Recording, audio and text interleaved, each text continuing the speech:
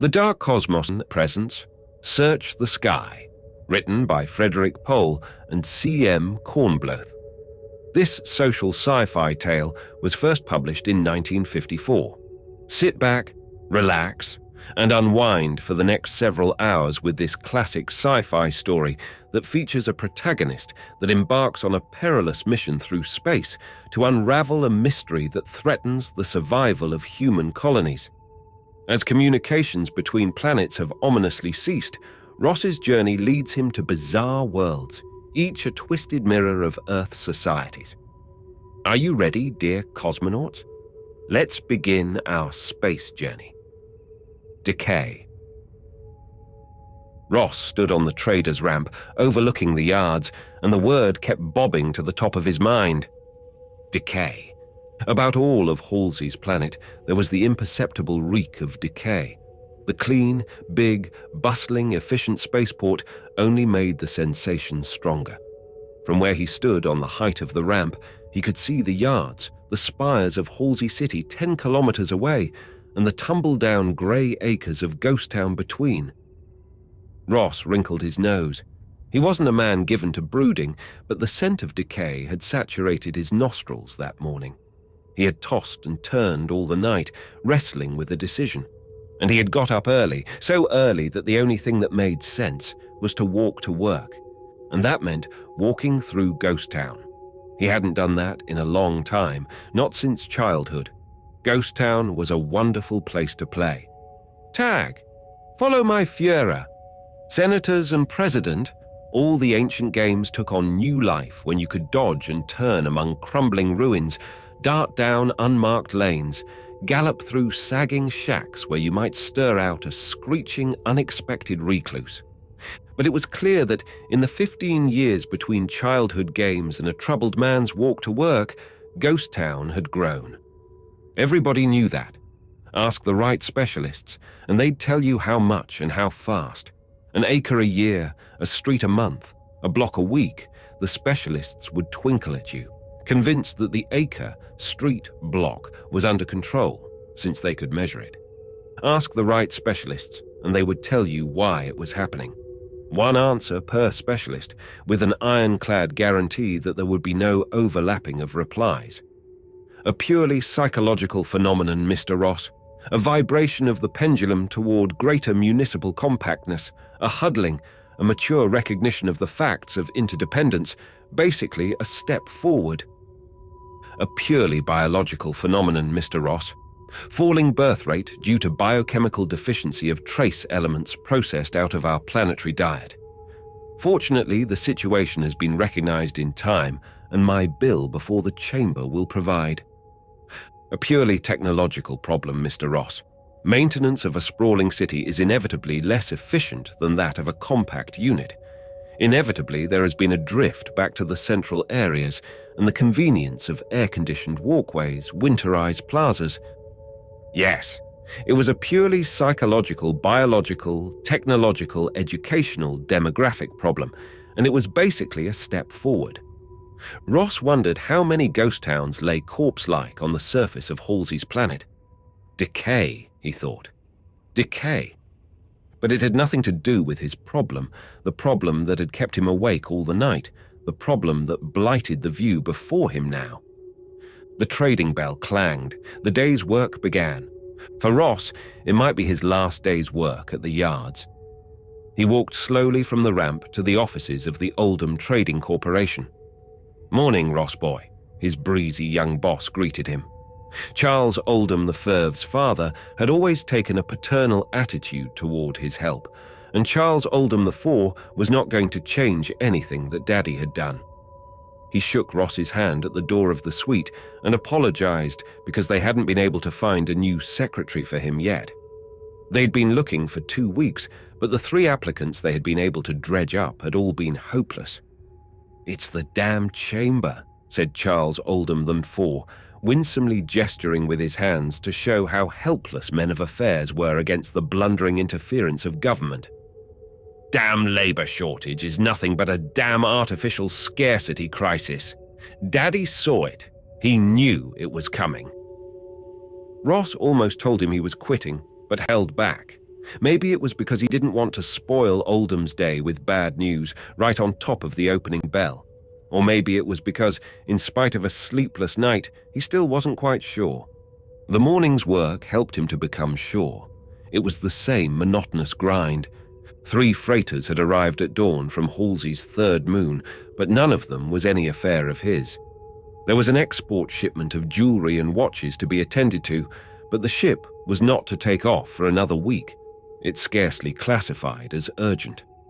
Ross worked on the manifests for a couple of hours, stared through his window for an hour, and then it was time for lunch. Little Marconi hailed him as he passed through the traders' lounge. Of all the juniors on the exchange, Marconi was the one Ross found easiest to take. He was lean and dark, where Ross was solid and fair. Worse, he stood 4 ranks above Ross in seniority. But since Ross worked for Oldham and Marconi worked for Harlan's, the difference could be waived in social intercourse. Ross suspected that to Marconi as to him, trading was only a job, a dull one and not a crusade. And he knew that Marconi's reading was not confined to bills of lading.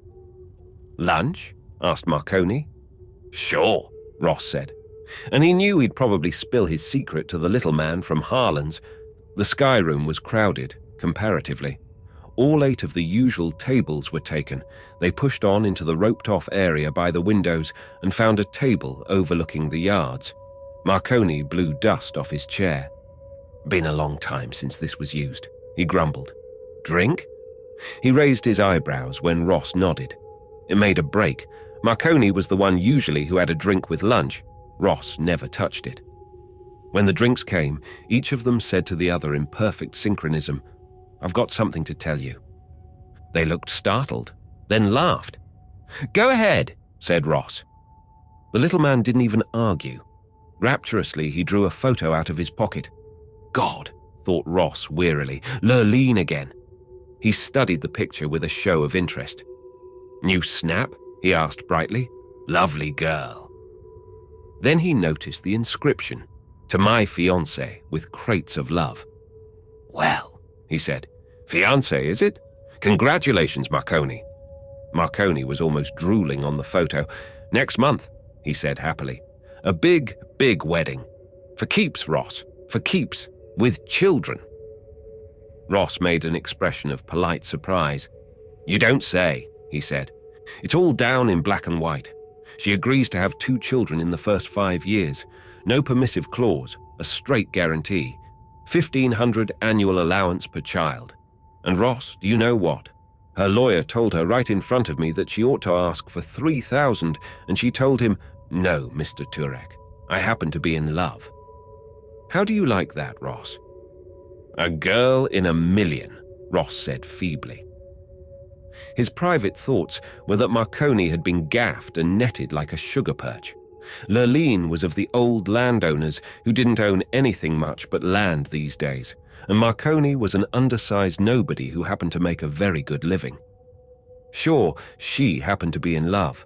Smartest thing she could be. Of course, promising to have children sounded pretty special, but the papers were full of those things every day. Marconi could reliably be counted on to hang himself.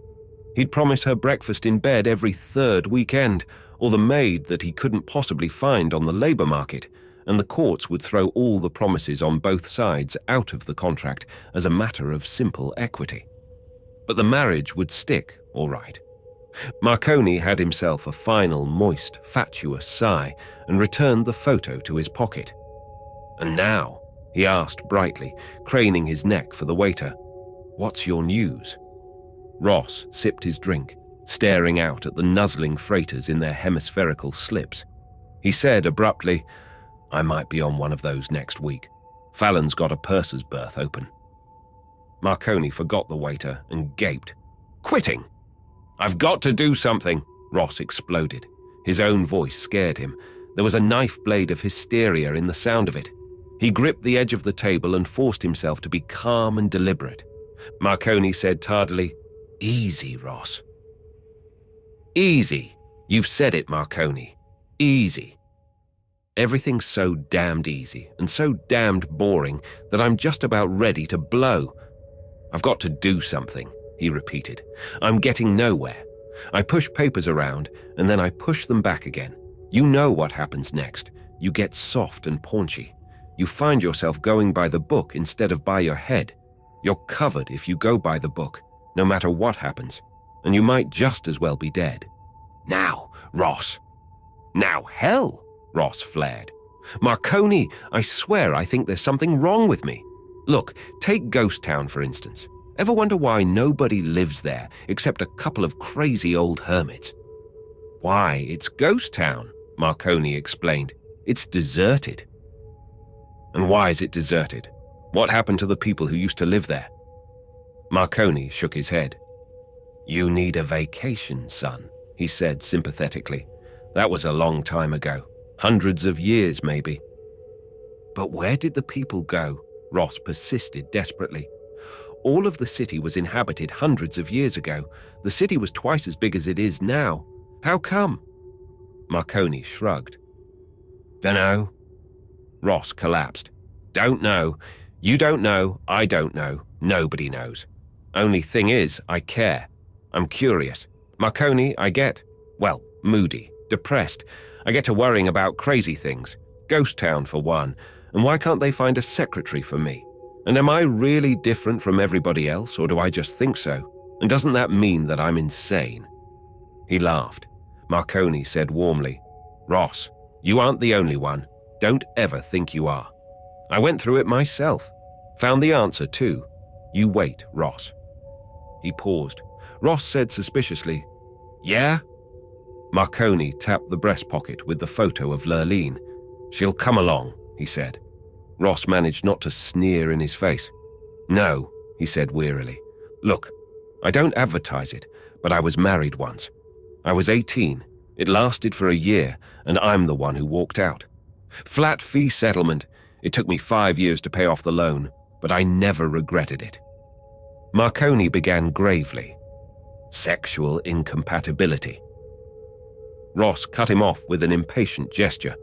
In that department, he said, it so happens she was a genius, but... But? Ross shrugged. I must have been crazy, he said shortly. I kept thinking that she was half dead, dying on the vine like the rest of Halsey's planet, and I must still be crazy because I still think so. The little man involuntarily felt his breast pocket. He said gently, Maybe you've been working too hard. Too hard? Ross laughed, a curious blend of true humor and self-disgust. Well, he admitted, I need a change anyhow. I might as well be on a longliner. At least I'd have my spree to look back on. No, Marconi said, so violently that Ross slopped the drink he was lifting to his mouth. Ross looked hard at the little man, hard and speculatively. No then, he said. It was just a figure of speech, of course. But tell me something, won't you, Marconi? Tell you what? Tell me why such a violent reaction to the word longliner. I want to know. Hell, Ross, the little man grumbled. You know what a longliner is. Gutter scrapings for crews. Nothing for a man like you. I want to know more, Ross insisted. When I ask you what a longliner is, what the crew do with themselves for 2 or 3 centuries, you change the subject. You always change the subject. Maybe you know something I don't know. I want to know what it is, and this time the subject doesn't get changed. You don't get off the hook until I find out. He took a sip of his drink and leaned back. Tell me about longliners, he said. I've never seen one coming in. It's been 15 years or so since that bucket from Sirius IV, hasn't it? But you were on the job then. Marconi was no longer a man in love, or one of the few people whom Ross considered to be wholly alive, like him. He was a hard-eyed little stranger with a stubborn mouth and an ingratiating veneer. In short, he was again a trader, and a good one. I'll tell you anything I know, Marconi declared positively and insincerely. Tend to that fellow first, though, will you? He pointed to a uniformed yards messenger whose eye had just alighted on Ross. The man threaded his way, stumbling through the tables, and laid a sealed envelope down in the puddle left by Ross's drink. Sorry, sir, he said crisply, wiped off the envelope with his handkerchief, and for Lagniappe, wiped the puddle off the table into Ross's lap. Speechless, Ross signed for the envelope on a red-tabbed slip marked Urgent *Priority *Rush.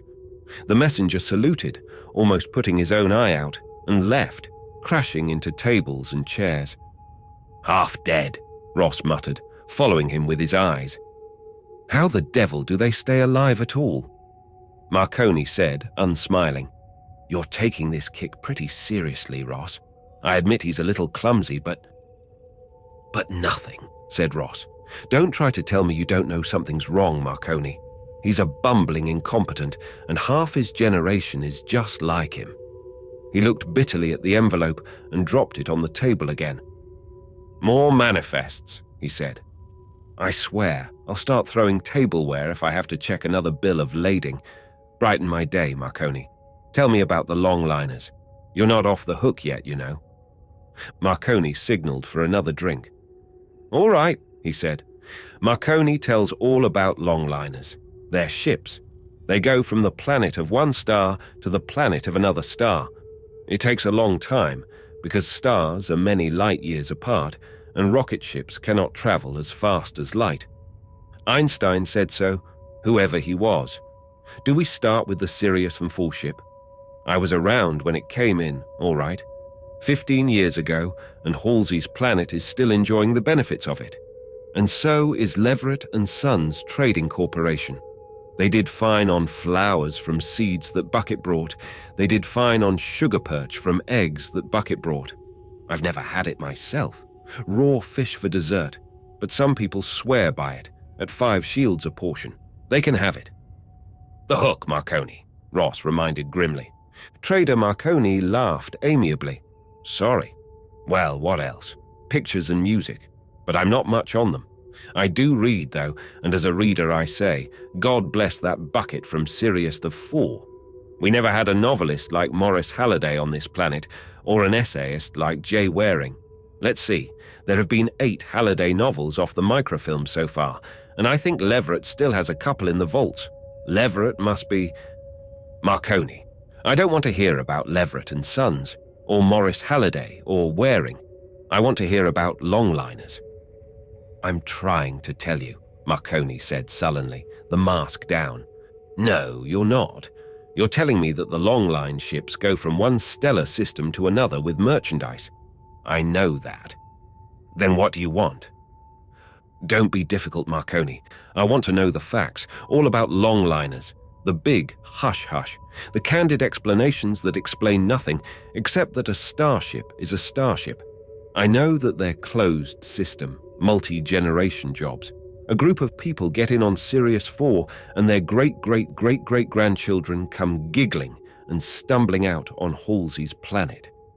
I know that every couple of generations your firm, and mine for that matter, builds one with profits that would be taxed off anyway and slings it out, stocked with seeds and film and sound tape and patent designs and manufacturing specifications for every new gimmick on the market, in the hope that it'll be back long after we're dead with a similar cargo to enrich your firm's and my firm's then current owners. Sounds silly, but as I say, it's tax money anyhow. I know that your firm and mine staff the ships with 6 bums of each sex who are loaded aboard with a dandy case of delirium tremens, contracted from spending their bounty money the only way they know how, and that's just about all I know. Take it from there, Marconi, and be specific." The little man shrugged irritably. "That gag's beginning to wear thin, Ross," he complained. "What do you want me to tell you? The number of welds in bulkhead 47 of Starship 74. What's the difference? As you said, a starship is a longliner. Without them, the inhabited solar systems would have no means of contact or commerce. What else is there to say?" Ross looked suddenly lost. "I don't know," he said. "Don't you know, Marconi?" Marconi hesitated, and for a moment Ross was sure he did know. Knew something at any rate, something that might be an answer to the doubts and nagging inconsistencies that were bothering him. But then Marconi shrugged and looked at his watch and ordered another drink. But there was something wrong. Ross felt himself in the position of a diagnostician whose patient willfully refuses to tell where it hurts. The planet was sick, but wouldn't admit it. Sick? Dying. Maybe he was on the wrong track entirely. Maybe the starships had nothing to do with it. Maybe there was nothing that Marconi knew that would fit a piece into the puzzle and make the answer come out all clear. But Ghost Town continued to grow acre by acre, year by year. And Oldham still hadn't found him a secretary capable of writing her own name. According to the historians, everything fits nicely into place, Ross said dubiously. They say we came here ourselves in longliners once, Marconi. Our ancestors under some man named Halsey colonized this place 1,400 years ago.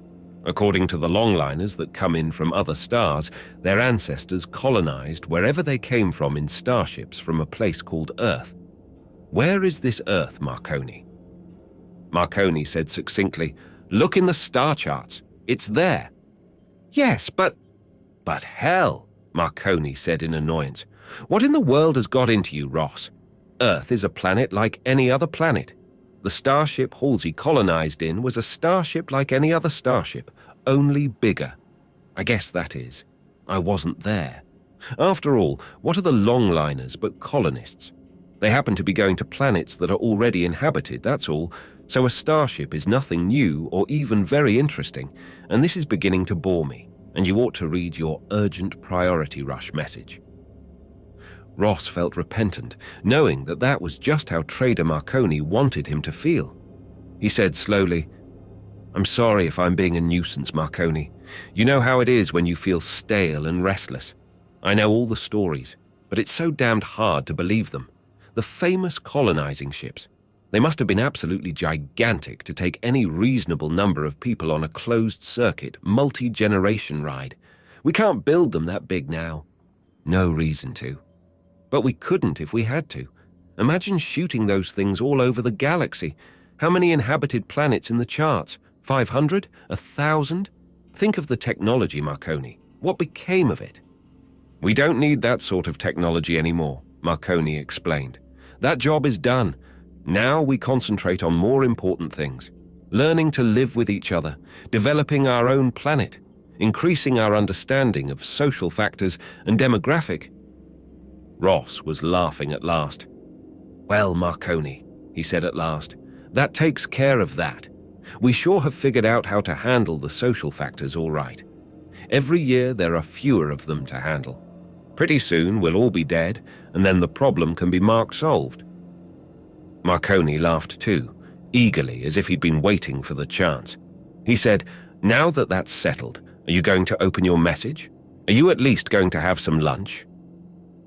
The Yard's messenger stumbled up to their table again, this time with an envelope for Marconi.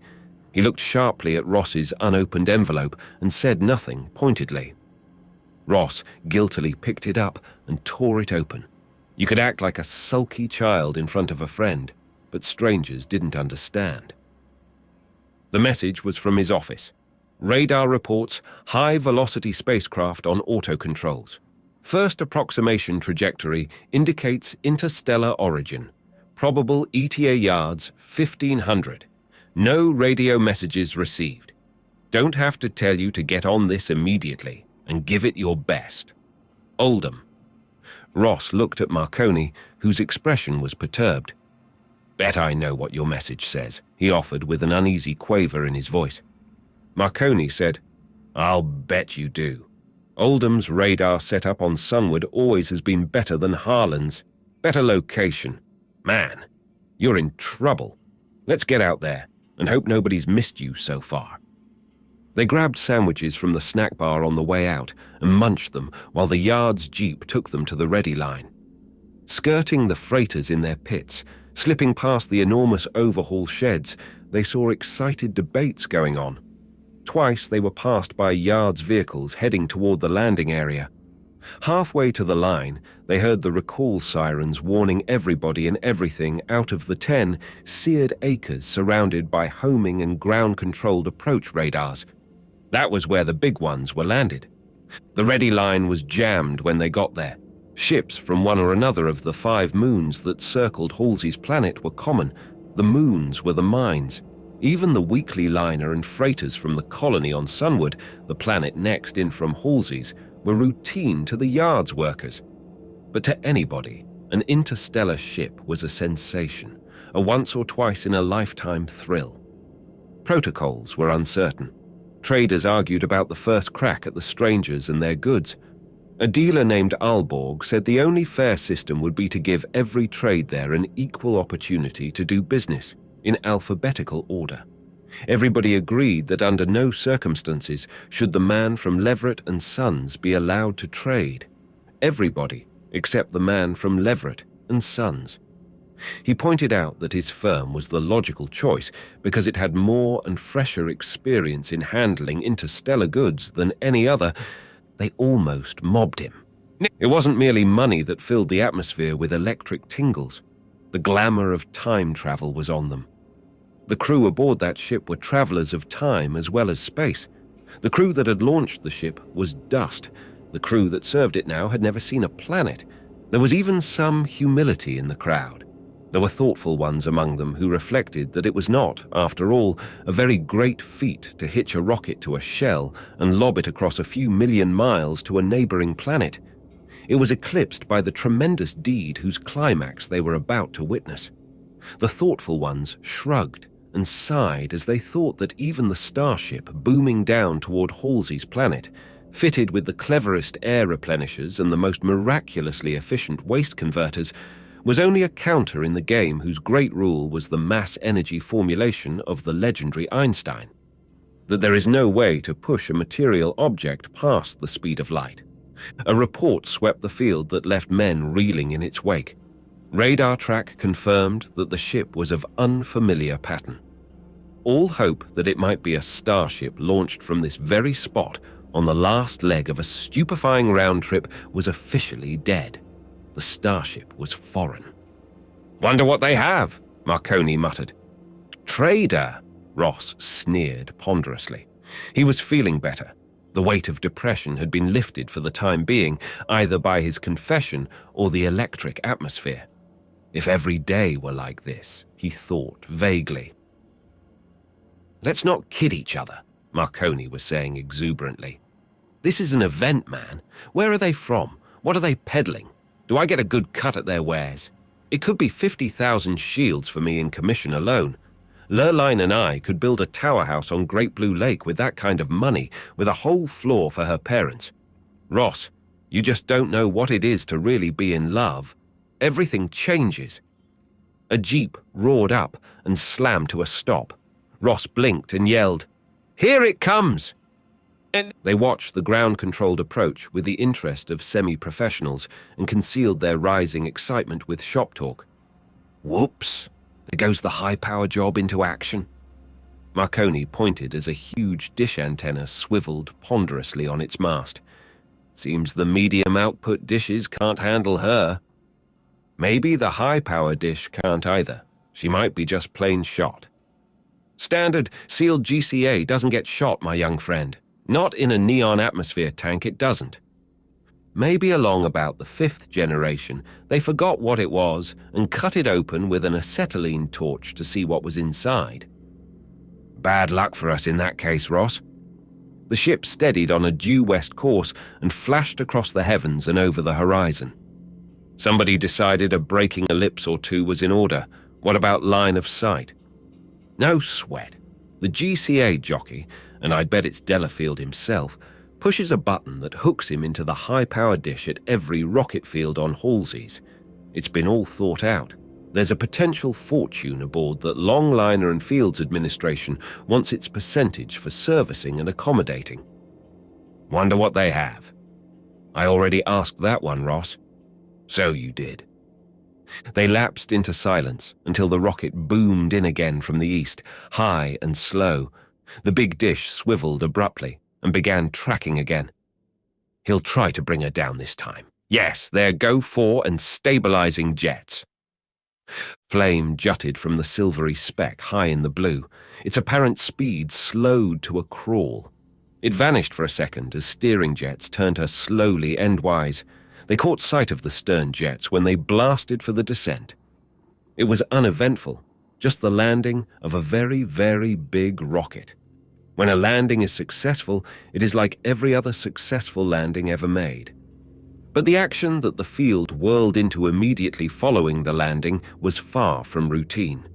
The bullhorns roared that all traders, wipers, rubbernecks, and visitors were to get behind the ready lines and stay there. All Class 3 and higher field personnel were to take stations for long-liner clearance. The weapons and decontamination parties were to take their stations immediately. Captain Delafield would issue all future orders, and don't let any of the traders talk you out of it, men. Captain Delafield would issue all future orders. Ross watched in considerable surprise as field men working with drilled precision broke out half a dozen sleek, needle-nosed guns from an innocent-looking bay of the warehouse and manhandled them into position. From another bay, a large pressure tank was hauled and backed against the lock of the starship. Ross could see the station medic bustlingly supervise that and the hosing of white gunk onto the juncture between tank and ship. Delafield crossed the stretch from the GCA complex to the tank, vanished into it through a pressure-fitted door, and that was that. The tank had no windows. Ross said to Marconi wonderingly, "What's all this about?" There was Doc Gibbons handling the pressure tank. There was Chunk Blaney rolling out a goddamned cannon I never knew was there. How many more little secrets are there that I don't know about? Marconi grinned. "They have gun drill once a month, my young friend, and they never say a word about it.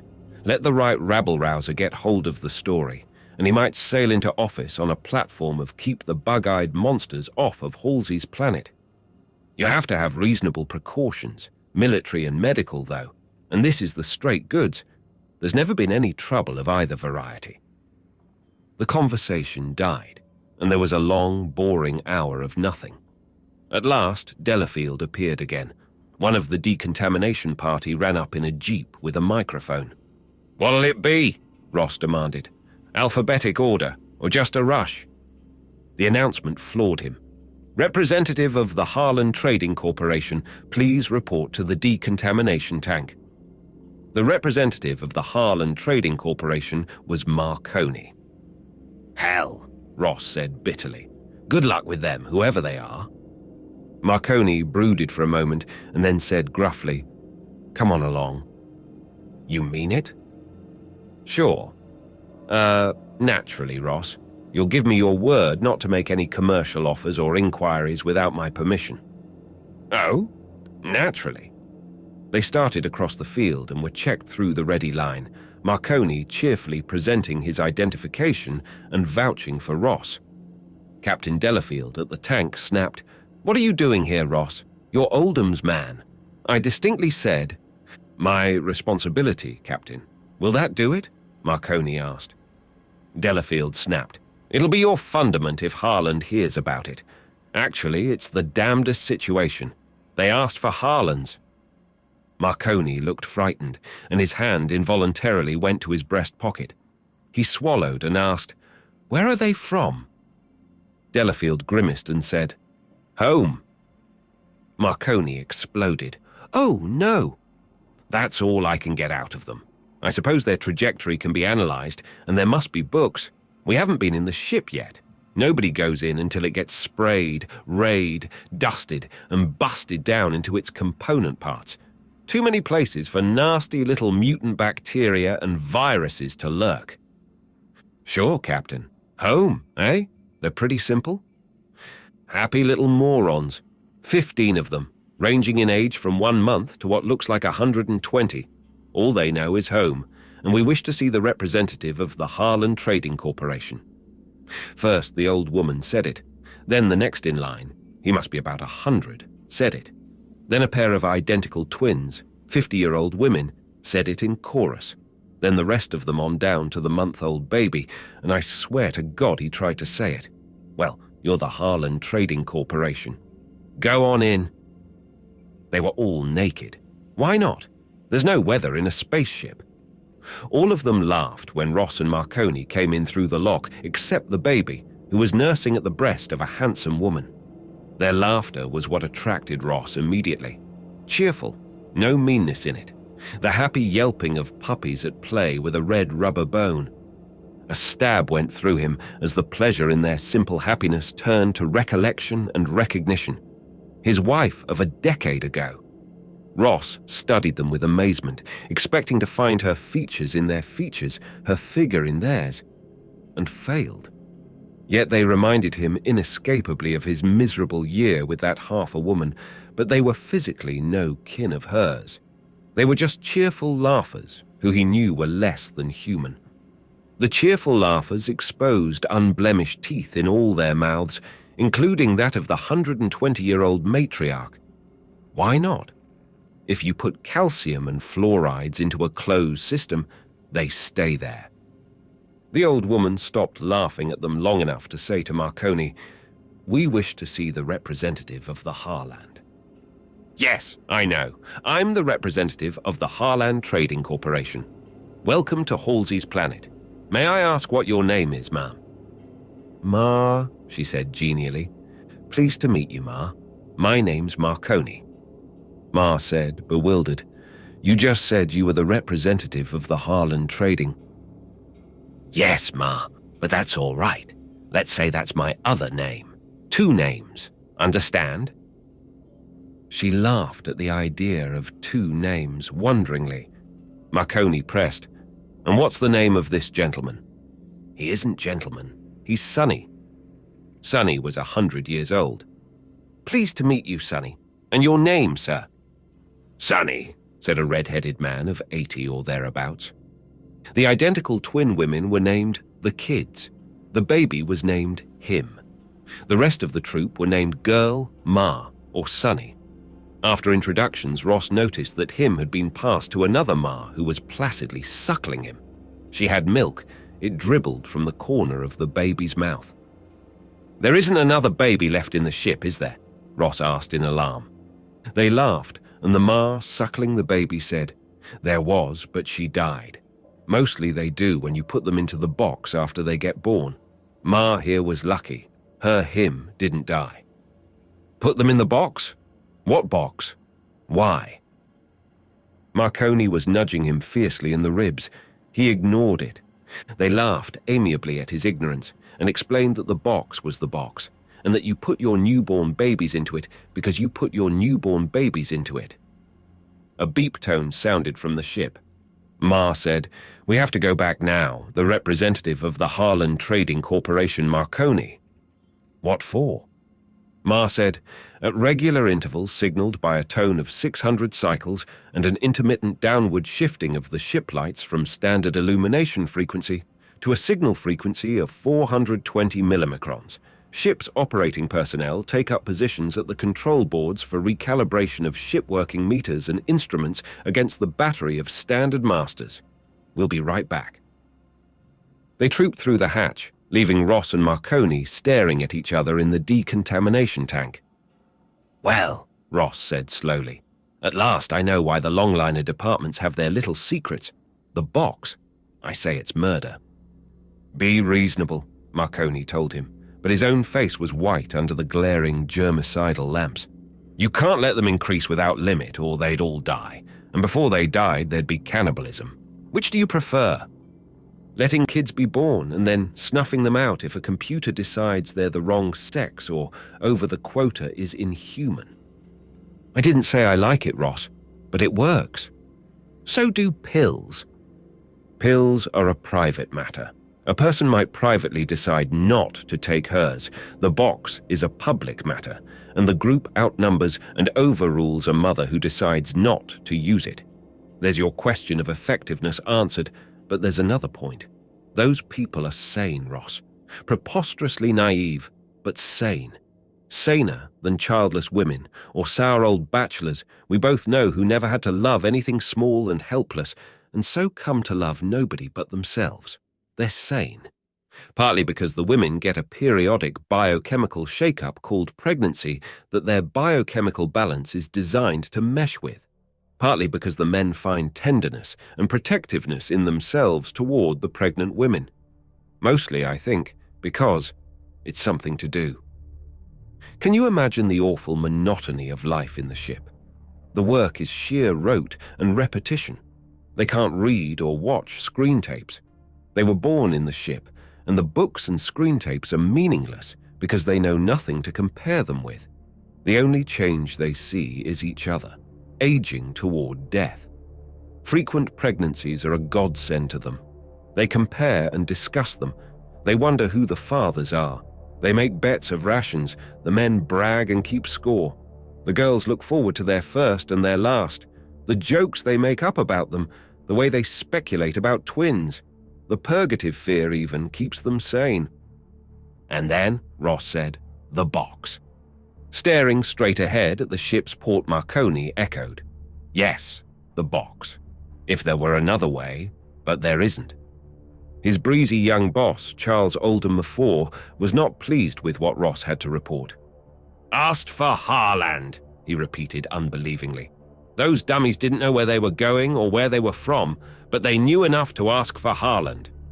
He slammed a ruler on his desk and yelled, God damn it! Mr. Oldham, Ross protested, aghast. For a superior to lose his temper publicly was unthinkable. It covered you with embarrassment. Manners be goddamned too, Oldham screamed, breaking up fast. What do you know about the state of our books? What do you know about the overhead I inherited from my loving father? What the hell do you know about the down curve in sales? These fluctuations, Ross began soothingly. Fluctuations be goddamned. I know a fluctuation when I see one, and I know a long-term downtrend when I see one. And that's what we're riding, right into bankruptcy, fellow. And now these goddamn dummies blow in from nowhere with a consignment exclusively for Harland. I don't know why I don't get to hell out of this stupid business and go live in a shack on Great Blue Lake and let the planet go ahead and rot. Ross's horror at the unseemly outburst was eclipsed by his interest at noting how similarly he and Oldham had been thinking. Sir, he ventured, I've had something on my mind for a while. It can wait, Oldham growled, collecting himself with a visible effort. So there went his chance to resign. What about customs? I know Harland hasn't got enough cash to lay out. Who has? Ross said glibly, Usual arrangement, sir. They turn an estimated 25% of the cargo over to the Port Authority for auction, the receipts to be in full discharge of their import tax. And I suppose they enter protective bids. They aren't wasting any time. Auction's 2100 tonight. You handle it, Oldham muttered. Don't go over 100,000 shields. Diversify the purchases as much as possible, and try to sneak some advance information out of the dummies if you get a chance. Yes, sir, Ross said. As he left, he saw Oldham taking a plastic bottle from a wall cabinet. And that, thought Ross as he rode to the free port, was the first crack he had ever seen in the determined optimism of the trading firm's top level. They were optimists and they were idealists, at least to hear them tell it. Interplanetary trading was a cause and a mission. The traders kept the flame of commerce alight. Perhaps, thought Ross, they had been able to indulge in the hypocrisy of idealism only so long as a population upcurve assured them of an expanding market. Perhaps now that births were flattening out, some said the dirty word declining, they all would drop their optimistic creed in favor of fang and claw competition for the favors of the dwindling pool of consumers. And that, Ross thought gloomily, was the way he'd go himself if he stayed on. Junior trader, to senior trader, to master trader, growing every year more paranoidally suspicious of his peers, less scrupulous in the chase of the shield. But he was getting out, of course. The purser's berth awaited. And then perhaps the awful depressions he had been enduring would lift off him. He thought of the master traders he knew. His own man, Oldham, none too happy in the hereditary business.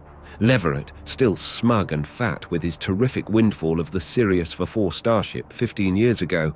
Marconi's boss, Harland. Harland broke the sequence all to hell. It just wasn't possible to think of Harland being driven by avarice and fear. He was the oldest of them all, but there was more zest and drive in his parchment body than in the rest of them combined. In the auction hall, Ross found a seat near the velvet ropes. One of the professional bidders lounging against a wall flicked him an almost imperceptible signal, and he answered with another. That was that. He had his man, and a good one. They had often worked together in the commodity pits, but not so often or so exclusively that the bidder would be instantly known as his. Inside the enclosure, Marconi, seated at a bare table, labored over a sheaf of papers with one of the Sonnies from the ship. Sonny was wriggling in coveralls, the first clothes he had ever worn. Ross saw they hadn't been able to get shoes onto him. Who else did he know? Captain Delafield was sitting somberly within the enclosure. Win Fraley, the hottest auctioneer on the port, was studying a list, his lips moving. Every trading firm was represented. The heads of the smaller firms were there in person, not daring to delegate the bidding job. Plenty of port personnel, just there for the excitement of the first longliner in 15 years, even though it was well after close of the business day. The goods were in sealed cases against the back wall as usual. Ross could only tell that some of them were perforated and therefore ought to contain living animals. Only the one Sonny from the Starship crew was there. Presumably the rest were back on the ship. He wouldn't be able to follow Oldham's orders to snoop out the nature of the freight from them. Well, damn Oldham, damn even the auction, Ross thought to himself. His mood of gloom did not lift. The auction was a kind of letdown. All that turmoil and bustle, concentrated in a tiny arc around the velvet ropes, contrasted unpleasantly with the long, vacant rows of dusty seats that stretched to the back of the hall. Maybe a couple of centuries ago, Ross would have enjoyed the auction more. But now, all it made him think of was the thing he had been brooding about for a night and a day, the slow emptying of the planet, the decay. But as usual, no one else seemed to notice or to care. Captain Delafield consulted his watch and stood up. He rapped the table. In accordance with the rules of the Trade Commission and the appropriate governing statutes, he droned, certain merchandise will now be placed on public auction.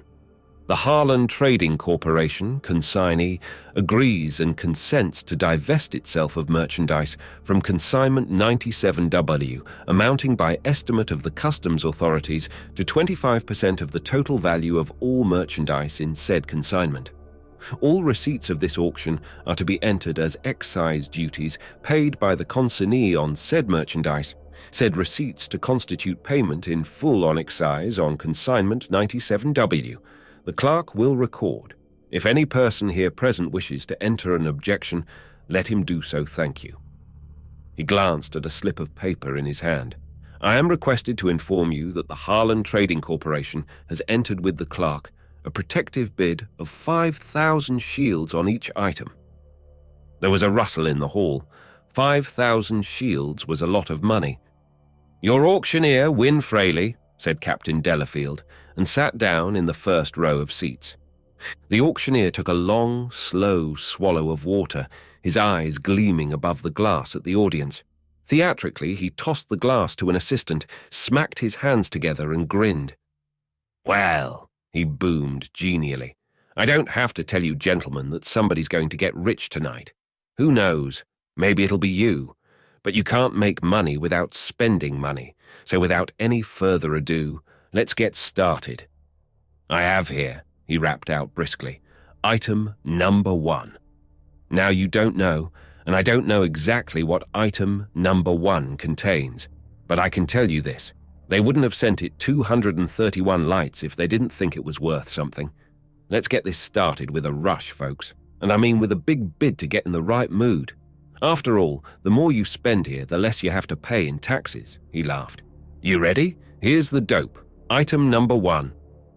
His assistant slapped a carton at the extreme left of the line.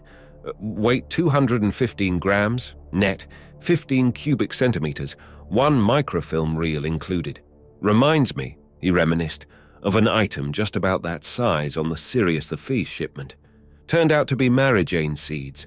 And I don't suppose I have to tell anybody here how much Mr. Leverett made out of Marijanes. I bet every one of us has been smoking them ever since. What do you say, Mr. Leverett? You did all right last time. Want to say 10,000 as a first big bid on item number 1, 9,000, Do I hear? One of the smaller traders, not working through a professional bidder, not even decently delegating the work to a junior, bid 7,500 shields. Like the spokesman for the other big traders, Ross sat on his hands during the early stages. Let the small fry give themselves a thrill and drop out. The big firms knew to a fraction of a shield how much the small ones could afford to bid on a blind purchase, and the easiest way to handle them was to let them spend their budgets in a hurry. Of course, the small traders knew all this, and their strategy, when they could manage it, was to hold back as long as possible. It was a matter of sensing emotion rather than counting costs, of recognizing the fraction of a second in which a little fellow made up his mind to acquire an item and bidding him up, of knowing when he'd gone his limit and letting him have it at a ruinous price. It was an art, and Ross, despising it, knew that he did it very, very well. He yawned and pretended to read a magazine while the first 6 items went on the block. The little traders seemed desperate enough to force the price up without help. He bid on item 7 partly to squeeze a runt trader and partly to test his liaison with his professional bidder. It was perfect. The pro caught his signal, a bored inspection of his fingernails, while seeming to peek clumsily at the man from Leverett's. Ross let the next 2 pass and then acquired 3 items in rapid succession. The fever had spread to most of the bidders by then. They were starting at 10,000 and up. 1 or 2 of the early birds had spent their budgets and were leaving, looking sandbagged, as indeed they had been. Ross signaled, "Take 5" to his professional and strolled out for a cup of coffee. On the way back, he stopped for a moment outside the hall to look at the stars and breathe. There were the familiar constellations, the Ploughman, the rocket fleet, Marilyn Monroe. He stood smoking a cigarette and yearning toward them until somebody moved in the darkness near him. "Nice night, Ross," the man said gloomily. It was Captain Delafield. "Oh, hello, sir," Ross said, the world descending around him again like a too substantial curtain. "Taking a breather?" "Had to," the captain growled. 10 more minutes in that place and I would have thrown. Damned money-grabbing traders. No offense, Ross, just that I don't see how you stand the life. Seems to have got worse in my time, much worse. You high rollers goading the peewees into shooting their wads, it didn't used to be like that. Gallantry, not stomping a downed man. I don't see how you stand it." "I can't stand it," Ross said quietly. "Captain Delafield, you don't know. I'm so sick to death of the life I'm leading and the work I'm doing that I'd do anything to get away. Mr. Fallon offered me a purser's spot on his ship. I've been thinking about it very seriously." "Purser? A dirty job. There's nothing to do except when you're in port, and then there's so much to do that you never get to see the planet. I don't recommend it, Ross." Ross grunted, thinking. If even the purser's berth was no way out, what was left for him? 60 more years of waiting for a starship and scheming how to make a profit from its contents? 60 more years watching Ghost Town grow by nibbles on Halsey City, watching the traders wax in savagery as they battled for the ever-diminishing pool of consumers, watching obscene comedies like Lurleen of the old landowners graciously consenting to wed Marconi of the new nobodies. He said wearily, "Then what shall I do, Captain? Rot here with the rest of the planet?" Delafield shrugged, surprisingly gentle. "You feel it too, Ross. I'm glad to hear it. I'm not sensitive, thank God, but I know they talk about me. They say I quit the space-going fleet as soon as I had a chance to grab off the port captaincy. They're right, I did. Because I was frightened." "Frightened? You?" Delafield's ribbons for a dozen heroic rescues gleamed in the light that escaped from the hall. "Sure, Ross." He flicked the ribbons.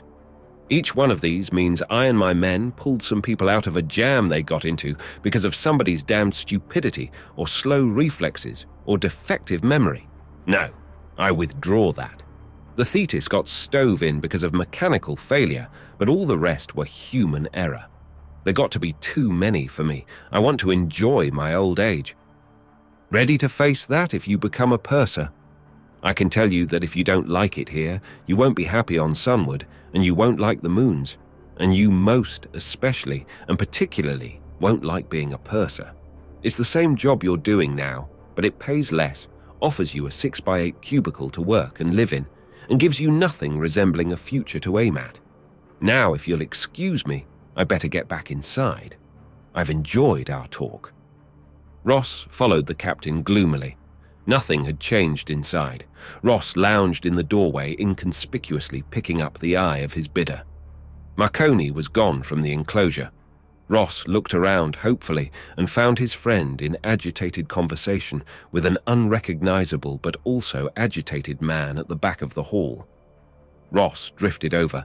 Heads were turning in the front rows. As Ross got within range, he heard a couple of phrases. "In the ship. Mr. Harland specially asked for you. Please, Mr. Marconi." "Oh, hell," Marconi said disgustedly. "Go on, tell him I'll be there.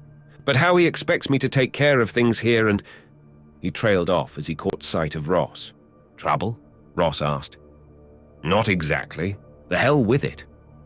Marconi stared indecisively at the auctioneer for a moment. He said obscurely, "Taking your life isn't enough. He wants more. And I thought I'd be able to see Lurleen tonight. Excuse me, Ross. I've got to get over to the ship." He hurried out. Ross looked wonderingly after him, caught the eye of his bidder, and went back to work. By the time the auction was over and dawn was breaking in the west, Oldham Trading had bought 9 lots of merchandise, 3 breathing, 5 flowering, and 1 a roll of microfilm. Ross took his prizes to the office where Charles Oldham was waiting, much the better for a few drinks and a long nap. "How much?" demanded Oldham. Evidently, they were both supposed to ignore his hysteria of the night before. 57,000, Ross said dully. "For 9 lots? Good man, with any kind of luck at all." And Oldham babbled on and on. He wanted Ross to stay and view the microfilm projection, stand by for a report from a zoologist and a botanist on the living acquisitions. He pleaded weariness, and Oldham became conciliatory to the wonderful young up-and-comer who had bid in the merchandise at a whopping bargain price. Ross dragged himself from the building into a cab and home. Morosely undressing, he lit a cigarette and brooded. Well, that was it. What you'd been waiting for since you were a junior apprentice. The starship came. You had the alien prizes in your hands, and you realized they were as tawdry as the cheap gimcracks you export every week to Sunward. He stared out the window, over Ghost Town, to the field. The sun was high over the surrounding mountains. He imagined he could pick out the reflected glimmer from the starship a dozen miles away. Marconi at least got to examine the ship. Marconi might be there now. He'd been headed that way when Ross saw him last, and evidently not enjoying it much. Ross wondered vaguely if anybody really enjoyed anything. He stubbed out his cigarette. As he fell asleep, he was remembering what Delafield had told him about the moons and the planet ports. His dreams were of the cities of other planets, and every one of them was populated by aloof Delafields and avaricious Oldhams. "Wake up, Ross," Marconi was saying, joggling him. "Come on, wake up." Ross thrust himself up on an elbow and opened his eyes. He said with a tongue the size of his forearm in a dust-lined mouth, "What time is it? What the hell are you doing here, for that matter?" "It's around noon. You've slept for 3 hours. You can get up." "Ah." Ross automatically reached for a cigarette. The smoke got in his eyes and he rubbed them. It dehydrated and seared what little healthy tissue appeared to be left in his mouth, but it woke him up a little. "What are you doing here?" he demanded. Marconi's hand was involuntarily on his breast pocket again, the one in which he carried Lurleen's picture. He said harshly, "You want a job? Topside? Better than purser?" He wasn't meeting Ross's eye. His gaze roved around the apartment and lighted on a coffee maker. He filled it and snapped it on. "Get dressed, will you?" he demanded. Ross sat up. "What's this all about, Marconi? What do you want, anyway?" Marconi, for his own reasons, became violently angry. "You're the damnedest question asker I ever did meet, Ross. I'm trying to do you a favor." "What favor?" Ross asked suspiciously. You'll find out. You've been bellyaching to me long enough about how dull your poor little life is. Well, I'm offering you a chance to do something big and different. And what do? You crawfish.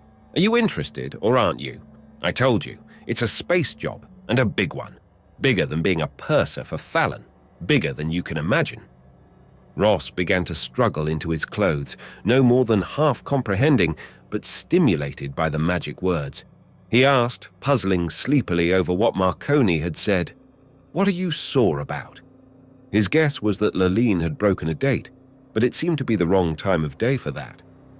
"Nothing," Marconi said grumpily. "Only I have my own life to live." He poured 2 cups of coffee. He wouldn't answer questions while they sipped the scalding stuff.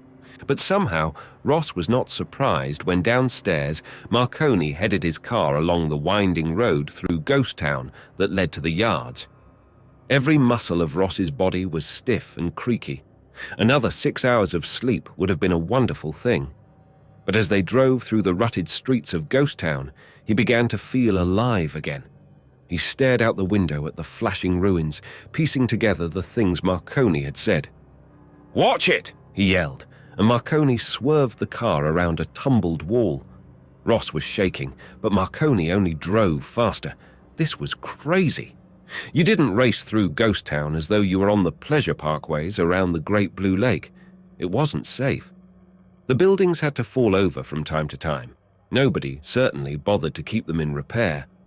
And nobody bothered to pick up the pieces when they fell either, until the infrequent road-mending teams made their rounds. But at last they were out of Ghost Town, on the broad highway from Halsey City to the port. The administration building and car park was just ahead. It was there that Marconi spoke again. "I'm assuming, Ross, that you weren't snowing me when you said you wanted thrills, chills, and change galore." "That's not the way I put it, but I wasn't snowing you. You'll get them. Come on." He led Ross across the field to the longliner, past a gaggle of laughing, chattering Sunnies and Mars. He ignored them. The longliner was a giant of a ship, a blunt torpedo 100 meters tall. It had no ports, naturally enough. The designers of the ship certainly didn't find any reason for its idiot crew to look out into space, and landings and takeoffs would be remote-controlled. 200 years old it was, but its metal was as bright, its edges as sharp, as the newest of the moon freighters at the other end of the hardstand. 200 years, a long trip, but an almost unimaginably long distance that trip covered. For the star that spawned it was undoubtedly almost as far away as light would travel in 2 centuries' time. At 186,000 miles per second, 60 seconds in a minute, 60 minutes in an hour. Ross's imagination gave up the task. It was far. He stared about him in fascination as they entered the ship. He gaped at sterile, grey-walled cubicles, each of which contained the same chair and cot, no screen or projector for longliners. Ross remembered his rash words of the day before about shipping out on a longliner and shuddered. "Here we are," said Marconi, stopping before a closed door. He knocked and entered. It was a cubicle like the others, but there were reels stacked on the floor and a projector. Sitting on the cot in a just-awakened attitude was old man Harland himself. Beady-eyed, Ross thought. Watchful. Harland asked, "Ross?" "Yes, sir," Marconi said. There was tension in his voice and attitude. "Do you want me to stay, sir?" Harland growled. "Good God, no! You can get out? Sit down, Ross." Ross sat down. Marconi, carefully looking neither to right or left, went out and closed the door. Harland stretched, scratched, and yawned. He said, "Ross, Marconi tells me you're quite a fellow. Sincere, competent, a good man to give a tough job to, namely his." "Junior 4th trader?" Ross asked, bewildered. "A little more dramatic than that, but we'll come to the details in a minute. I'm told you were ready to quit Oldham for a purser's berth. That's ethical. Would you consider it unethical to quit Oldham for Harland?" "Yes, I think I would." "Glad to hear it. What if the work had absolutely nothing to do with trading and never brings you into a competitive situation with Oldham? Well, Ross scratched his jaw. Well, I think that would be all right. But a junior fourth's job, Mr. Harland. The floor bucked and surged under him. He gasped. What was that? Blast off, I imagine, Harland said calmly. We're taking off. Better lie down. Ross flopped to the floor. It was no time to argue, not with the first stage pumps thundering and the preheaters roaring their threat of an imminent 4G thrust. It came like thunder, slapping Ross against the floor plates as though he were glued to them. He felt every tiny wrinkle in every weld he lay on, and one arm had fallen across a film reel. He heaved and succeeded in levering it off the reel. It thwacked to the floor as though sandbags were stacked meters high atop it. Blackout came very soon. He awoke in free fall. He was orbiting aimlessly about the cubicle. Harland was strapped to the cot, absorbed in manipulating the portable projector, trying to thread a free-floating film. Ross bumped against the old man. Harland abstractedly shoved him off. He careened from a bulkhead and flailed for a grip. "Oh," said Harland, looking up. "Awake?" "Yes, awake," Ross said bitterly. "What is all this? Where are we?" The old man said formally, "Please forgive my cavalier treatment of you. You must not blame your friend Marconi. He had no idea that I was planning an immediate blast-off with you. I had an assignment for him which he preferred not to accept. Not to mince words, Ross, he quit." "Quit his job?" The old man shook his head. "No, Ross. Quit much more than the job of working for me. He quit on an assignment which is, I'm sorry if it sounds melodramatic, absolutely vital to the human race." He suddenly frowned. I think, he added weakly. "Bear with me, Ross. I'll try to explain as I go along. But you see, Marconi left me in the lurch. I needed him, and he failed me. He felt that you would be glad to take it on, and he told me something about you." Harland glowered at Ross and said with a touch of bitterness, "A recommendation from Marconi at this particular point is hardly any recommendation at all. But I haven't much choice. And besides, I took the liberty of calling that pompous young fool you work for." "Mr. Harland," Ross cried, outraged. "Oldham may not be any prize, but really—" "Oh, you know he's a fool. But he had a lot to say about you. Enough so that, if you want the assignment, it's yours. As to the nature of the assignment itself—" Harland hesitated, then said briskly, "The assignment itself has to do with a message my organization received via this longliner. Yes, a message, you'll see. It has also to do with certain facts I found in its log which, if I can ever get this damn thing working, there we are." He had succeeded in threading the film. He snapped on the projector. On the screen appeared a densely packed block of numerals, rolling up and being replaced by new lines as fast as the eye could take them in. Harland said, "Notice anything?" Ross swallowed. "If that stuff is supposed to mean anything to me," he declared, "it doesn't." Harland frowned, but Marconi said, "Well, never mind." He snapped off the projector. "That was the ship's log, Ross. It doesn't matter if you can't read it. You wouldn't, I suppose, have had much call for that sort of thing working for Oldham. It is a mathematical description of the routing of this ship from the time it was space-launched until it arrived here yesterday. It took a long time, Ross. The reason that it took a long time is partly that it came from far away. But even more, there is another reason. We were not this ship's destination. Not the original destination. We weren't even the first alternate, or the second alternate. To be exact, Ross, we were the 7th choice for this ship." Ross let go of his stanchion, floated a yard, and flailed back to it. "That's ridiculous, Mr. Harland," he protested. "Besides, what has all this to do with—" "Bear with an old man," said Harland, with an amused gleam in his eye. There was very little he could do but bear with him, Ross thought sourly. "Go on," he said. Harland said professorially, "It is conceivable, of course, that a planet might be asleep at the switch. We could believe it, I suppose. If it seemed that the first-choice planet somehow didn't pick the ship up when this longliner came into radar range, in that event, of course, it would orbit once or twice on automatics and then select for its first alternate target, which it did. It might be a human failure in the GCA station, once. He nodded earnestly. Once, Ross, not 6 times. No planet passes up a trading ship. Mr. Harland, Ross exploded. It seems to me that you're contradicting yourself all over the place. Did 6 planets pass this ship up, or didn't 6 planets pass this ship up? Which is it? And why would anybody pass a longliner up anyhow? Harland asked. Suppose the planets were vacant? What? Ross was shaken. But that's silly. I mean, even I know that the star charts show which planets are inhabited and which aren't. And suppose the star charts are wrong. Suppose the planets have become vacant. The people have died off, perhaps. Their culture decayed. Decay. Death and decay. Ross was silent for a long time. He took a deep breath. He said at last, Sorry, I won't interrupt again. Harland's expression was a weft of triumph and relief. 6 planets passed this ship up. Remember Leverett's ship 15 years ago? 3 planets passed that one before it came to us. 9 different planets, all listed on the traditional star charts as inhabited, civilized, equipped with GCA radars, and everything else needed. 9 planets out of communication, Ross.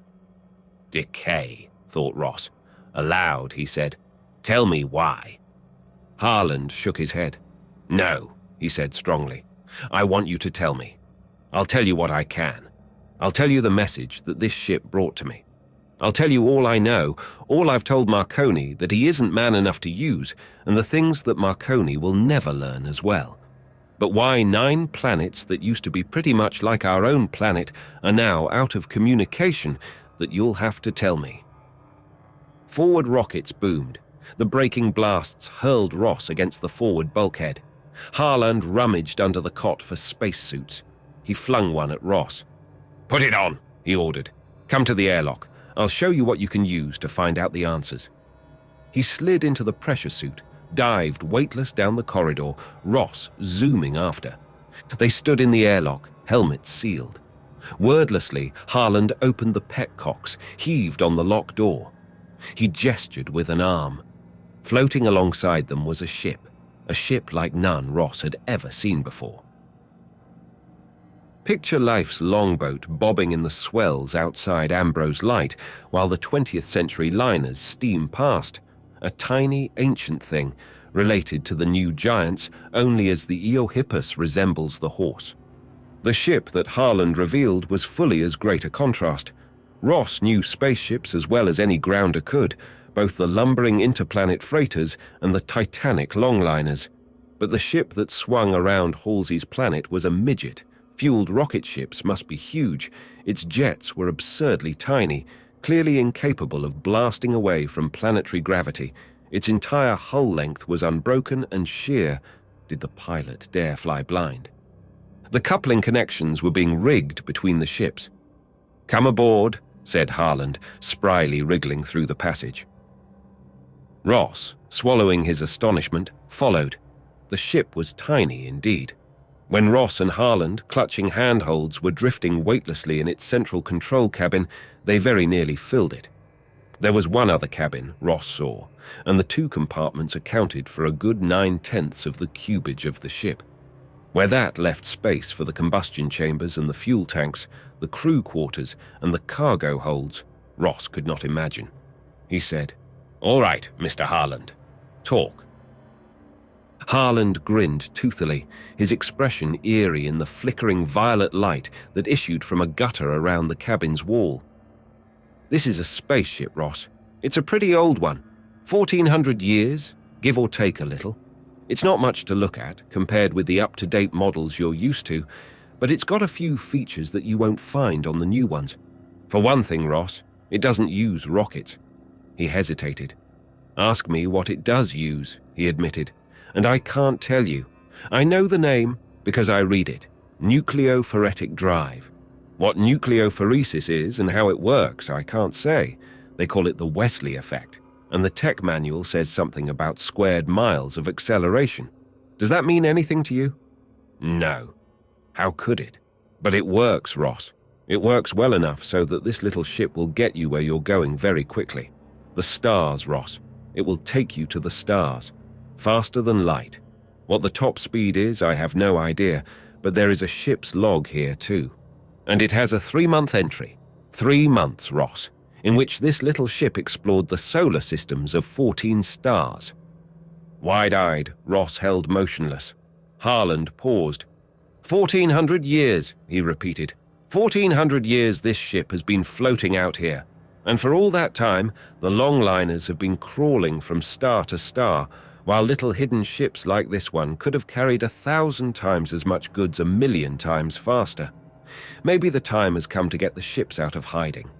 I don't know. I want to find out. I want you to find out for me. I'll be specific, Ross. I need a pilot. I'm too old, and Marconi turned it down. Someone has to go out there.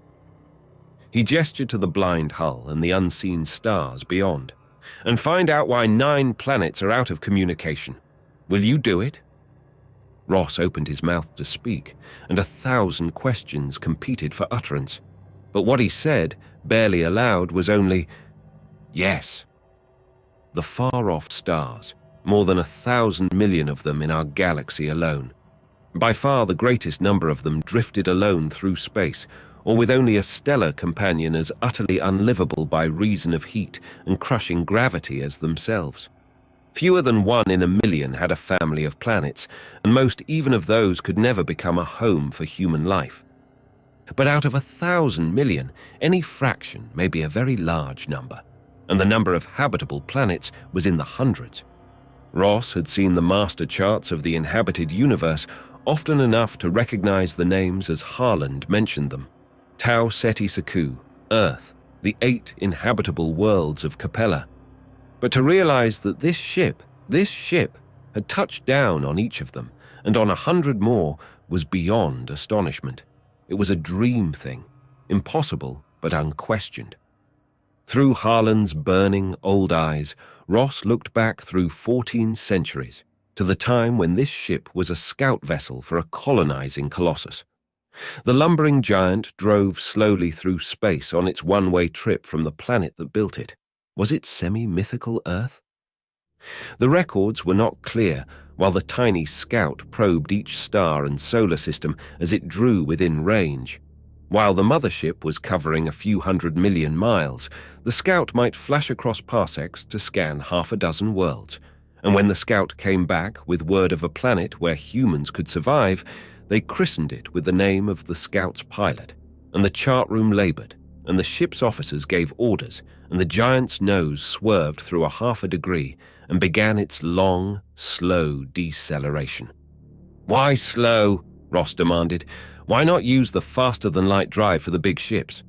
Harland grimaced. "I've got to answer that one for you sooner or later," he said. "But let me make it later. Anyway, that's what this ship was. A faster-than-light scout ship for a real longliner. What happened to the longliner the records don't show. My guess is the colonists cannibalized it to get a start in constructing homes for themselves. But the scout ship was exempted. The captain of the expedition had it put in an orbit out here and left alone. It's been used a little bit now and then. My great-grandfather's father went clear to 40 Eridani when my great-grandfather was a little boy, but by and large it has been left alone. It had to be, Ross. For one thing, it's dangerous to the man who pilots it. For another, it's dangerous to the galaxy. Harland's view was anthropomorphic. The danger was not to the immense and uncaring galaxy, but to the sparse fester of life that called itself humanity. When the race abandoned Earth, it was a gesture of revulsion. Behind them, they left a planet that had decimated itself in wars. Ahead lay a cosmos that, in all their searches, had revealed no truly sentient life. Earth was a crippled world, the victim of its playing with nuclear fission and fusion. But the techniques that gave them a faster-than-light drive gave them as well a weapon that threatened solar systems, not cities, that could detonate a sun as readily as uranium could destroy a building. The child with his forbidden matches was now sitting atop a munitions dump. The danger was no longer a seared hand or blinded eye, but annihilation. And the decision had been made. Secrecy. By what condign struggles the secrecy had been enforced, the secrecy itself concealed. But it had worked. Once the radiating colonizers had reached their goals, the nucleophoretic effect had been obliterated from their records, and, except for a single man on each planet, from their minds. Why the single man? Why not bury it entirely? Harland said slowly. There was always the chance that something would go wrong, you see. And it has. Ross said hesitantly, You mean the 9 planets that have gone out of communication? Harland nodded. He hesitated. Do you understand it now? He asked. Ross shook his head dizzily. I'm trying, he said. This little ship. It travels faster than light. It has been circling out here. How long? 1400 years. And you kept it secret. You and your ancestors before you because you were afraid it might be used in war? He was frowning. Not afraid it would be used, Harland corrected gently. We knew it would be used. Ross grimaced. Well, why tell me about it now? Do you expect me to keep it secret all the rest of my life? I think you would, Harland said soberly. But suppose I didn't. Suppose I blabbed all over the galaxy and it was used in war? Harland's face was suddenly queerly grey. He said, almost to himself, It seems that there are things worse than war. Abruptly, he smiled. Let's find Ma. They returned through the coupling and searched the longliner for the old woman. A Sonny told them, Ma usually hangs around the meter room, likes to see them blinking. And there they found her. Hello, Harland, she smiled, flashing her superb teeth. Did you find what you were looking for? Perfect, Ma. I want to talk to you under the seal. She looked at Ross. Him? She asked. I vouch for him, Harland said gravely. Wesley. She answered, The limiting velocity is c. But c2 is not a velocity, Harland said. He turned to Ross. Sorry to make a mystery, he apologized. It's a recognition formula. It identifies one member of what we call the Wesley families, or its messenger to another. And these people are messengers. They were dispatched a couple of centuries ago by a Wesley family whose ship, for some reason, no longer could be used. Why? I don't know why. Try your luck. Maybe you can figure it out. Ma, tell us the history again. She knitted her brows and began to chant slowly. In great-grandfather's time, the target was Clyde, rocketry firm and oars on the side. If we hadn't have seen them direct, we'd have missed them. There wasn't a blip from the whole damn system. That was the first, before great-grandfather's day was done. We cut the orbit of Cernus 1. The contact there was Trader McHugh, but the sons of bitches missed us too. That was the second. My grandpa lived to see the green of Target 3 through the high-powered screen. But where in hell was Builder Carruthers? They let us go by like all the others. That was the... Ma, said Harland. Thanks very much, but would you skip to the last one? Ma grinned. The Harland Trading Corp was last, with the fuel down low and going fast. I'm glad it was me who saw the day, when they brought us down on GCA. I told him the message. He called it a mystery. But anyway, this is the end of the history, and it's about time. The message, please, Harland said broodingly. Ma took a deep breath and rattled off. L sub t equals L sub 0 e to the minus t over 2n. Ross gaped. That's the message? Used to be more to it, Ma said cheerfully. That's all there is now, though. The darn thing doesn't rhyme or anything. I guess that's the most important part. Anyway, it's the hardest. It's not as bad as it seems, Harland told Ross. I've asked around. It makes a very little sense. It does? Well, up to a point, Harland qualified. It seems to be a formula in genetics. The notation is peculiar, but it's all explained, of course. It has something to do with gene loss. Now, maybe that means something, and maybe it doesn't. But I know something that does mean something, Some member of a Wesley family a couple of 100 years ago thought it was important enough to want to get it across to other Wesley families. Something's happening. Let's find out what it is, Ross." The old man suddenly buried his face in his hands. In a cracked voice, he mumbled, "Gene loss and war. Gene loss or war. God, I wish somebody would take this right out of my hands, or that I could drop with a heart attack this minute. You ever think of war, Ross?"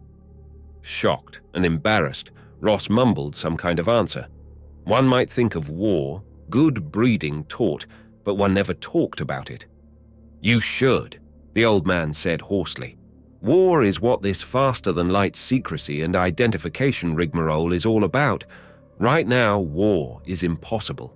Between solar systems, anyhow, and that's what counts. A planet might just barely manage to fit an invading multi-generation expedition at gigantic cost, but it never would. The fruits of victory, loot, political domination, maybe slaves, would never come back to the fitters of the expedition, but to their remote descendants. A firm will take a flyer on a commercial deal like that, but no nation would accept a war on any such basis, because a conqueror is a man, and men die. With FTL, faster-than-light travel, they might invade Kernus or Azor or any of those other tempting dots on the master maps. Why not? Take the marginal population, hop them up with patriotic fervor and lust for booty, and ship them off to pillage and destroy. There's at least a 50% chance of coming out ahead on the investment, isn't there? Much more attractive deal commercially speaking than our present longliners. Ross had never seen a war. The last on Halsey's planet had been the Peninsula Rebellion about a century and a half ago. Some 500,000 constitutional psychopathic inferiors had started themselves an ideal society with theocratic trimmings in a remote and unfruitful corner of the planet. Starved and frustrated by an unrealistic moral creed, they finally exploded to devastate their neighboring areas and were quickly quarantined by a radioactive zone.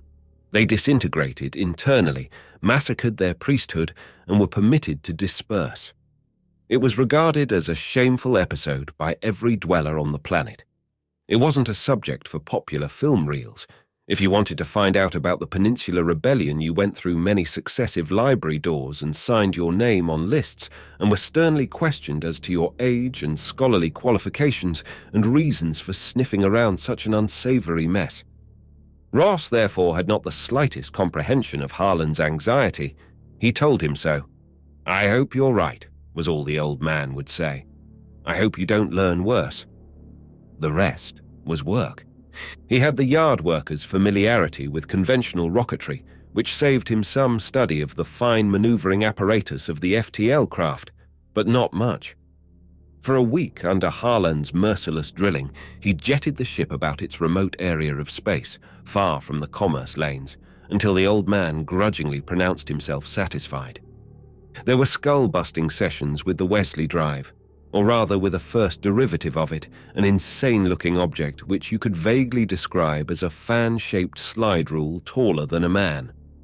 There were 27 main tracks, analogues of the 27 main geodesics of Wesley space, whatever they were and whatever that was.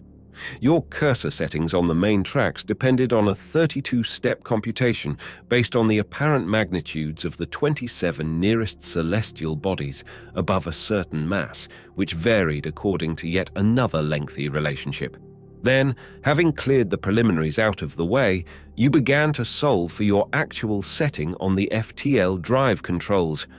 Somehow he mastered it, while Harlan, driving himself harder than he drove the youth who was to be his exploring eyes and ears, coached him and cursed him and, somehow, kept his own complicated affairs going back on Halsey's planet. When Ross had finally got the theory of the Wesley drive in some kind of order in his mind and had learned all there was to learn about the other worlds and had cut his few important ties with Halsey's planet, he showed up in Harlan's planet-based office for a final repetitive briefing. Marconi was there. He had trouble meeting Ross's eyes, but his handclasp was firm and his voice warmly friendly and a little envious. "The very best, Ross," he said. I wish." He hesitated and stammered. He said in a flood, "Damn it, I should be going.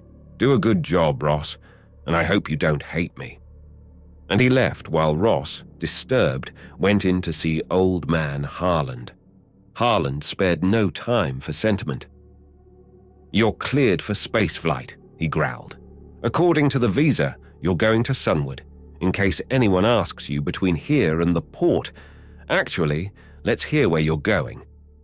Ross said promptly, "I am going on a mission of exploration and reconnaissance. My first proposed destination is Regensworld, second Gemza, third Azor. If I cannot make contact with any of these 3 planets, I will select planets at random from the master charts until I find some Wesley Drive families somewhere. The contacts for the first 3 planets are, on Regensworld, Foley Associates, on Gemza, the Franklin Foundation, on Azor, Cavallo Machine Tool Company. FTL contacts on other planets are listed in the appendix to the master charts. The coordinates for Regensworld are—" "Skip the coordinates," mumbled Harland, rubbing his eyes. "What do you do when you get in contact with a Wesley Drive family?" Ross hesitated and licked his lips. Well, it's a little hard." "Damn it," roared Harland. "I've told you 1,000 times." "Yes, sir, I know. All I meant was I don't exactly understand what I'm looking for." "If I knew what you were to look for," Harland rasped, "I wouldn't have to send you out looking. Can't you get it through your thick head? Something is wrong. I don't know what. Maybe I'm crazy for bothering about it. Heaven knows I've got troubles enough right here. But we Harlands have a tradition of service, and maybe it's so old that we've kind of forgotten just what it's all about. But it's not so old that I've forgotten the family tradition. If I had a son, he'd be doing this. I counted on Marconi to be my son. Now all I have left is you. And that's little enough, heaven knows," he finished bitterly. Ross, wounded, said by rote, "On landing, I will attempt at once to make contact with the local Wesley Drive family, using the recognition codes given me. I will report to them on all the data at hand and suggest the need for action." Harland stood up. "All right," he said. "Sorry I snapped at you. Come on, I'll go up to the ship with you." And that was the way it happened. Ross found himself in the longliner, then with Harland in the tiny, ancient, faster-than-light ship which had once been tender to the ship that colonized Halsey's planet. He found himself shaking hands with a red-eyed, suddenly old Harland, watching him crawl through the coupling to the longliner, watching the longliner blast away. He found himself setting up the FTL course and throwing in the drive. Ross was lucky. The second listed inhabited planet was still inhabited. He had not quite stopped shuddering from the first when the approach radar caught him. The first planet was given in the master charts as Regensworld, Pop 900 million, Diam 9400 m, mean orbit 0.8 AU, and its coordinates went on to describe it as the 4th planet of a small G-type sun. There had been some changes made. The coordinates now intersected well inside a bright and turbulent gas cloud. It appeared that suppressing the FTL drive had not quite annihilated war. But the second planet, Gemza, there, he was sure, was a world where nothing was seriously awry. He left the ship mumbling a name to himself, Franklin Foundation. And he was greeted by a corporal's guard of dignified and ceremonially dressed men. They smiled at him, welcomed him, shook his hand, and invited him to what seemed to be the local equivalent of the administration building. He noticed disapprovingly that they didn't seem to go in for the elaborate decontamination procedures of Halsey's planet, but perhaps, he thought, they had bred disease resistance into their bloodlines. Certainly the 4 men in his guide party seemed hale and well-preserved, though the youngest of them was not less than 60. "I would like," he said, "to be put in touch with the Franklin Foundation, please." "Come right in here," beamed one of the 4, and another said, "Don't worry about a thing." They held the door for him, and he walked into a small and sybaritically furnished room. The second man said, "Just a few questions. Where are you from?" Ross said simply, Halsey's planet, and waited. Nothing happened, except that all 4 men nodded comprehendingly, and the questioner made a mark on a sheet of paper. Ross amplified, 53 light years away. You know, another star. Certainly, the man said briskly. Your name? Ross told him, but with a considerable feeling of deflation. He thought wryly of his own feelings about the long lines and the far stars. He remembered the stir and community excitement that a starship meant back home. Still, Ross told himself, Halsey's planet might be just a back eddy in the main currents of civilization. Quite possibly on another world, this one, for instance, travelers from the stars were a commonplace. The field hadn't seemed overly busy, though, and there was nothing resembling a spaceship. Unless, he thought with a sudden sense of shock, those rusting hulks clumped together at the edge of the field had once been spaceships. But that was hardly likely, he reassured himself. You just don't let spaceships rust. Sex? The man asked, and age? Education? Marital status? The questions went on for more time than Ross quite understood, and they seemed far from relevant questions for the most part, and some of them were hard questions to answer. Tau quotient, for instance. Ross blinked and said with an edge to his voice, I don't know what a tau quotient is. Put him down as 0, one of the men advised, and the interlocutor nodded happily. Working with others rating, he asked, beaming. Ross said with controlled irritation, Look, I don't know anything about these ratings. Will you take me to somebody who can put me in touch with the Franklin Foundation? The man who was sitting next to him patted him gently on the shoulder. Just answer the questions, he said comfortably. Everything will be all right. Ross flared. The hell everything will... Something with electrified spikes in it hit him on the back of the neck. Ross yelled and ducked away. The man next to him returned a little rod to his pocket. He smiled at Ross. Don't feel bad, he said sympathetically. Go ahead now. Answer the questions. Ross shook his head dazedly. The pain was already leaving his neck, but he felt nauseated by the suddenness and sharpness of it. He could not remember any pain quite like that in his life. He stood up waveringly and said, Wait a minute, now! This time, it was the man on the other side, and the pain was about twice as sharp. Ross found himself on the floor, looking up through a haze. The man on his right kept the rod in his hand, and the expression on his face, while in no way angry, was stern. Bad boy, he said tenderly. Why don't you want to answer the questions? Ross gasped. God damn it! All I want is to see somebody. Keep your dirty hands off me, you old fools. And that was a mistake, as he learned in the blessedly few minutes before he passed out completely under the little rods held by the gentle but determined men. He answered all the questions, bound to a chair with 2 of the men behind him when he had regained consciousness. He answered everyone. They only had to hit him twice. When they untied him the next morning, Ross had caught on to the local folkways quite well. The fatherly fellow who released him said, Follow me, and stood back, smiling but with one hand on one of the little rods, and Ross was careful to say, Yes, sir. They rode in a 3-wheeled car and entered a barracks-like building. Ross was left alone next to a bed in a dormitory with 100 beds. Just wait here, the man said, smiling. The rest of your group is out at their morning session now. When they come in for lunch, you can join them. They'll show you what to do. Ross didn't have too long to wait. He spent the time in conjecture as confused as it was fruitless. He had obviously done something wrong, but just what was it? If he had had twice as long, he would have got no farther toward an answer than he was. Nowhere. But a noise outside ended his speculations. He glanced toward the curiously shaped door. All the doors on this planet seemed to be rectangular. A girl of about 18 was peering inside. She stared at Ross and said, "Oh!" Then she disappeared.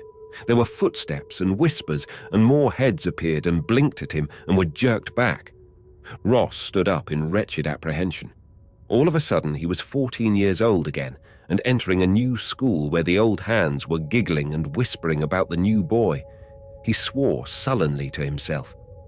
A new face appeared, halted for an inspection of Ross, and walked confidently in. The man was a good 40 years old, Ross thought, perhaps a kind of overseer in this institution, whatever kind of institution it was. He approached Ross at a sedate pace, and he was followed through the door in single file by a couple score men and women. They ranged in age, Ross thought wonderingly, from the leader's 40 down to the late teens of the girl who had first peered in the door and now was at the end of the procession. The leader said, "How old are you?" "Why, Ross figured confusedly. This planet's annual orbital period was roughly 40% longer than his own, 14 into his age, multiplied by 10, making his age in their local calculations. "Why, I'm 19 of your years old, about. And a half." "Yes. And what can you do?"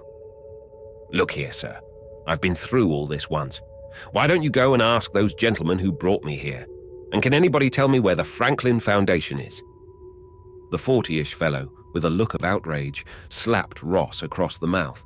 Ross knocked him down with a roundhouse right. A girl yelled, "Good for you, Junior!" and jumped like a wildcat onto a slim, grey-haired lady, clawing and slapping. The throng dissolved immediately into a wild melee. Ross, busily fighting off the 40-ish fellow and a couple of his stocky buddies, noted only that the scrap was youth against age, whatever it meant. "How dare you!" a voice thundered, and the rioters froze. A decrepit wreck was standing in the doorway, surrounded by 3 or 4 gerontological textbook cases, only a little less spavined than he. "Glory," a girl muttered despairingly. "It would be the minister." "What is the meaning of this brawl?" rolled from the wreck's shriveled lips in a rich basso. No, rolled, Ross noted, from a flat, perforated plate on his chest. There was a small, flesh-colored mic slung before his lips. "Who is responsible here?" asked the golden basso. Ross's 40-ish assailant said humbly, "I am, sir. This new fellow here." "Manners. Speak when you're spoken to." Abjectly, "Yes, sir. I'm sorry, sir."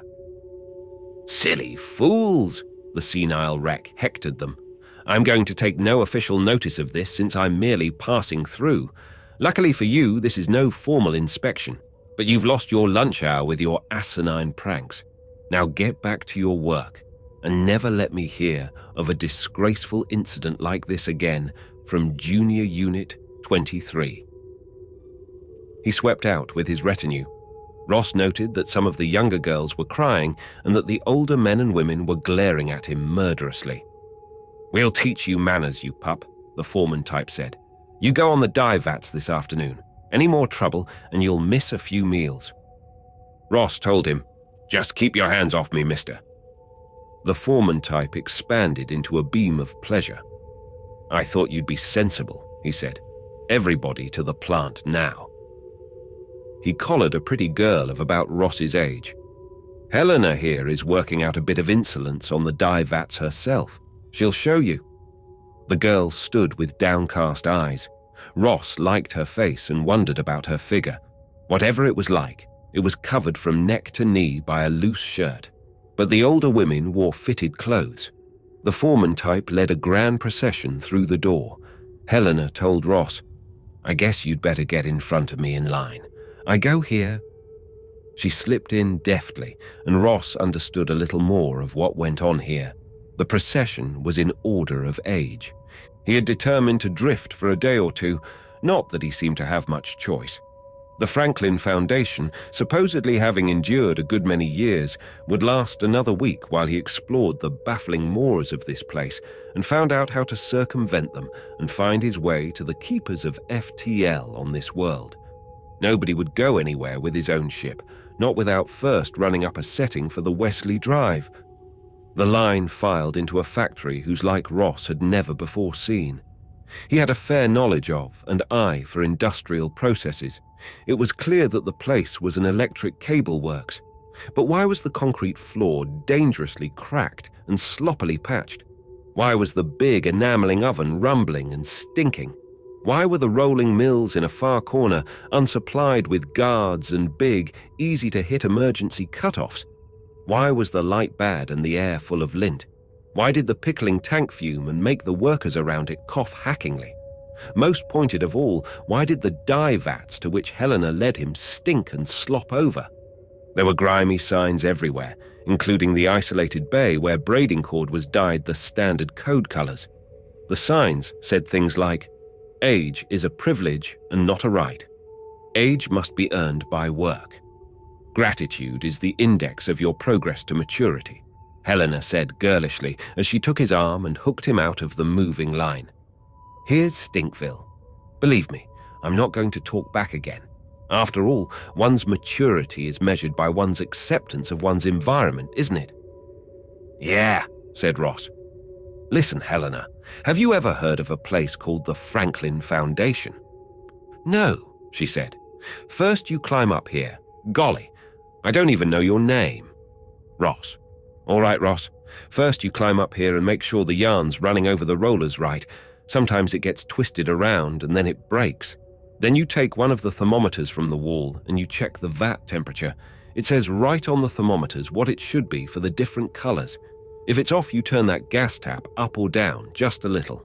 Then you check the wringer rolls where the yarn comes out. Watch your fingers when you do. The yarn comes in different thicknesses on the same thread, so you have to adjust the wringer rolls so too much dye doesn't get squeezed out.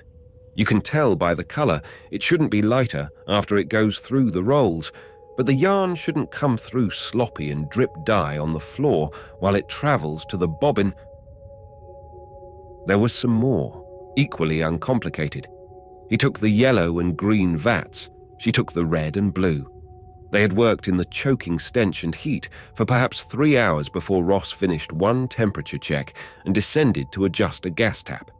He found Helena, spent and gasping, on the floor, hidden from the rest of the shop by the bulky tanks. "Heat knock you out?" he asked briskly. "Don't try to talk. I'll tote you over by the wall away from the burners. Maybe we'll catch a little breeze from the windows there." She nodded weakly. He picked her up without too much trouble, carried her 3 yards or so to the wall, still isolated from the rest of the shop. She was ripely curved under that loose shirt, he learned. He set her down easily, crouching himself, and did not take his hands away. It's been a long time, he thought, and she was responding. Whether she knew it or not, there was a drowsy smile on her face, and her body moved a little against his hands, pleasurably. She was breathing harder. Ross did the sensible thing and kissed her. "Wildcat!" Ross reeled back from her fright and anger, his face copiously scratched. "I'm dreadfully sorry," he sputtered. "Please accept my sincerest." The flare-up of rage ended. She was sobbing bitterly, leaning against the wall, wailing that nobody had ever treated her like that before, that she'd be set back 3 years if he told anybody, that she was a good, self-controlled girl, and he had no right to treat her that way. And what kind of degenerate was he? Not yet 20, and going around kissing girls when everybody knew you went crazy from it. He soothed her from a distance. Her sobbing dropped to a bilious croon as she climbed the ladder to the yellow vat, tears still on her face, and checked its temperature. Ross, wondering if he were already crazy from too much kissing of girls, mechanically resumed his duties. But she had responded. And how long had they been working? And wasn't this shift ever going to end? All the shifts ended in time, but there was a catch to it. There was always another shift. After the afternoon shift on the dye vats came dinner, porridge, and then came the evening shift on the dye vats, and then sleep. The foreman was lenient, though. He let Ross off the vats after the end of the second day. Then it was kitchen orderly and only 2 shifts a day, and besides, you got plenty to eat. But it was a long, long way, Ross thought sardonically to himself, from the shining pictures he had painted to himself back on Halsey's planet. Ross the explorer, Ross the hero, Ross the savior of humanity, Ross the semi-permanent KP. He had to admit it to himself. The expedition thus far had been a bust. Not only was it perfectly clear that there no longer was a Franklin Foundation on Gemza, but more had been lost than time and effort. For Ross himself, he silently admitted, was as close to lost as he ever wanted to be. He was, in effect, a prisoner, in a prison from which there was no easy escape as long as he was cursed with youthfulness. Of course, the implications of that were that there was a perfectly easy escape in time. All he had to do was get old enough to matter on this insane planet. 90, maybe. And then he would be perfectly free to totter out to the spaceport, dragoon a squad of juniors into lifting him into the ship, and take off. Helena was some help, but only psychologically. She was pleasant company, but neither she nor anyone else in the roster of 48 to whom he was permitted to speak had ever heard of the Franklin Foundation or FTL travel or anything. Helena said, "Wait for holiday. Maybe one of the grown-ups will tell you then." Holiday? Ross slid back and scratched his shoulder blades against the corner of his bed. Helena was sprawled on the floor, half watching a projected picture on the screen at the end of the dormitory. "Yes, you're lucky. It's only 8 days off. That's when Doberman—" She pointed to the foreman. "Graduates. He's the only one this year, and we all move up a step, and the new classes come in, and then we all get everything we want. Well, pretty near," she amended. "We can't do anything bad, but you'll see it's nice." Then the picture ended, and it was calisthenics time, and then lights out. 48 men and women on their 48 bunks. The honor system appeared to work beautifully. There had been no signs of sex play that Ross had been able to see. Slept the sleep of the innocent. While Ross, the 49th, lay staring into the dark with rising hope. In the kitchen the next morning, he got more information from Helena. Holiday seemed to be a cross between Saturnalia and Boys' Week. For one day of the year, the elders slightly relaxed their grip on the reins. On that day alone, one could speak before being spoken to, interrupt one's elders, even leave the room without being excused. "We," Ross thought sourly. But still, the foreman, Doberman, once you learned how to handle him, wasn't such a bad guy. Ross, studying his habits, learned the proper approach and used it.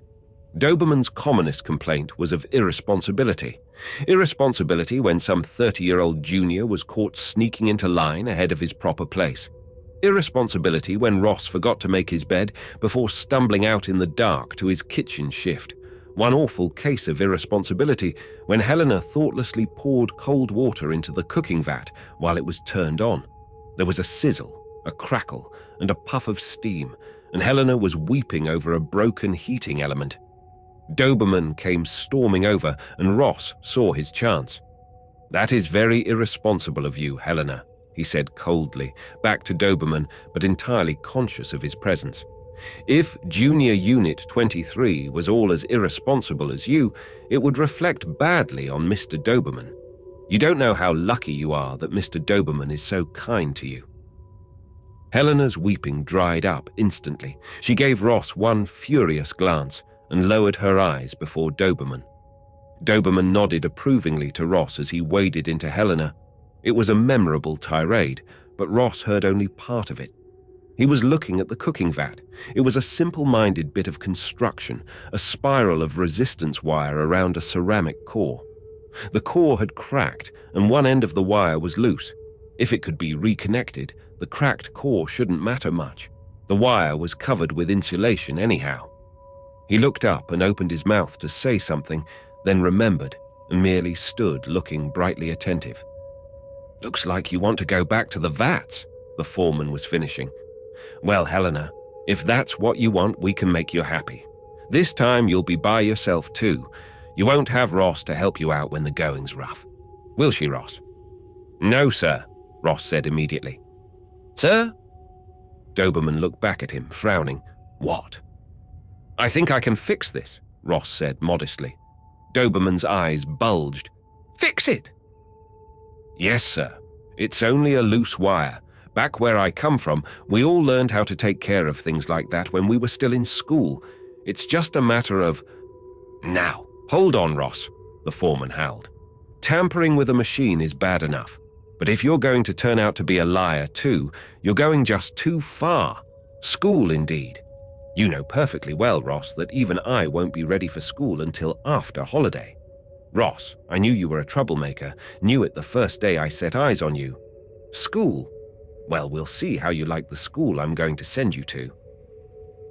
The vats weren't so bad the second time, even though the porridge was cold for 2 days until somebody got around to delivering a different though equally worn-out cooking vat. Helena passed out from the heat 3 times, and when, on the 3rd time, Ross, goaded beyond endurance, kissed her again, there were no hysterics. From birth to puberty, you were an infant. From puberty to Doberman's age, a junior. For 10 years after that, you went to school, learning the things you had neither the need nor the right to know before. And then you were of age. Being of age meant much, much more than voting, Ross found out. For one thing, it meant freedom to marry, after the enforced sexlessness of the junior years and the directed breeding via artificial insemination of the scholars. It meant a healthy head start on seniority, which carried with it all offices and all power. It meant freedom. As a bare beginning, it meant the freedom to command any number of juniors or scholars. On Ross's last punitive day in the dye vats, a happy ancient commandeered the entire staff to help set shrubs in his front lawn. A good dozen acres of careful landscaping it was, and the prettiest sight Ross had seen on this ugly planet. When they got back to the dye vats, the yellow and blue had boiled over, and broken strands of yarn had fouled all the bobbins. Doberman raged at the juniors, but then Doberman's raging came to an end forever. It was the night before holiday, and there was a pretty ceremony as he packed his kit and got ready to turn Junior Unit 23 over to his successor. Everyone was scrubbed, and though a certain amount of license in regard to neatness was allowed between dinner and lights out, each bunk was made and carefully smoothed free of wrinkles. After half an hour of fidgety waiting, Doberman called, needlessly, for attention, and the minister came in with his ancient retinue. The rich mechanical voice boomed out from his breastplate. "Junior Doberman, today you are a man." Doberman stood with his head bowed, silent and content. Junior Unit 23 chanted antiphonally, "Goodbye, Junior Doberman." The retinue took 3 steps forward, and the minister boomed, "Beauty comes with age. Age is beauty." And the chorus, "Old heads are wisest." Ross, standing as straight as any of them, faked the words with his lips and tongue, and wondered how many repetitions had drilled those sentiments into Junior Unit 23. There were 5 more chants and 5 responses, and then the minister and his court of 4 were standing next to Doberman.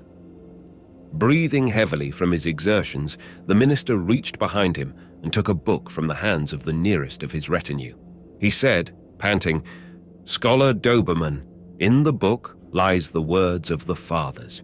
Read them and learn." The chorus cried thrice, "The word of the fathers is law." And then the minister touched Doberman's hand and in solemn silence left. As soon as the elders had gone, the juniors flocked around Doberman to wish him well. There was excited laughter in the congratulations and a touch of apprehension too. Doberman, with all his faults, was a known quantity, and the members of Junior Unit 23 were beginning to look a little fearfully at the short, red-headed youth who, from the next day on, would be Doberman's successor.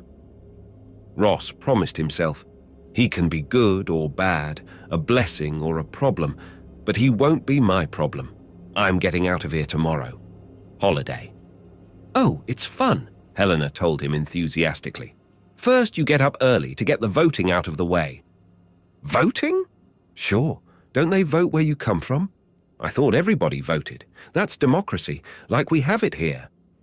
He sardonically quoted one of the omnipresent wall signs. "The happiness of the majority means the happiness of the minority." He had often wondered what, if anything, it meant, but Helena solemnly nodded. They were whispering from their adjoining cots by dim, false dawn filtering through the windows on holiday morning. They were not the only whisperers. Things were relaxing already. "Ross," Helena said. "Yes?" "I thought maybe you might not know. On holiday, if you want to do that again, you don't have to wait until I faint. Of course you don't do it right out in the open." Overcome by her own daring, she buried her head under the coarse blanket. Fine, thought Ross wearily. Once a year, or did holiday come once a year, the kids were allowed to play spin the bottle. No doubt their elders thought it was too cute for words, mere tots of 30 and 35 childishly and innocently experimenting with sex. Of course it would be discreetly supervised so that nobody would get in trouble. He was quite sure Helena's last two feints had been unconvincing phonies. The wake-up whistle blew at last. The chattering members of Junior Unit 23 dawdled while they dressed, and the new foreman indulgently passed out shabby, smutted ribbons which the girls tied in their hair. They had sugar on their mush for breakfast, and Ross's stomach came near turning as he heard burbles of gratitude at the feast. With pushing and a certain amount of inexpert horseplay, they formed a column of fours and hiked from the whole factory complex indeed, along a rubberized highway. Once you got out of the factory area, things became pleasanter by the mile.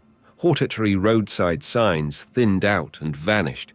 Stinking middens of industrial waste were left behind, and then the landscape was rolling. Sodded acres with the road pleasantly springy underfoot, the air clean and crisp. They oohed and ahed at houses glimpsed occasionally in the distance, always rambling, one-story affairs that looked spanking new. Once a car overhauled them on the highway and slowed to a crawl. It was a huge thing, richly upholstered within. A pair of grim-looking youths were respectively chauffeur and footman. The passenger waved at the troop from Junior 23 and grinned out of a fantastic landscape of wrinkles. Ross gaped. Had he thought the visiting minister was old? This creature, male or female, was old. After the car sped on, to the cheers of the marchers, there was happy, twittering speculation. Junior 23 didn't recognize the citizen who had graciously waved to them, but they thought he, or she, was wonderful. So dignified, so distinguished, so learned, so gracious, so democratic. "Wasn't it sweet of him?" Helena burbled. "And I'm sure he must be somebody important connected with the voting, otherwise he'd just vote from home." Ross's feet were beginning to hurt when they reached the suburban center. To the best of his recollection, they were no more than 8 or 10 kilos from the field and his starship. Backtrack on the road to the suburban center about 3 kilos. Take the fork to the right, and that would be that. Junior 23 reached a pitch of near ecstasy, marveling at the low, spacious buildings of the center. Through sweeping, transparent windows, they saw acres of food and clothing in the shopping center. The drive-in theater was an architectural miracle. The civic center almost finished them off with its statue of equal justice under the law, a dignified beldame whose chin and nose almost met, leaning on a gem-crusted crutch, and civic virtue in a motorized wheelchair equipped with an emergency oxygen tent, Lindbergh Carroll auxiliary blood pump, and an artificial kidney. Merry oldsters were everywhere in their cars and wheelchairs, gaily waving at the kids. Only one untoward incident marred their provoking tour of inspection. A thick-headed young man mistakenly called out a cheerful, "Life and wisdom, ma'am," to a beaming oldster. "Ma'am, is it?" The oldster roared through his throat mic and amplifier in an unmistakable baritone. "I'll ma'am you, you wise punk." He spun his wheelchair on a Desai shield, threw it into high and roared down on the offender, running him over. The boy covered himself as well as he could, while the raging old man backed over him again and ran over him again. His ordeal ended when the oldster collapsed forward in the chair, hanging from his safety belt. The boy got up with tire marks on him and groaned. "Oh, Lord, I've hurt him." He appealed hysterically. "What'll I do? Is he dead?" Another senior citizen buzzed up and snapped. "Cut in his LC heart, you booby." The boy turned on the Lindbergh Carroll pump, trembling. The white-faced juniors of 23 watched as the tubes to the oldster's left arm throbbed and pulsed. A massive sigh went up when the old man's eyes opened and he sat up groggily. What happened? You died again, Sherrington, said the other elder. Third time this week. Good thing there was a responsible person around. Now get over to the medical center this minute and have a complete checkup. Hear me? Yes, Dad, Sherrington said weakly. He rolled off in low gear. His father turned to the youngster who stood vacantly rubbing the tire marks on his face. Since it's holiday, he grated, I'll let this pass. On any other day, I would have seen to it that you were set back 15 years for your disgraceful negligence. Ross knew by then what that meant and shuddered with the rest. It amounted to a death sentence, did 15 additional years of the grinding toil and marginal diet of a junior. Somewhat dampened, they proceeded to the Hall of Democracy, a glittering place replete with slogans, statues, and heroic portraits of the heroic aged. 23 huddled together as it joined with a stream of juniors from the area's other factory units. Most of them were larger than the cable works. Many of them, apparently, involved more wearing and hazardous occupations. Some groups coughed incessantly and were red-eyed from the irritation of some chemical. Others must have been heavy manual labor specialists. They were divided into the hale, whose muscles bulged amazingly, and the dying, men and women who obviously could not take the work but who were doing it anyway. They seated themselves at long benches, with push-buttons at each station. Helena, next to him, explained the system to Ross. Voting was universal and simultaneous in all the halls of democracy around the planet and from all the homes of the senior citizens who did not choose to vote from a hall. Simultaneously, the votes were counted at a central station and the results were flashed to screens in the centers and homes. She said a number of enthusiastic things about democracy, while Ross studied a sheet on which the candidates and propositions were listed. The names meant nothing to him. He noted only that each of 3 candidates for Chief of State was 130 years old, that each of 3 candidates for First Assistant Chief was 127 years old, and so on. Obviously, the nominating conventions, by agreement, named candidates of the same age for each office to keep it a contest. Proposition. 1 read. To dismantle 7 pediatric centers and apply the salvage value to the construction of, and the funds no longer required for their maintenance to the maintenance of, a new wing of the gerontological center, said wing to be devoted to basic research in the extension of human life. Proposition 2 was worse. Ross didn't bother to read the rest of them. He whispered hoarsely to Helena, "What next?" "Shh." She pointed to a screen at the front of the hall. "It's starting." A senior citizen of a very high rank, his face was entirely hidden by an oxygen mask, was speaking from the screen. There was what seemed to be a ritual speech of invocation. Then he got down to business. "Citizens," he said through his throat mic, "behold democracy in action. I give you 3 candidates for Chief of State. Look them over and make up your minds. First, Citizen Raphael Flexner, age 1 century, 3 decades, 7 months, 10 days. Senior Citizen Flexner rolled on screen, spoke briefly through his throat mic and rolled off. The first speaker said again, "Behold democracy in action. See now Citizen Sheridan Farnsworth, age 1 century, 3 decades, 10 months, 42 days. Applause boomed louder. Some of the younger juniors yelled hysterically and drummed their heels on the floor. Helena was panting with excitement, eyes bright on the screen. "Isn't it wonderful?" she gasped ecstatically. "Oh, look at him!" Him was the 3rd candidate, and the first oldster Ross had seen whose go-kart was a wheeled stretcher. Prone and almost invisible through the clusters of tubing and chromed equipment, Senior Citizen Emmanuel Appleby acknowledged his introduction. Age 1 century, 3 decades, 11 months, and 5 days. The crowd went mad. Helena broke from Ross's side and joined a long, yelling snake dance through the corridors. Ross yelled experimentally as protective coloration, then found himself yelling because everybody was yelling, because he couldn't help it. By the time the speaker on the screen began to call for order, Ross was standing on top of the voting bench and screaming his head off. Helena, weeping with excitement, tugged at his leg. "Vote now, Ross," she begged, and all over the hall the cry was, "Vote! Vote!" Ross reached out for the voting buttons. "What do we do now?" he asked Helena. "Push the button marked Appleby, of course. Hurry!" "But why Appleby?" Ross objected. "That fellow Flexner, for instance."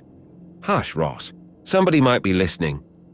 There was sickening fright on Helena's face. "Didn't you hear? We have to vote for the best man. Oldest is bestest, you know. That's what democracy means, the freedom of choice. They read us the ages and we choose which is oldest. Now please, Ross, hurry before somebody starts asking questions." The voting was over, and the best man had won in every case. It was a triumph for informed public opinion.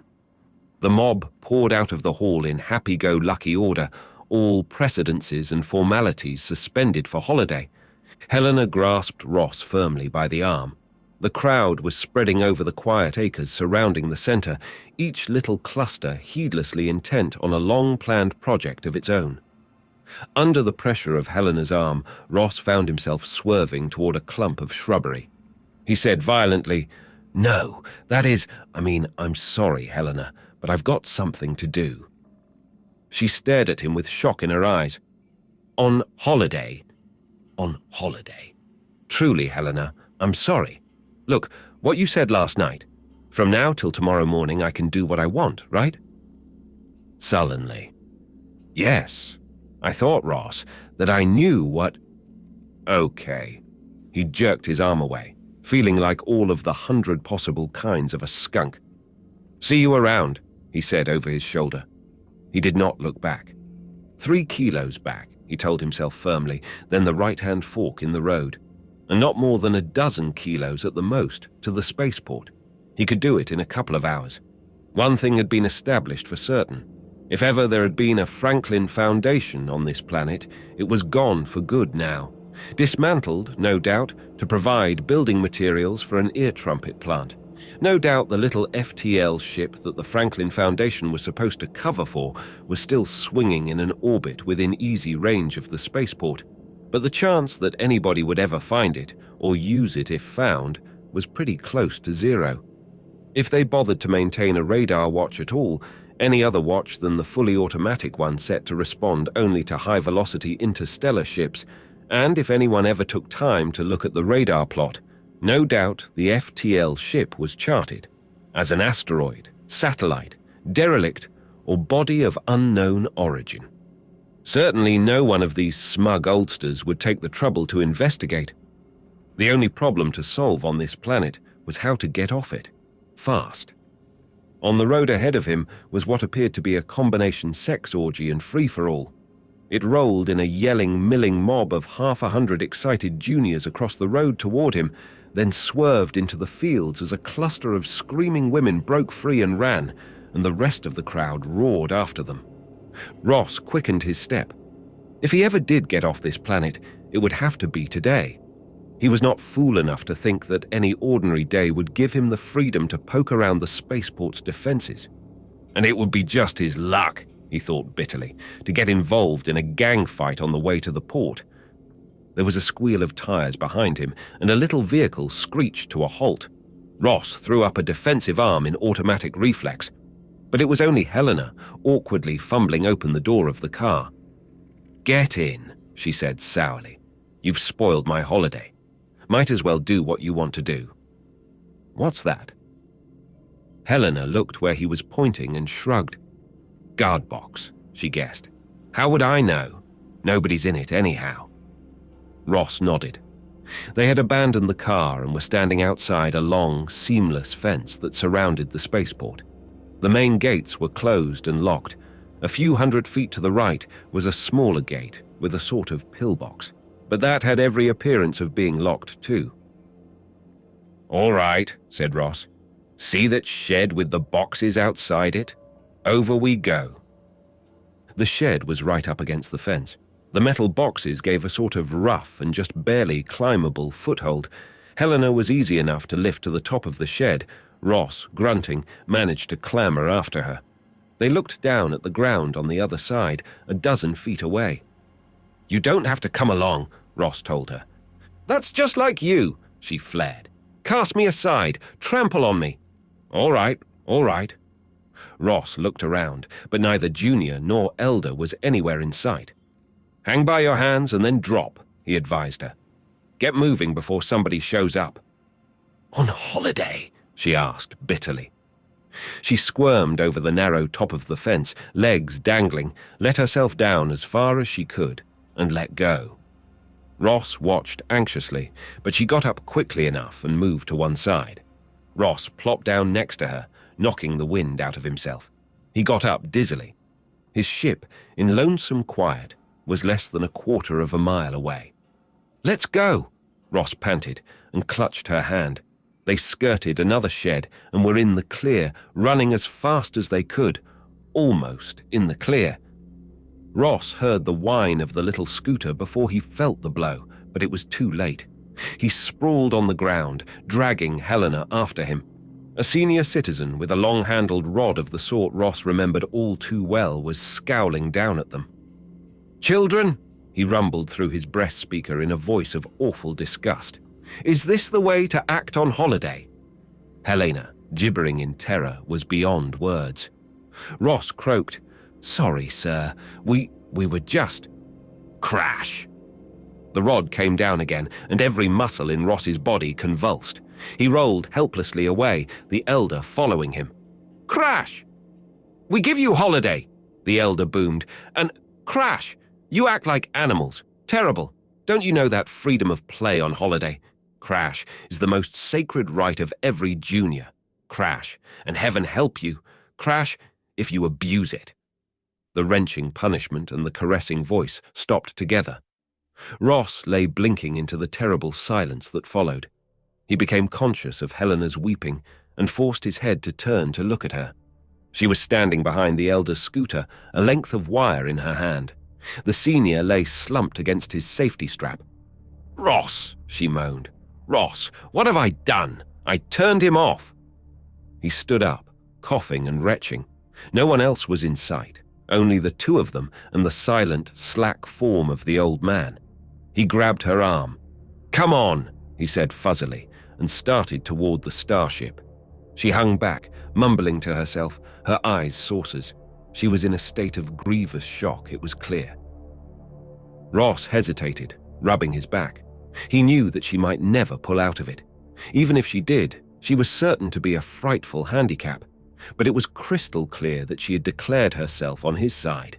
Even if the Elder could be revived, the punishment in store for Helena would be awful to contemplate. Come what may, he was now responsible for Helena.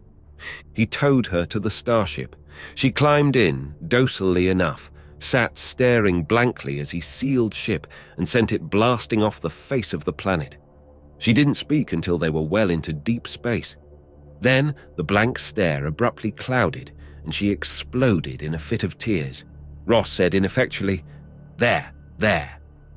It had no effect, until, in its own time, the storm ended. Helena said hoarsely, "Well, what do I do now?"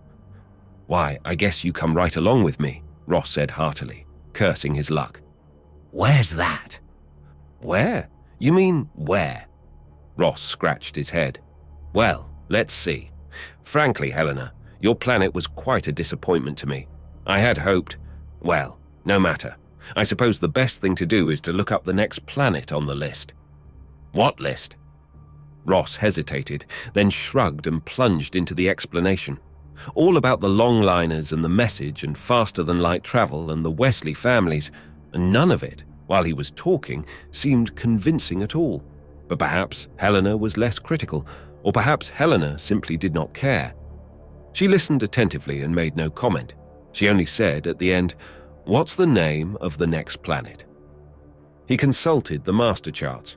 Harlan's listing showed a place called Azor, conveniently near at hand in the strange geodesics of the Wesley effect, where the far galaxies might be near at hand in the warped space lines, and the void just beyond the viewplates be infinitely distant. The FTL family of Azor was named Cavallo. When last heard from, they had been builders of machine tools. Ross told Helena about it. She shrugged and watched curiously as he began to set up the FTL problem on the huge board. They were well within detection range of Azor's radar, if any, and yet there had been no beeping signal that the planet's GCA had taken over and would pilot them down. Another blank? He studied the surface of the world under his highest magnification and saw no signs that it had been devastated by war. There were cities, intact as far as he could tell, but not very attractive. The design ran to huge, gloomy piles that mounted toward central towers. Azor was a big world which showed not much water and a great deal of black rock. It was the fifth of its system and reportedly had colonized its 4 adjacent neighbors and their moons. His own search radar pinged. The signal was followed at once by a guarded voice from his ship-to-ship communicator. "What ship are you? Do you receive me? The band is 798.44. He hastily dialed the frequency on his transmitter and called, "I receive you. We are a vessel from outside your solar system, home planet Halsey. We want to contact a family named Cavallo of the planet Azor, believed to be engaged in building machine tools. Can you help us?" "You are a male?" the voice asked cautiously. "In command or simply the communicator?" "I'm a male, and I'm in command of this vessel." The voice said, "Then shear off this system and go elsewhere, my friend." "What is this? Who are you?" "My name does not matter. I happen to be on watch aboard the prison orbital station Minerva. Get going, my friend, before the planetary GCA picks you up." Prison orbital station. A very sensible idea. "Thanks for the advice," he parried. "Can you tell me anything about the Cavallo family?" "I have heard of them. My friend, your time is running out. If you do not shear off very soon, they will land you. And I judge from the tone of your voice that it will not be long before you join the rest of us criminals aboard Minerva. It is not pleasant here. Goodbye." "Wait, please." Ross had no intention at all of committing any crimes that would land him aboard a prison hulk, and he had every intention of fulfilling his mission. "Tell me about the Cavallo family, and why you expect me to get in trouble on Azor." "The time is running out, my friend, but the Cavallo family of machine tool builders is located in Novigrad, and the crime of which all of us aboard Minerva were convicted is conspiracy to advocate equality of the sexes. Now go." The carrier wave hum of the communicator died, but immediately there was another electronic noise to fill the cabin, the beep of a GCA radar taking over the sealed landing controls of the craft. Helena had been listening with very little comprehension. "Who was your friend, Ross?" she asked. "Where are we?" "I think," Ross said, "he was my friend, and I think we are in trouble." The ship began to jet tentative bursts of reaction mass, nosing toward the big, gloomy planet. "That's all right," Helena said comfortably. "At least they won't know I disconnected a senior citizen." She thought a moment. "They won't, will they? I mean, the senior citizens here won't know about the senior citizens there, will they?" He tried to break it to her gently as the ship picked up speed. "Helena, it's possible that the old people here won't be senior citizens, not in your planet's sense. They may just be old people, with no special authority over young people. I think, in fact, that we may find you outranking older people who happen to be males." She took it as a joke. "You are funny, Ross. Old means senior, doesn't it? And senior means better, wiser, abler, and in charge, doesn't it?" "We'll see," he said thoughtfully as the main reaction drive cut in. "We'll see very shortly." The spaceport was bustling, busy and efficient. Ross marveled at the speed and dexterity with which the anonymous ground operator whipped his ship into a braking orbit and set it down. and he stared enviously at the crawling clamshells on treads, bigger than houses, that cupped around his ship. The ship was completely and hermetically surrounded and bathed in a mist of germicides and prophylactic rays. A helmeted figure riding a little platform on the inside of one of the clamshells turned a series of knobs, climbed down, and rapped on the ship's entrance port. Ross opened it diffidently and almost strangled in the antiseptic fumes. Helena choked and wheezed behind him as the figure threw back its helmet and said, "Where's the captain?" "I am he," said Ross meticulously. "I would like to be put in touch with the Cavallo Machine Tool Company of Novjgrad." The figure shook its long hair loose, which provided Ross with the necessary clue. It was a woman. Not a very attractive-looking woman, for she wore no makeup, but by the hair, by the brows, and by the smoothness of her chin, a woman all the same. She said coldly, "If you're the captain, who's that?" Helena said in a small voice, "I'm Helena, from Junior Unit 23. "Indeed." Suddenly the woman smiled. "Well, come ashore, dear," she said. "You must be tired from your trip. Both of you come ashore," she added graciously. She led the way out of the clamshells to a waiting closed car.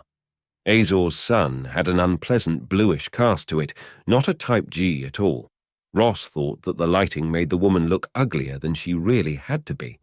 Even Helena looked pinched and bloodless, which he knew well was not the case at all. All around them was activity. Whatever this planet's faults, it was not a stagnant home for greybeards. Ross, craning, saw nothing that was shoddy, nothing that would have looked out of place in the best-equipped port of Halsey's planet, and the reception lounge, or whatever it was, that the woman took them to was a handsome and prettily furnished construction. "Some lunch?" the woman asked, directing her attention to Helena. "A cup of tri-brew, maybe. Let me have the boy bring some."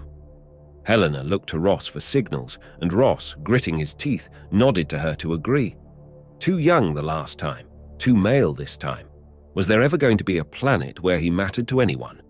He said desperately, "Madam, forgive my interruption, but this lady and myself need urgently to get in touch with the Cavallo Company.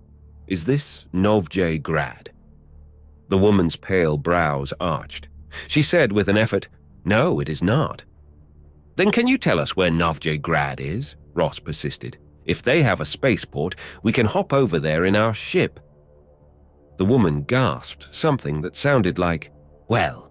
She stood up and said pointedly to Helena, "If you'll excuse me, I have something to attend to," and swept out. Helena stared wide-eyed at Ross. "She must have been a real senior citizen, huh?" "Not exactly," said Ross despairingly. "Look, Helena, things are different here. I need your help." "Help?" "Yes, help!" he bellowed. "Get a grip on yourself, girl.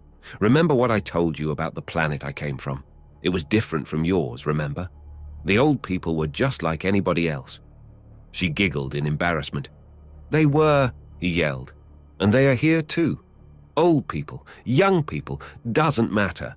On my planet, the richest people were, well, never mind. On this planet, women are the bosses. Get it? Women are like elders. So you'll have to take over, Helena." She was looking at him with a puzzled frown. She objected, "But if women are—" "They are. Never mind about that part of it now. Just remember that for the purposes of getting along here, you're going to be my boss. You tell me what to do. You talk to everybody. And what you have to say to them is this. You must get to Novjgrad immediately and talk to a high-ranking member of the Cavallo Machine Tool Company. Clear? Once we get there, I'll take over. Everything will be under control then." He added prayerfully, "I hope." Helena blinked at him. "I'm going to be your boss?" she asked. "That's right. Like an elder boss is a junior, and it's legal." Ross started to repeat, "That's right," impatiently again. But there was a peculiar look in Helena's round eyes. "Helena," he said warningly. She was all concern. "Why, what is it, Ross?" she asked solicitously. "You look upset. Just leave everything to me, dear." They got started on the way to Novjgrad. Not in their ship. The woman had said there was no spaceport in Novgorod, and not alone, so that Ross could not confirm his unhappy opinion of Helena's inner thoughts. But at least they were on their way to Novigrad, in the Azorian equivalent of a chartered aircraft, with Helena chatting happily with the female pilot and Ross sitting uncomfortably on a narrow, upholstered strip behind. Everything he saw in Azor confirmed his first impressions. The planet was busy and prosperous. Nobody seemed to be doing anything very productive, he thought, but somehow everything seemed to get done. Automatic machinery, he guessed. If women were to have any chance of gaining the upper hand on a planet, most of the hard physical work would have to be fairly well mechanized anyhow, and particularly on this planet. They had been flying for 6 hours at a speed he guessed to be not much below that of sound, and fully half of the territory they passed over was bare, black rock. The ship began losing altitude, and the pilot, who had been curled up in a relaxed position, totally ignoring the aircraft, glanced at her instrument panel. "Coming in for a landing," she warned.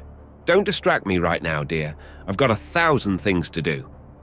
She didn't seem to be doing any of them, Ross thought disapprovingly.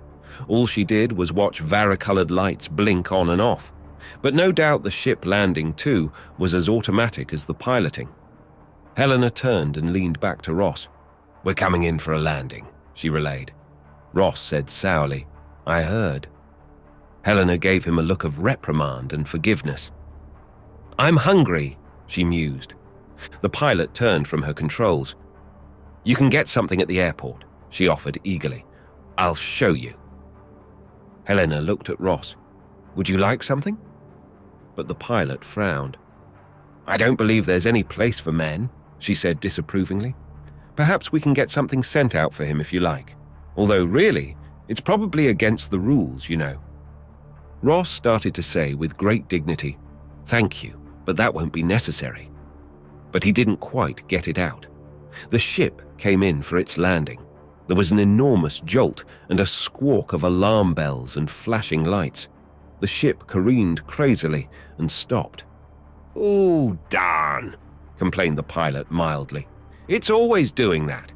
Come on, dear, let's get something to eat. We'll come back for him later." And Ross was left alone to stare apprehensively at the unceasingly flashing lights and to listen to the strident alarms for 3/4 of an hour.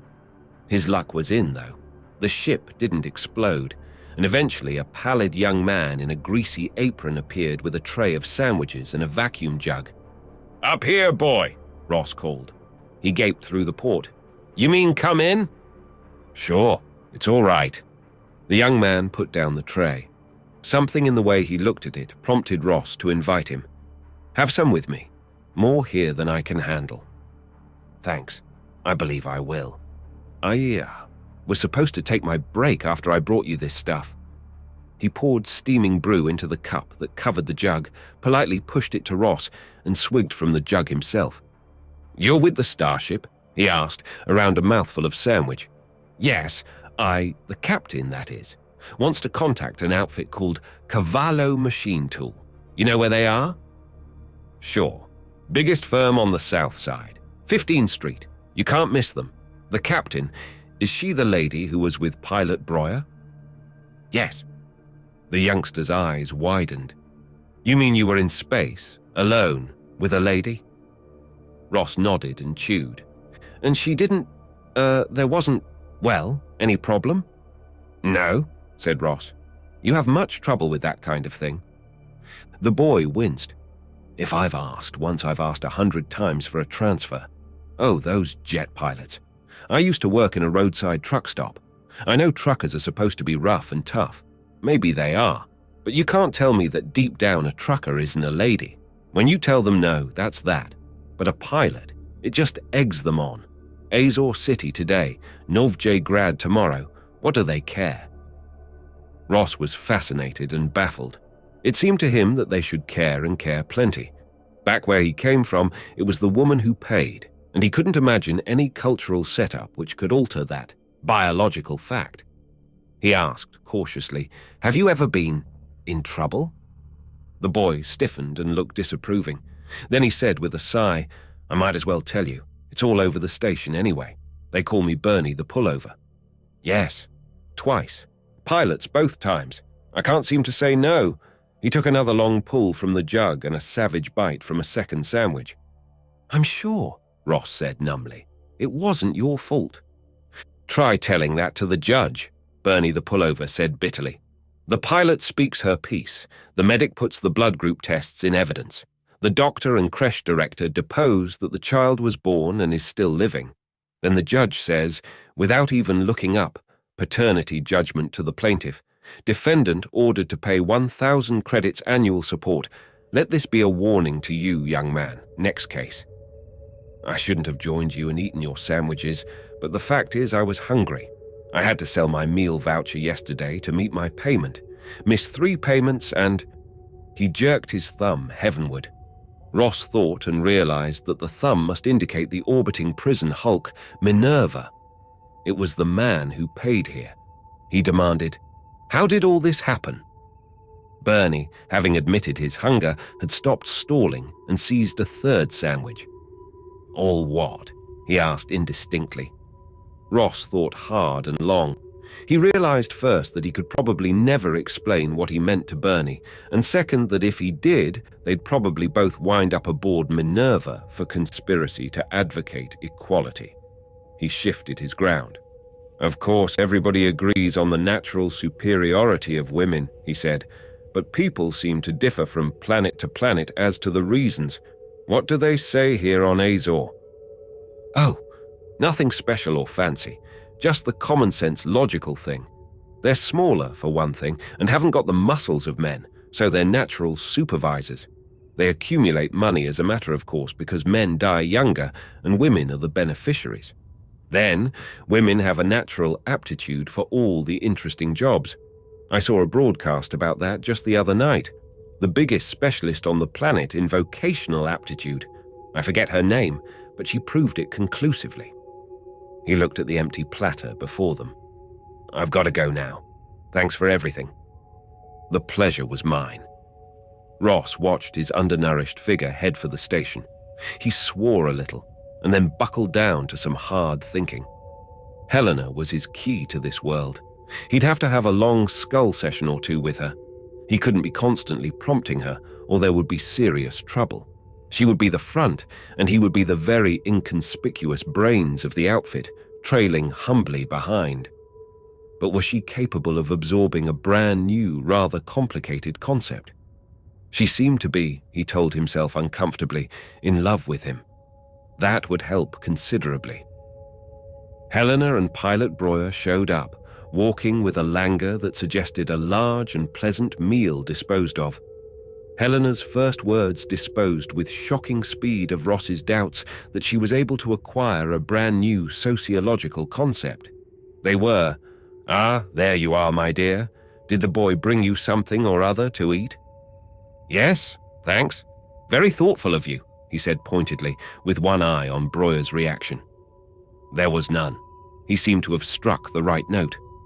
"Pilot Breuer," said Helena blandly, "thinks I'd enjoy an evening doing the town with her and a few friends." "But the Cavallo people?" "Ross," she said gently, "don't nag." He shut up and thought, wait until I get her out into space. If I get her out into space, she'd be a damned fool to leave this whacked-up culture. Breuer was saying, with an altogether too innocent air, "I'd better get you two settled in a hotel for the night. Then I'll pick up Helena and a few friends and we'll show her what old Novigrad has to offer in the way of nightlife. Can't have her batting around the universe saying Aza's sidewalks are rolled up at 2100, can we? And then she can do her trading or whatever it is with Cavallo bright and early tomorrow, eh?" Ross realized that he was being jollied out of an attack of the sulks. He didn't like it. The hotel was small and comfortable, with a bar crowded by roistering pilots and their dates. The glimpses Ross got of social life on Azor added up to a damnably unfair picture. It was the man who paid. Breuer roguishly tested the mattress in their room, nudging Helena, and then announced, "Get settled, kids, while I visit the bar." When the door rolled shut behind her, Ross said furiously, "Look, you! Protective mimicry's fine up to a point, but let's not forget what this mission is all about. We seem to be suckered into spending the night, but by hell tomorrow morning, bright and early, we find those Cavallo people." "There," Helena said soothingly. "Don't be angry, Ross. I promise I won't be out late," and she really did insist. "I suppose so," he grumbled. "Just remember it's no pleasure trip." "Not for you, perhaps," she smiled sweetly. He let it drop there, afraid to push the matter. Breuer returned in about 10 minutes with a slight glow on. "It's all fixed," she told Helena. "Got a swell crowd lined up.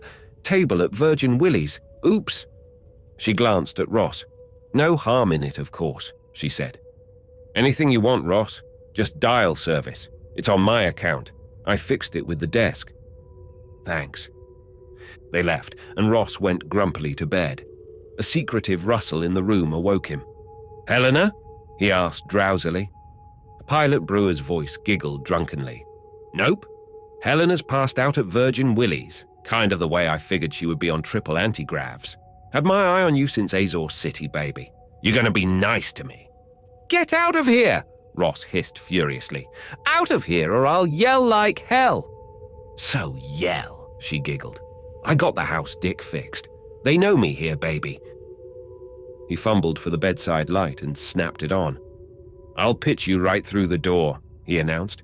"And if you give me any more lip, I won't bother to open it before I do." She hiccuped and said, "A spirited lad. That's the way I like 'em." With one hand, she drew a nasty-looking little pistol. With the other, she pulled a long zipper and stepped out of her pilot's coveralls. Ross gulped. There were 3 ways to play this: the smart way, the stupid way, and the way that all of a sudden began to look attractive. He tried the stupid way. He got the pistol barrel alongside his ear for his pains. "Don't jump me," Pilot Breuer giggled. "The boys that have tried to take this gun away from me are stretched end to end from here to Azor City.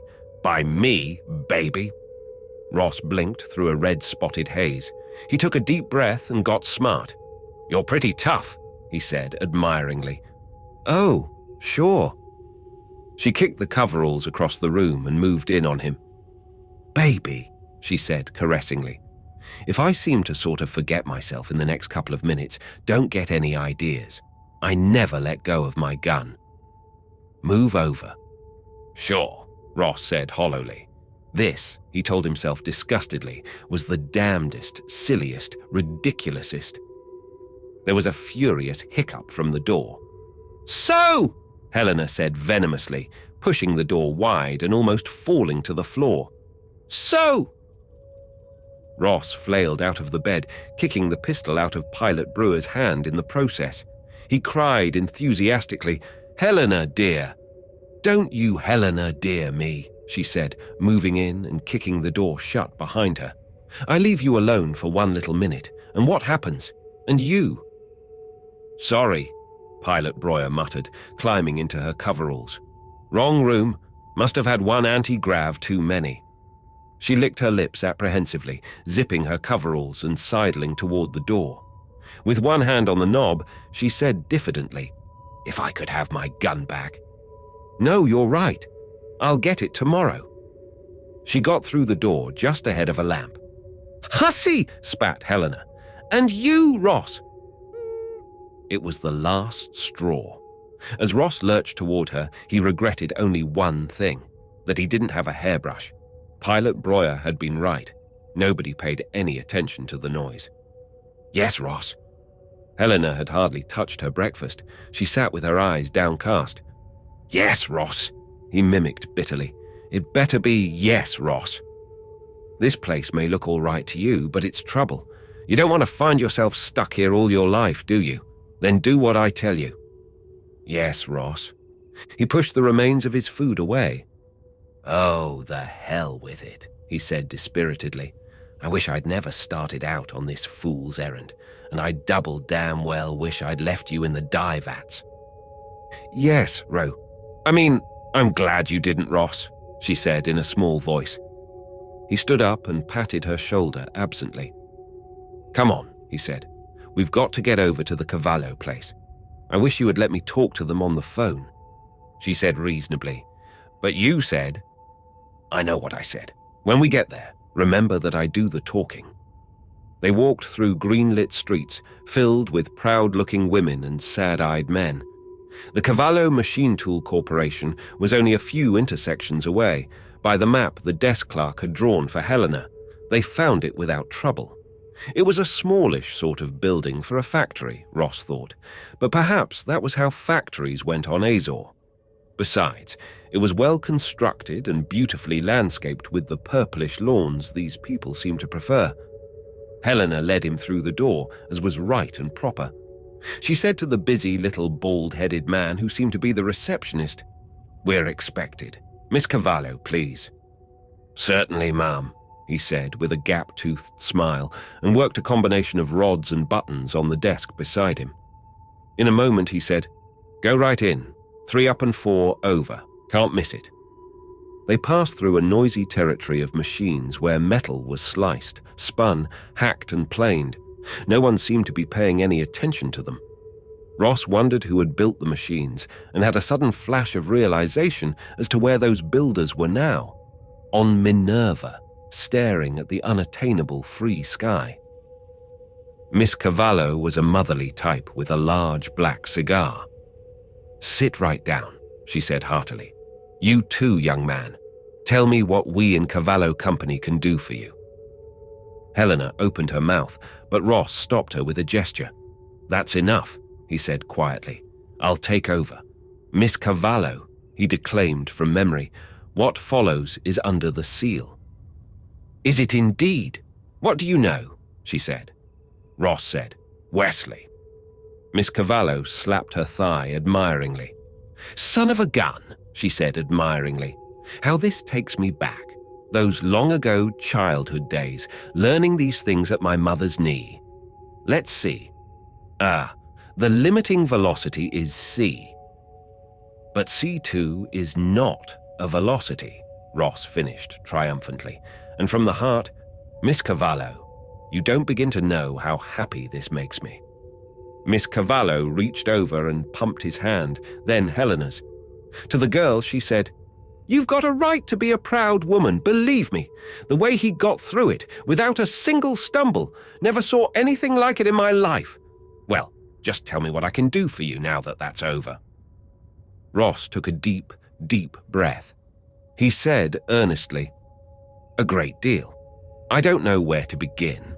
You see, it all goes back to Halsey's planet, where I come from.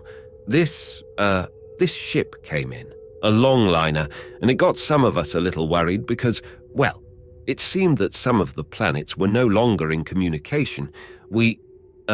Miss Cavallo?" She was smiling pleasantly enough, but Ross had the crazy feeling that he just wasn't getting through to her. "Go right ahead," she boomed. "God knows, I've got nothing against men in business. That's old-fashioned prejudice. Take your time. I won't bite you. Get on with your proposition, young man." "It isn't exactly a proposition," Ross said weakly. All of a sudden, the words seemed hard to find. "What did you say to a potential partner in the salvation of the human race when she just nodded and blew cigar smoke at you?" He made an effort. Halsey's planet was the 7th alternate destination for this ship, and so we figured, that is Miss Cavallo. It kind of looked like there was some sort of trouble, so Mr. Harland, he's the one who has the FTL secret on Halsey like you do here on Azor, he passed it on to me, of course. Well, he asked me to, sort of take a look around. He stopped. The words by then were just barely audible anyhow, and Miss Cavallo had been looking furtively at her watch. Miss Cavallo shrugged sympathetically to Helena. "They're all like that under the skin, aren't they?" she observed ambiguously. "Well, if men could take our jobs away from us, what would we do? Stay home and mind the kids." She roared and poked a box of cigars at Helena. "Now," she said briskly, "let's get down to cases. I really enjoyed hearing those lines from you, young man, and I want you to know that I'm prepared to help you in any possible way because of them. Open a line of credit, speed up deliveries, Send along some of our technical people to help you get set up. Anything. Now, what can I do for you? Turret lathes? Grinders? Screw machines?" "Miss Cavallo," Ross said desperately, "don't you know anything about the faster-than-light secret?" She said impatiently, "Of course I do, young man. Said the responses, didn't I? There's no call for that item, though." "I don't want to buy one," Ross cried. "I have one. Don't you realize that the human race is in danger? Populations are dying out or going out of communication all over the galaxy. Don't you want to do something about it before we all go under?" Miss Cavallo dropped all traces of a smile. Her face was like flint as she stood up and pointed to the window. "Young man," she said icily, "take a look out there. That's the Cavallo Machine Tool Company. Does that look as if we're going under?" "I know, but Clyde, Cernus 1, Reagan's world, at least a dozen planets I can name, are gone. Didn't you ever think that you might be next?" Miss Cavallo kept her voice level, but only with a visible effort. She said flatly, "No, never. Young man, I have plenty to do right here on Azor without bothering my head about those places you're talking about. 75 years ago, there was another fellow just like you. Flarney, some name like that. My grandmother told me about him. He came bustling in here, causing trouble, with that old silly jingle about Wesley and C-Square and so on, with some cock and bull story about a planet that was starving to death, stirring up a lot of commotion. Well, he wound up on Minerva because he wouldn't take no for an answer. Watch out that you don't do the same." She marched majestically to the door. "And now," she said, "if you've wasted quite enough of my time, kindly leave." "Stupid old bat," Ross muttered. They were walking aimlessly down 15th Street, the nicely landscaped machine tool works behind them. Helena said timidly, "You really shouldn't talk that way, Ross. She is older than you after all. Old heads are wisest," he wearily agreed. "Also the most conservative. Also the most rigidly inflexible. Also the most firmly closed to the reception of new ideas. With one exception." She reeled under the triple blasphemy and then faintly asked, "What's the exception?" Ross became aware that they were not alone. Their very manner of walking, he a little ahead, obviously leading the way, was drawing unfavorable attention from passers-by. Nothing organized or even definite, just looks ranging from puzzled distaste to anger.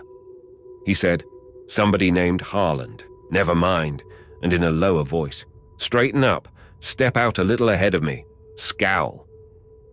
She managed it all except the scowl. The expression on her face got some stupefied looks from other pedestrians, but nothing worse. Helena said loudly and plaintively, "I don't like it here after all, Ross. Can't we get away from all these women?" Should the impulse seize you, placard ancient Brooklyn with 24 sheets proclaiming the Dodgers to be cellar-dwelling bums, mount a detergent box and inform a crowd of Altarians that they are degenerate slith-fondlers if you must. Announce in a crowded Cephean barroom that Sadkia Reval is no better than she should be. From these situations, you have some chance of emerging intact. But never, never pronounce the word women as Helena pronounced it on 15th Street, Novigrad, Azor. The mob took only seconds to form. Ross and Helena found themselves with their backs to the glass doors of a food store. The handful of women who had actually heard the remark were all talking to them simultaneously, with fist shaking.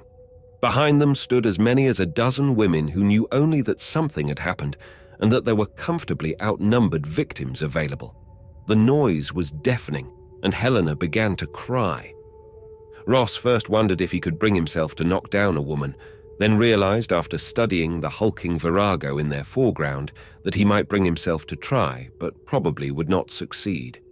She seemed to be accusing Helena of masquerading, of advocating equality, of uttering obscenely antisocial statements in the public road, to the affront of all decent-minded girls.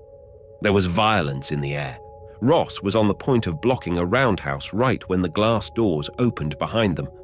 The small diversion distracted the imbecile collective brain of the mob. "What's going on here?" a suety voice demanded. "Ladies, may I please get through?" It was a man trying to emerge from the food shop with a double armful of cartons. He was a great fat slob, quite hairless and smelling powerfully of kitchen. He wore the gravy-spotted whites of any cook anywhere. The virago said to him, "Keep out of this, Willie. This fellow here's a masquerader. The thing I heard him say—" "I'm not," Helena wept. "I'm not." The cook stooped to look into her face and turned on the mob. "She isn't," he said definitely. "She's a lady from another system. She was slopping up triple antigravs at my place last night with a gang of jet pilots." "That doesn't prove a thing," the virago yelled. "Madam," the cook said wearily, "after her third antigrav, I had to trip her up and crown her. She was about to climb the bar and corner my barman." Ross looked at her fixedly. She stopped crying and nervously cleared her throat. "So if you'll just let us through," the cook bustled, seizing the psychological moment of doubt. His enormous belly bulldozed a lane for them. "Beg pardon. Excuse us. Madam, will you— Thank you. Beg pardon." The lynchers were beginning to drift away, embarrassed. The party had collapsed. "Faster!" the cook hissed at them. "Beg pardon?" And they were in the clear and well down the street. "Thank you, sir," Helena said humbly. "Just Willie, if you please," the fat man said. One hand descended on Ross's shoulder and another on Helena's. They both belonged to the virago. She spun them around, glaring. "I'm not satisfied with the brush-off," she snapped. "Exactly what did you mean by that remark you made?" Helena wailed. "It's just that you and all these other women here seem so young." The virago's granite face softened. She let go and tucked in a strand of steel wool hair. "Did you really think so, dear?" she asked, beaming. "There, I'm sorry I got excited. A wee bit jealous, were you? Well, we're broad-minded here in Novj Grad." She patted Helena's arm and walked off, smiling and jaunty. Virgin Willie led off and they followed him. Ross's knees were shaky. The virago had not known that to Helena, young meant stupid. The cook absently acknowledged smiles and nods as they walked. He was, obviously, a character. Between salutes, he delivered a low-voiced, rapid-fire reaming to Ross and Helena. "Silly stunt. Didn't you hear about the riots? Supposed to be arms caches somewhere here on the south side. Everybody's nerves absolutely ragged. Somebody gets smashed up in traffic. They blame it on us. Don't care where you're from. Watch it next time." "We will, Willie," Helena said contritely. "And I think you run an awfully nice restaurant." "Yeah?" said Ross, looking at her. Willie muttered, "I guess you're clear. You still staying at that hot pilot's hangout? This is where we say goodbye then. You turn left." He waddled on down the street. Helena said instantly, "I don't remember a thing, Ross." "Okay," he said. "You don't remember a thing." She looked relieved and said brightly, "So let's get back to the hotel." "Okay," he said, climbed the bar and tried to corner the... Halfway to the hotel, he slowed, then stopped and said, "I just thought of something. Maybe we're not staying there anymore. After last night, why should Breuer carry us on her tab? I thought we'd have some money to carry us from the Cavallos by now." "The ship?" she asked in a small voice. "Across the continent? Hell, maybe Breuer forgave and forgot. Let's try anyway." They never got as far as the hotel. When they reached the square, it stood on. There was a breathless rush, and Bernie stood before them, panting and holding a hand over his chest. "In here," he gasped, and nodded at a shop front that announced hot brew. Ross thoughtlessly started first through the door and caught Bernie's look of alarm. He opened the door for Helena, who went through smiling nervously. They settled at a small table in an empty corner in stiff silence. "I've been walking around that square all morning," Bernie said, with a cowed look at Helena. Ross told her, "This young man and I had a talk yesterday at the plane while you were eating. What is it, Bernie?" He still couldn't believe that he was doing it, but Bernie said in a scared whisper, "Wanted to head you off and warn you."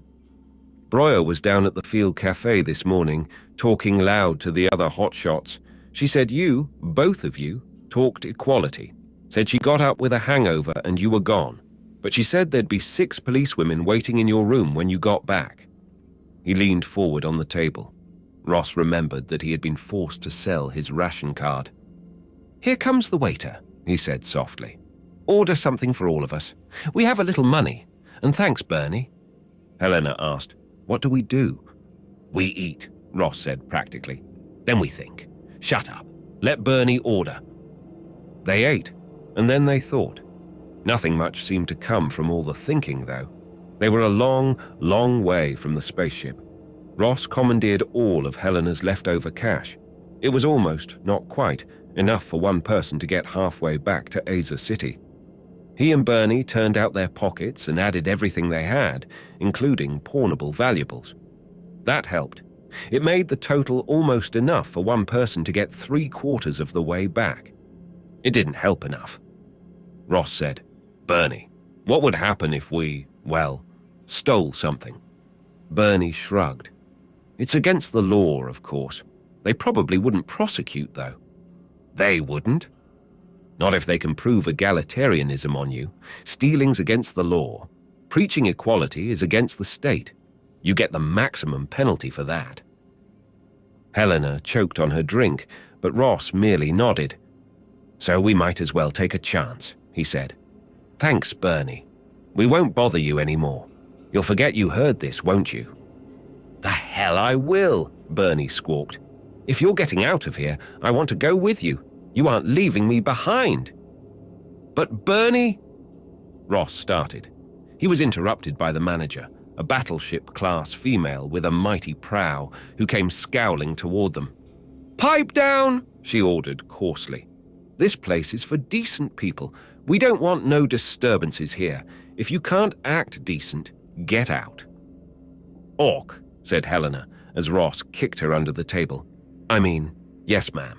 Sorry if we were talking too loud." They watched the manager walk away in silence. As soon as she was fairly away, Ross hissed, "It's out of the question, Bernie. You might be jumping from the frying pan into the fire." Bernie asked, startled. "The what?" Never mind. It's just an expression where I come from. It means you might get out of this place and find yourself somewhere worse. We don't know where we're going next. You might wish to God you were back here within the next 3 days." "I'll take that chance," Bernie said earnestly. "Look, Ross, I played square with you. I didn't have to stick my neck out and warn you. How about giving me a break, too?" Helena interrupted. "He's right, Ross. After all, we owe him that much, don't we? If a person does that much for a person ought to—" "Oh, shut up!" Ross glared at both of them.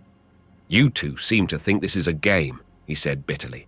"Let me set you straight, both of you. It isn't. More hangs on what happens to me than either of you realize. The fate of the human race, for instance." Helena flashed a look at Bernie. "Of course, Ross," she said soothingly. "Both of us know that, don't we, Bernie?" Bernie stammered. Sure we do, Ross." He rubbed his ankle. He went on, "Honest, Ross, I want to get the hell away from Azor once and for all. I don't care where you're going. Anything would be better than this place and the damned female bloodsuckers that—" He stopped, petrified. His eyes, looking over Ross's shoulder, were enormous. "Go on, Sonny," said a rich female voice from behind Ross. "Don't let me and the lieutenant stop you just when you're going good." "It must have been that damn manager," Bernie said for the 15th time. Ross uncrossed his legs painfully and tried lying on the floor on his side. "What's the difference?" he asked. "They got us. We're in the jug. And face it, somebody would have caught us sooner or later, and we might have wound up in a worse jail than this one." He shifted uncomfortably. "If that's possible, why don't they at least have beds in these places?" "Oh," said Bernie immediately. "Some do. The jails in Azor City and Nuevo Reykjavik have beds. Novigrad, Eleanor and Milo don't. That's what they tell me," he added virtuously. "Sure," Ross growled. "Well, what do they tell you usually happens next?" Bernie spread his hands. Different things. First there's a hearing. That's all over by now. Then an indictment and trial. Maybe that's started already. Sometimes they get it in on the same day as the hearing, sometimes not. Then, tomorrow, sometime, most likely, comes the sentencing. We'll know about that, though, because we'll be there. The law's very strict on that. They always have you in the court for sentencing. Ross cried. You mean the trial might be going on right now without us? Of course. What else? Think they'd take a chance on having the prisoners creating a disturbance during the trial? Ross groaned and turned his face to the wall. For this, he thought, he had come the better part of 100 light years. For this, he had left a comfortable job with a brilliant future. He spent a measurable period of time cursing the memory of old Harland and his double-jointed, persuasive tongue. Back in the days of Ross's early teens, he had seen a good many situations like this in the Tridis, and the hero had never failed to extricate himself by a simple exercise of superhuman strength, intellect, and ingenuity. That, Ross told himself, was just what he needed now. The trouble was, he didn't have them. All he had was the secret of faster-than-light travel, and here on Azor, as on the planet of the Greybeards, it had laid a king-sized egg. Women, Ross thought bitterly. Women were basically inward-directed and self-seeking. Trust them with the secret of FTL. Make them like the Cavallos, custodians of a universe-racking truth, and see the secret lost or embalmed in sterile custom. What, he silently demanded of himself, did the greatest of scientific discoveries mean to a biological baby foundry? How could any female, no single member of which class had ever painted a great picture, written a great book, composed a great sonata, or discovered a great scientific truth, appreciate the ultimate importance of the FTL drive? It was like entrusting a first folio Shakespeare to a broody hen. The shredded scraps would be made into a nest, for the egg came first. Motherhood was all. That explained it, of course. That, Ross told himself moodily, explained everything except why the FTL secret had fallen into apparently equal or worse desuetude on such planets as Gemsel, Clyde, Cernus I, Regensworld, Tau Ceti Secu, Capella's family of 8, and perhaps 100 others. Regensworld was gone entirely, drowned in a planetary nebula. The planet of the Greybeard had gone to seed. Nothing new, nothing not hallowed by tradition, had a chance in its decrepit social order. His home, Halsey's planet, was rapidly, calmly, inevitably depopulating itself.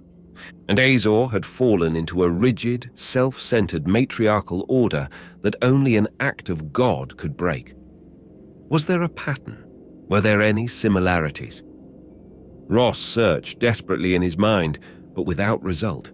The image of Helena kept intruding itself between him and his thoughts. Was he getting sentimental about that sweet little chucklehead?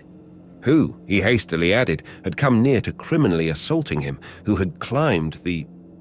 He turned to the little waiter and demanded, "Will she, Helena, be on the orbital station with us if we're all convicted?" No, I should think not. As a responsible person, she gets the supreme penalty. Ross numbly asked after a long pause, "How?" "Nothing. Painful." It was hard to think of Helena dangling grotesquely at a rope's end, or jolting as she sat strapped in a large, ugly chair. But there were things he had heard of which were horribly worse. Bernie had been watching him. "I'm sorry," the little man said soberly. "It's up to the judge. She's a foreigner, so they may consider that an extenuating circumstance and place some quick-acting poison aboard for her to take. Otherwise, it's slow starvation." A faint, irrational hope had begun to dawn in Ross's mind. Aboard what? Exactly how does it work? They'll put her aboard some hulk with the rockets disabled, fire it off into space, and that's that. I suppose they'll use the ship she came in. Ross was frantically searching his pockets. He had a stylus. "Got any paper?" he briskly demanded of Bernie. "Yes, but..." The waiter blankly passed over an order book. Ross sprawled on the floor and began to scribble. "Never mind how or why this works. Do it. You saw me work the big fan-shaped computer in the center room, and you can do it too. Find the master star maps in the chart room. Look up the coordinates of Halsey's system. Set these coordinates on the 27 dials marked proximate mass. Take the readings on the windows above the dials and set them on the cursors of the computer." He scribbled furiously from time to time, forcing himself deliberately to slow down as the writing became an unreadable scrawl. He filled the ruled fronts of the order pages and then the backs, perhaps 10,000 closely written words, and not one of them wasted. Harlan's precise instructions, mercilessly drilled into him, flowed out again. He flung the stylus down at last and read through the book again, ignoring the gaping Bernie. It was all there, as far as he could tell. Grant her a lot of luck and more brains than he privately credited her with, and she had a fighting chance of winding up within radar range of Halsey's planet. GCA could take her down from there. An annoying ship-like object hanging on the radar scopes would provoke a reconnaissance. She knew absolutely nothing about FTL or the Wesley Drive, but then, neither did he. That fact itself was no handicap. He might rot on Minerva, but some word might get back to Harland, and so would the ship, and Helena would not perish miserably in a drifting hulk. Bernie saw the mysterious job was ended and dared to ask, "A letter?" "No," Ross said jubilantly. "By God, if things break right, they won't get her. It's like this." He happily began to explain that his FTL ship's rockets were only auxiliaries for fine maneuvering, but he counted on the court not knowing that. If he and Helena could persuade. As he went on, the look on Bernie's face changed very slowly from hope to pity to politely simulated interest. Correspondingly, Ross's accounting became labored and faulty. The pauses became longer, and at last he broke off, filled with self-contempt at his folly. He said bitterly, "You don't think it'll work?" "Oh, no," Bernie protested with too much heartiness. "I could see she's awfully mechanically minded for a woman, even if it wouldn't be polite to say so. Sure it'll work, Ross. Sure." The hell it would. At least he had disposed of a few hours, and perhaps some bungling setting would explode the ship, or end a Wesley jump in the heart of a white dwarf star, sudden annihilation, whiffing Helena out of existence before her body could realize that it had died, before the beginning of apprehension could darken happy absorption with a task she thought would bring her to safety. For that reason alone, he had to carry the scheme through. The courtroom was a chintzy place, bright with spring flowers. Ross and Helena looked numbly at one another from opposite corners while the previous order of business was cleared from the docket. A wedding. The judge, unexpectedly sweet-faced and slender though grey, obviously took such parts of her work seriously. "Marilyn and Kent," she was saying earnestly to the happy couple, "I suppose you know my reputation. I lecture people a bit before I tie the knot. Evidently it's not such a bad idea because my marriages turn out well. Last week in Eleanor, one of my girls was arrested and reprimanded for gross infidelity, and a couple of years ago, right here in Novjigrad, one of my boys got 500 lashes for non-support. Let's hope it did them some good, but the cases were unusual. My people, I like to think, know their rights and responsibilities when they walk out of my court, and I think the record bears me out. Marilyn, you have chosen to share part of your life with this man. You intend to bear his children. This should not be because your animal appetites have overcome you, and you can't win his consent in any other way, but because you know, down deep in your womanly heart, that you can make him happy. Never forget this. If you should thoughtlessly conceive by some other man, don't tell him. He would only brood. Be thrifty, Marilyn. I have seen more marriages broken up by finances than any other reason. If your husband earns 100 Elinors a week, spend only that and no more. If he makes 50 Elinors a week, spend only that and no more. Honorable poverty is preferable to debt. And from a practical standpoint, if you spend more than your husband earns, he will be jailed for debt sooner or later, with resulting loss to your own pocket. Kent, You have accepted the proposal of this woman. I see by your dossier that you got in just under the wire. In your income group, the anti-bachelor laws would have caught up with you in one more week. I must say I don't like the look of it, but I'll give you the benefit of the doubt. I want to talk to you about the meaning of marriage. Not just the wage assignment, not just the insurance policy, not just the waiver of paternity and copulation rights, so-called. Those, as a good citizen, you will abide by automatically. Heaven help you if you don't. But there is more to marriage than that. The honor you have been done by this woman who sees you as desirable and who wishes to make you happy over the years is not a sterile legalism. Marriage is like a rocket, I sometimes think. The brute, unreasoning strength of the main jets representing the husband's share, and the delicate, precise steering and stabilizing jets the wife's. We have all of us seen too many marriages crash to the ground like a rocket when these roles were reversed. It is not reasonable to expect the wife to provide the drive, that is, the income. It is not reasonable to expect the husband to provide the steering, that is, the direction of the personal and household expenditures. So much for the material side of things. On the spiritual side, I have little to say. The laws are most explicit. See that you obey them, and if you don't, you had better pray that you wind up in some court other than mine. I have no patience with the obsolete doctrine that there is such a legal entity as seduction by female, despite the mouthings of certain so-called jurists who disgrace the bench of a certain nearby city. Having heard these things, Marilyn and Kent step forward and join hands. They did. The ceremony was short and simple. The couple then walked from the courtroom under the beaming smile of the judge. A burly guard next to Ross pointed at the groom. "Look," she said sentimentally. "He's crying. Cute." "I don't blame the poor sucker," Ross flared, and then, being a man of conscience, wondered suddenly if that was why, on Halsey's planet, women cried at weddings. A clerk called, "Dear, let's have those egalitarians front and center, please. Her honor's terribly rushed." Helena was escorted forward from one side, while Ross and Bernie were jostled to the fore from the other. The judge turned from the happy couple. As she looked down at the three of them, the smile that curved her lips turned into something quite different.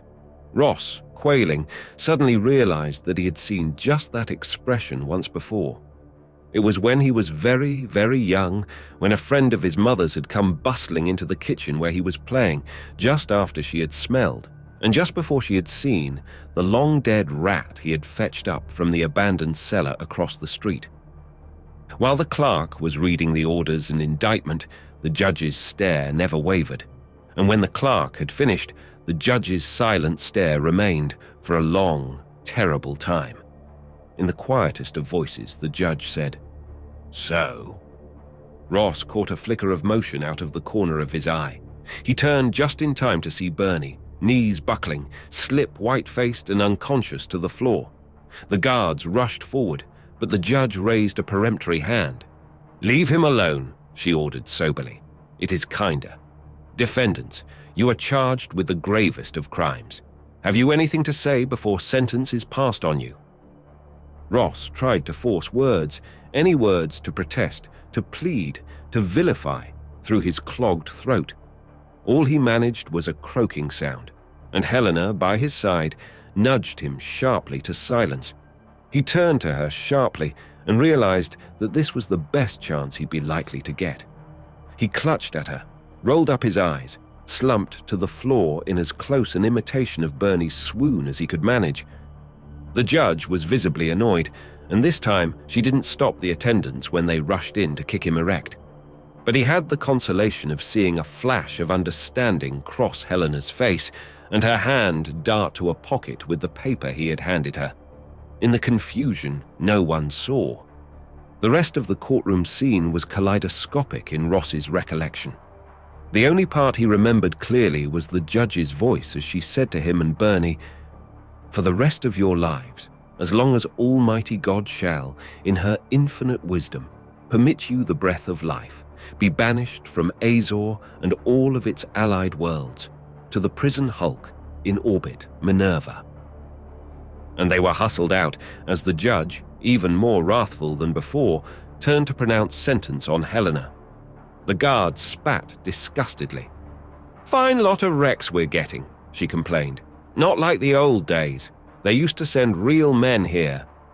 She glowered at Ross and Bernie, holding their commitment papers loosely in her hand. "And for treason too," she added. "Used to be it took guts to commit a crime against the state." She shook her head, then made a noise of distaste and scribbled initials on the commitment papers.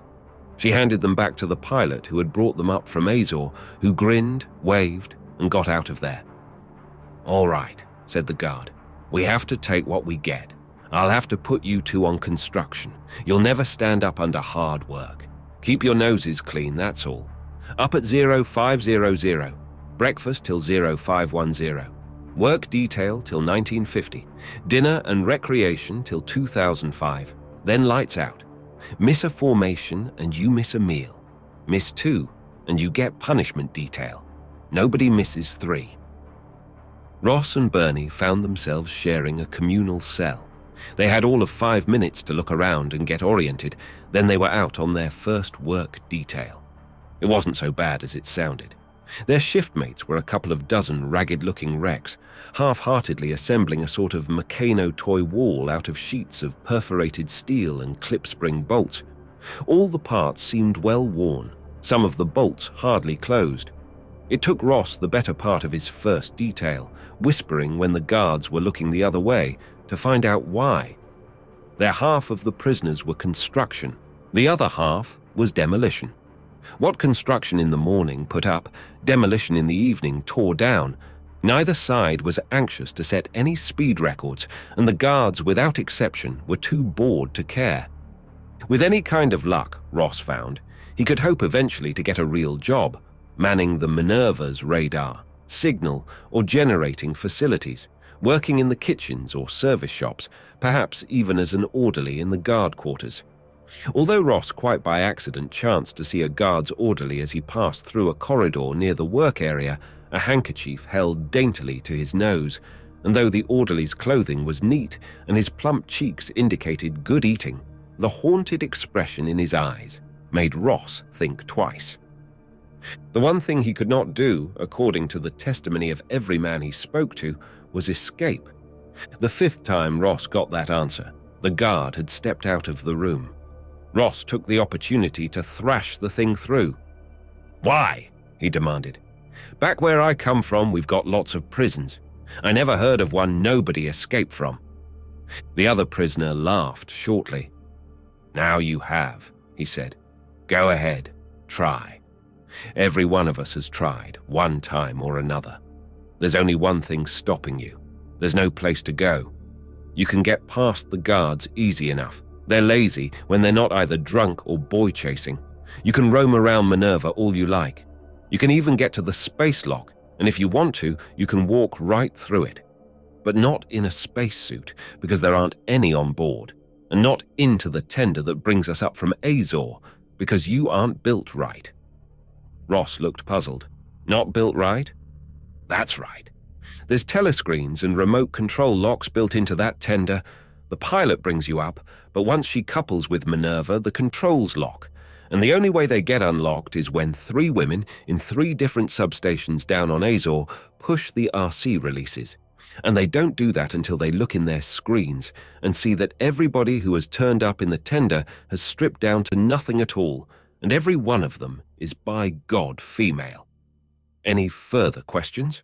He grinned wryly. "Don't even think about plastic surgery, if that happens to cross your mind," he said. "We have 2 men here who tried it. You don't have much equipment here. You can't do a neat enough job." Ross gulped. "Hadn't given it a thought," he assured the other man. "You can't even hide away in a trunk or something?" The prisoner shook his head. "Aren't any trunks. Everything's one way, Azor to Minerva, except pilots and guards. No men ever go back. When you die, you go out the lock, without a ship. Same with everything else that they want to get rid of." Ross thought hard. What if you're sent up here and all, and then some new evidence turns up and you're found innocent? Don't they send you back then? Found innocent? The man looked at Ross pityingly. Man, you are new. Hey, he called. Hey, Chuck. This guy wants to know what happens if they find out back on Azor that he's innocent. Chuck exploded into laughter. Wiping his eyes, he walked over to Ross. Thanks, he grinned. Haven't had a good laugh in 15 years. I don't see that that's so funny, Ross said defensively. After all, the judge can make a mistake. None of us is per orc. Shut up, Chuck hissed, holding a hand over Ross's mouth. Do you want to get us all in real trouble? Some of these guys would rat to the guards for an extra hunk of bread. The judges never make a mistake. And his lips formed the silent word, officially. He let go of Ross and stood back, but didn't walk away. He scratched his head. Say, he said, you ask some stupid questions. Where are you from, anyhow? Ross said bitterly, what's the use? You won't believe me. I happen to be from a place called Halsey's planet, which is a good long distance from here. About as far as light will travel in 200 years, if that gives you an idea. I came here in an FTL, that is, a faster-than-light ship. You don't know what that is, of course, but I did. It was a mistake, I admit it, but here I am. Somewhat to Ross's surprise, Chuck didn't laugh again. He looked dubious, and he scratched his head some more, but he didn't laugh. To the other prisoner he said, What do you think, Sam? Sam shrugged. So maybe we were wrong, he observed. Ross demanded, Wrong about what? Well, Chuck said hesitantly, there's a guy here named Flarney. He's a pretty old son of a gun by now, must be at least 90, and he's been here a good long time. Dunno how long, but he talks crazy just like you.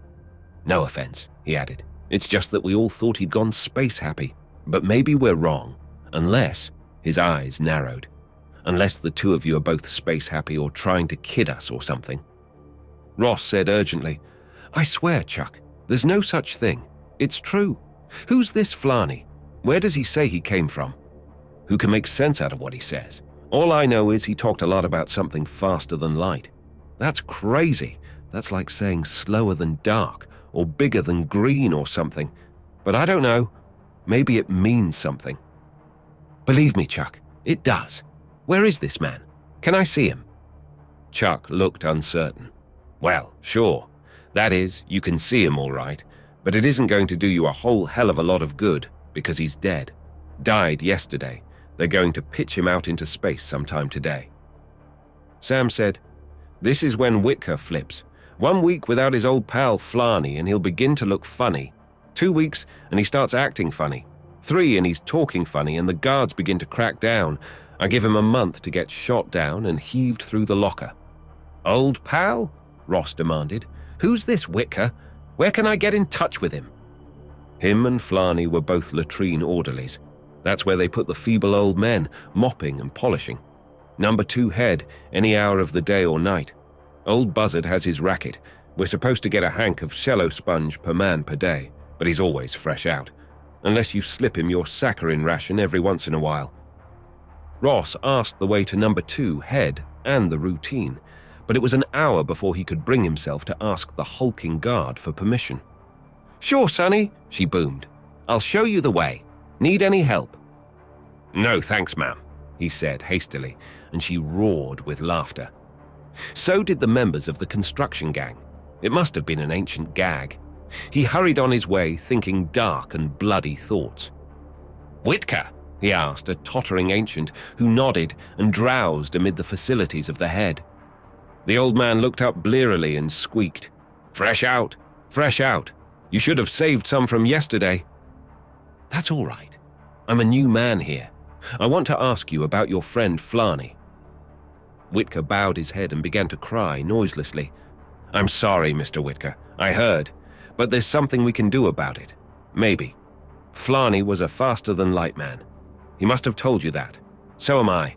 Ross, from Halsey's planet. He hadn't the faintest idea as to whether any of this was getting through to the ancient. It seems Flarney and I were both on the same mission, finding out how and why planets were dropping out of communication. You and he used to talk a lot, they tell me. Did he ever tell you anything about that?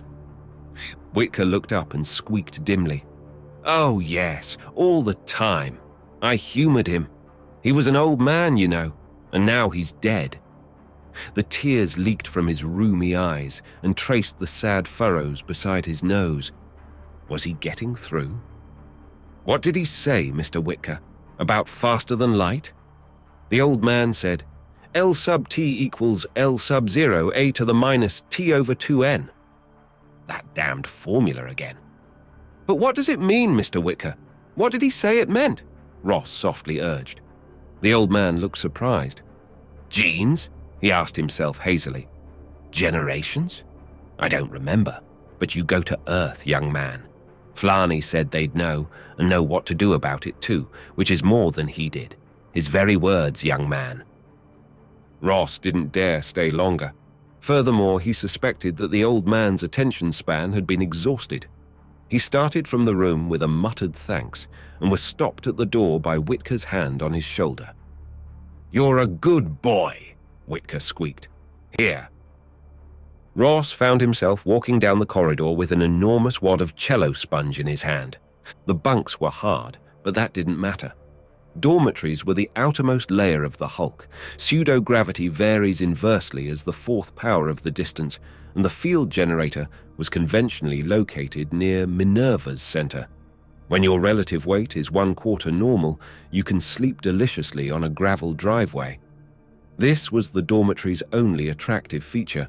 Otherwise, it was too many steel slabs, tiered and spotted too close, too many unwashed males, too much weary snoring. The only things in short supply were headroom and air. Not everybody slept. Insomniacs turned and grunted. Those who had given up the struggle talked from bunk to bunk in considerately low tones. Bernie muttered from a third-tier bunk facing Ross's, "I wonder if she made it." Ross knew what he meant. "Unlikeliest thing in the world," he said, "but I think she went fast and never knew what hit her." He thought of the formula, and they'd know on Earth and know what to do about it too. Earth, the enigma, from which all planetary peoples were supposed to be derived. Earth, the dot on the traditional master charts. Earth, from which and to which no longliners ever seemed to travel. Harland had told him no FTL ship had in recent centuries ever reported again after setting out for Earth. Another world sunk in barbarism? But Flarney had said, no, that was not data. That was the confused recollections of a very old man, possibly based on the confused recollections of another very old man. Perhaps it had got mixed up with the semi-legendary origin story. Poor sweet Helena. He hoped it had happened fast, that she had been thinking of some pleasant prospect on Halsey's planet. In her naive way, she'd think it just around the corner, a mere matter of following instructions. So thought Ross, the pessimist. In his gloom, he had forgotten that this was exactly what it was. In his snobbishness, he never realized that he was guilty of the most frightful arrogance in assuming that what he could do, she could not. In his ignorance, he was not aware that since navigation began, every new instrument, every technique, has drawn the shuddery warnings of savants that uneducated skippers, working by rote, could not be expected to master these latest fruits of science, or that uneducated skippers since navigation began have cheerfully adopted new instruments and techniques at the drop of a hat, and that never once have the shuddery warnings been justified by the facts. Up the aisle, somebody was saying in a low, argumentative tone, "I saw the drum myself. Naturally, it was marked Dulcian Creme, but the guards here never did give a damn whether their noses were dull or bright enough to flag down a freighter, and I don't think they've suddenly changed. It was booze, I tell you. 50 liters of it. Gord, the hangovers tomorrow. We'll all have to watch our steps. I hope they don't do anything worse than getting quietly drunk in their quarters. Those foot-kissing orderlies will get a workout, but who cares what happens to an orderly? They haven't been on a real tier since I've been here. Lucky you. Let's hope they don't bust loose tonight. It's a break in the monotony, sure, but those girls play rough. 5 prisoners died last time." "They beat them up?" One of them? What about the others? Oh, Gord. 50 litres, you said. Bernie began to whimper. Not again. Not those plug uglies. I swear I'll throw myself through the space lock if they make a pass at me. Ross, isn't there anything we can do? Seems not, Bernie. Maybe they won't come in. Or if they do, maybe they'll pass you by. There certainly isn't any place to hide. A raucous female voice roared through the annunciator. Bed check 5 minutes, boys. Anybody got any little thing to do down the hall? Better do it now. See you later. Hiccup and drunken giggle. For the first time in his life, Ross suddenly and spontaneously acted like a tried-eye hero, with the exception that he felt like a silly ass through it all. Got an idea, he muttered. Get out of your bunk. He pulled the wad of cello sponge, old Whitker's present, from his pocket and yanked it in half, one for him and one for Bernie. The pullover said faintly, Thanks, but I don't have to. Ross didn't bother to answer. He was carefully fluffing the stuff out to its maximum dimensions.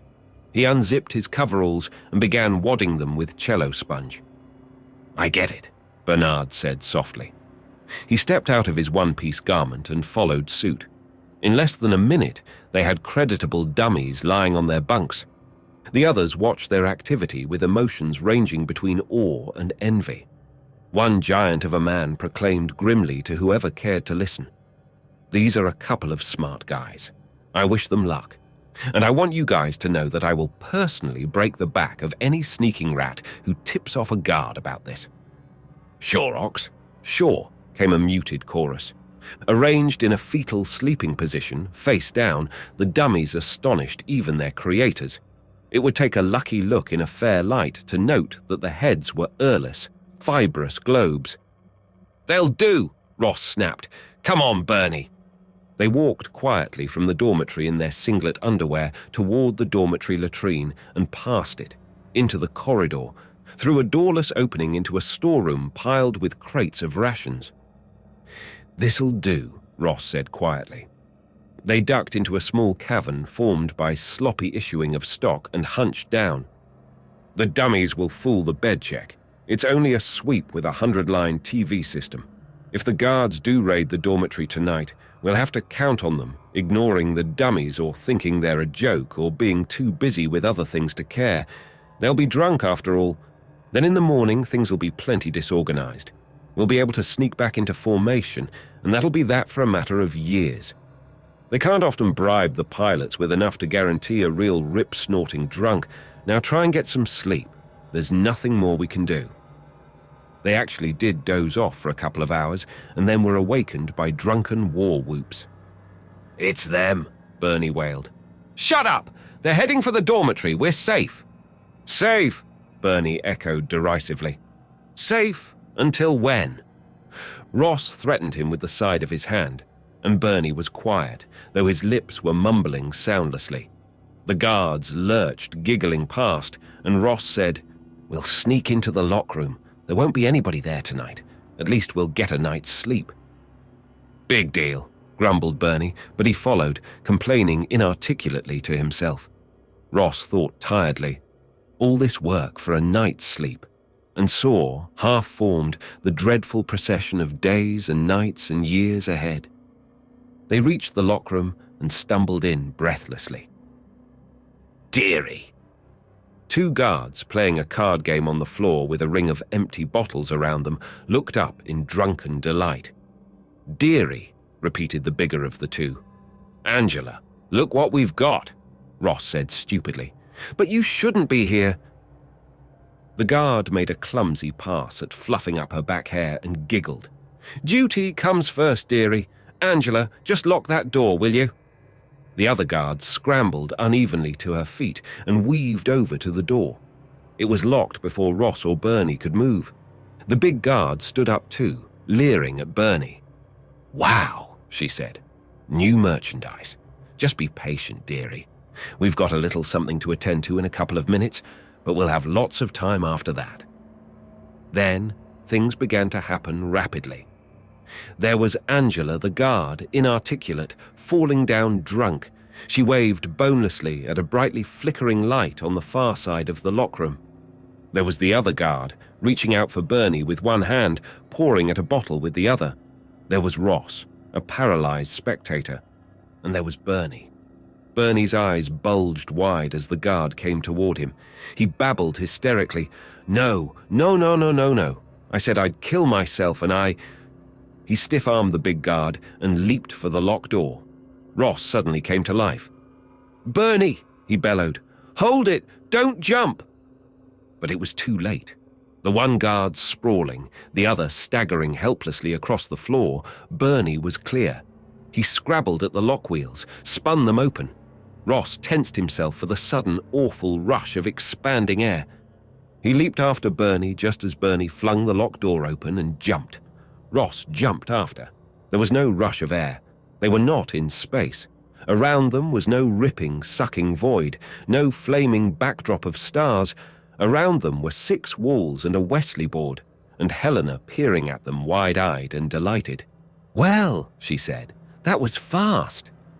Ross said, "But—" Helena, hanging from the acceleration loops, smiled maternally.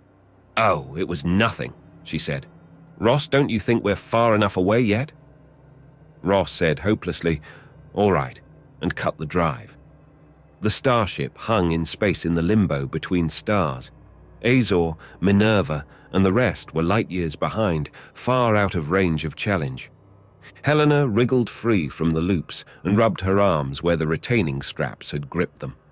"After all," she said demurely, "you told me how to run the ship. And really, Ross, I'm not quite stupid." Ross said, But what, Ross? It isn't as if I were some sort of brainless little thing that had never run a machine in her life. My goodness, Ross." She wrinkled her nose. "You should remember. All those days in the dye vats? Don't you think I had to learn a little something about machines there?" Ross swore incredulously.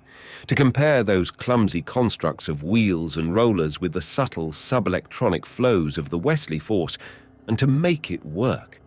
He said unbelievingly, "And the Minerva helped you vector in? They gave you the coordinates and radared your course?"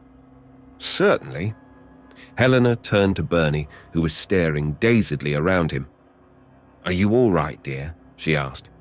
Ross turned his back on them and faced the Wesley Christmas tree of controls. "Don't question it," he told himself.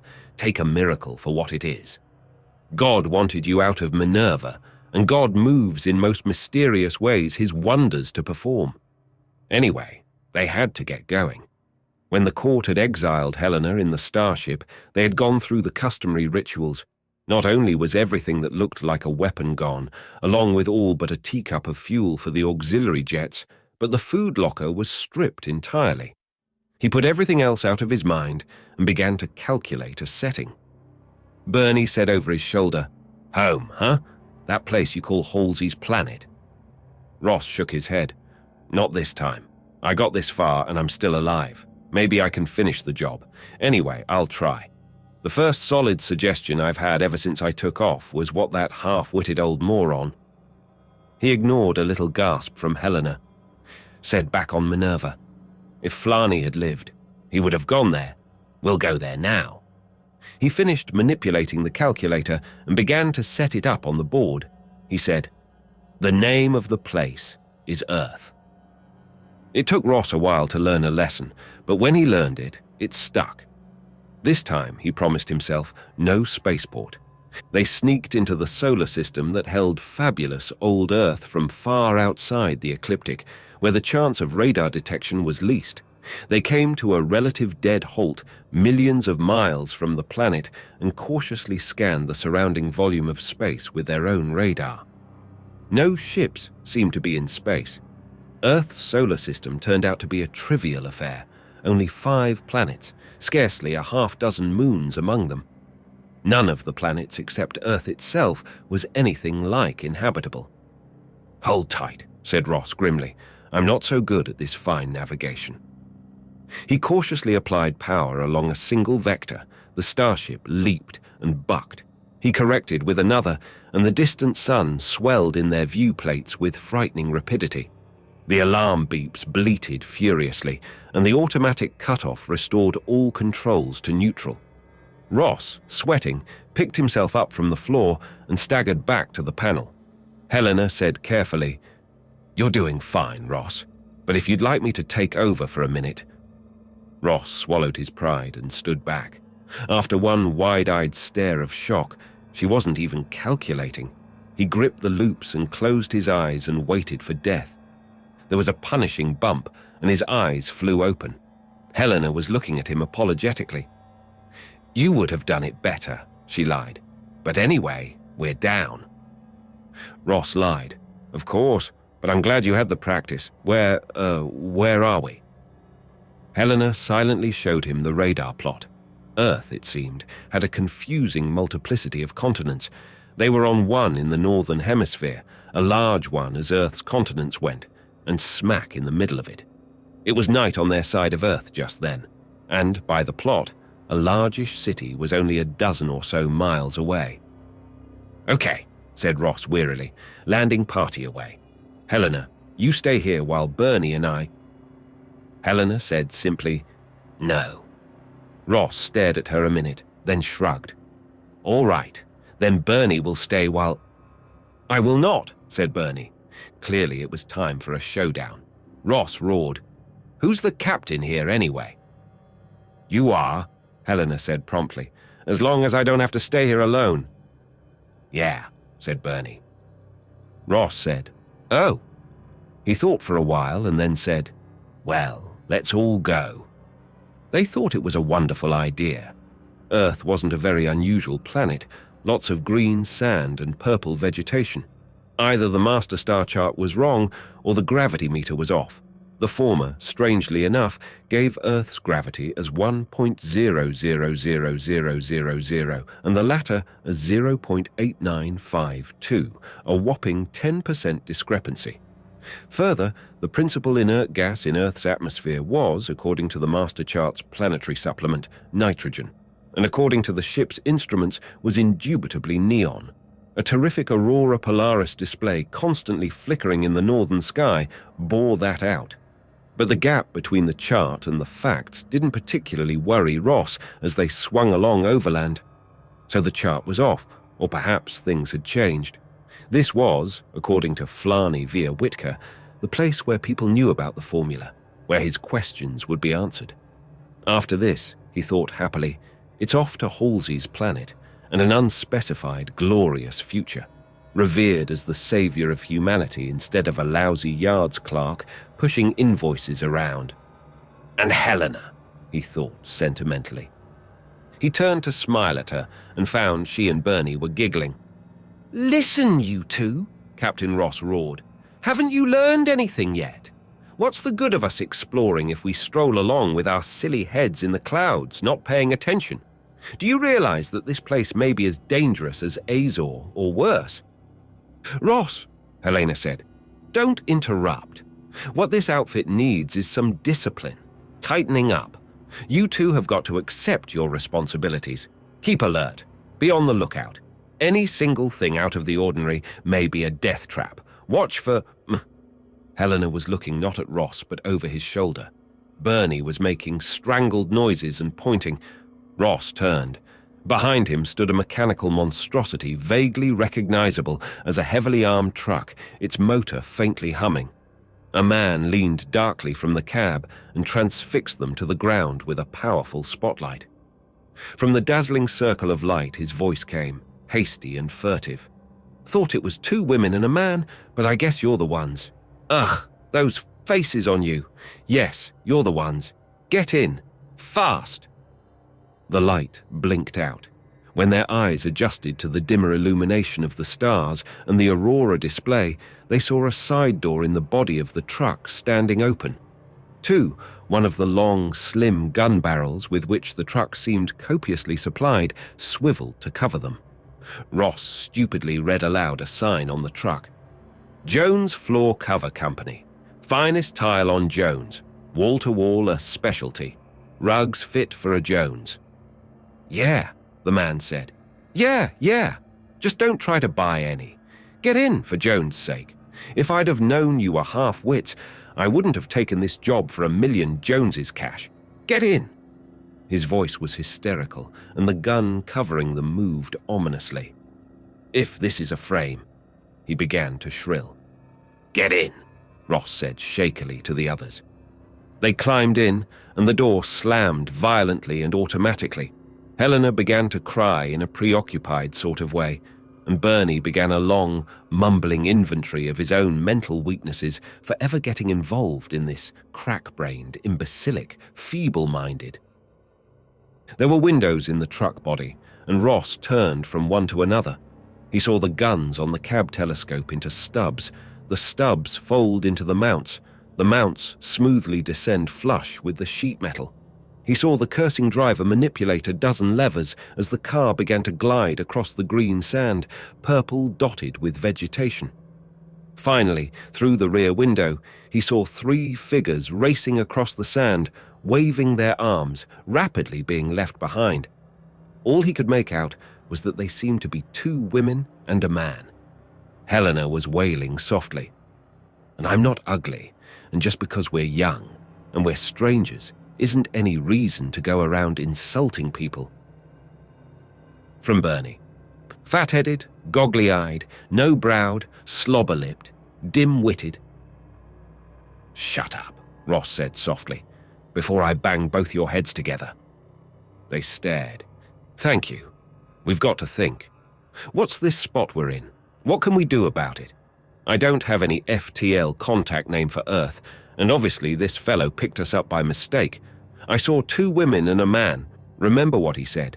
Just now trying to catch up with us. He seems to be some kind of criminal. Otherwise, why a disguised gun carrier? Why floor coverings but don't try to buy any? And Jones seems to be the name of the local political subdivision, the name of the local deity and the currency. That's important. It points to a rigid one-man dictatorship. Jones, of course, or possibly his dynasty. What course of action should we take? Kick it around.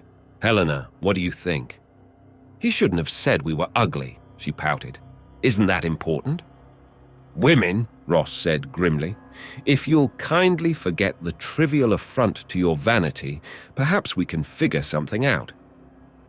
Helena said stubbornly, but he shouldn't. We're not.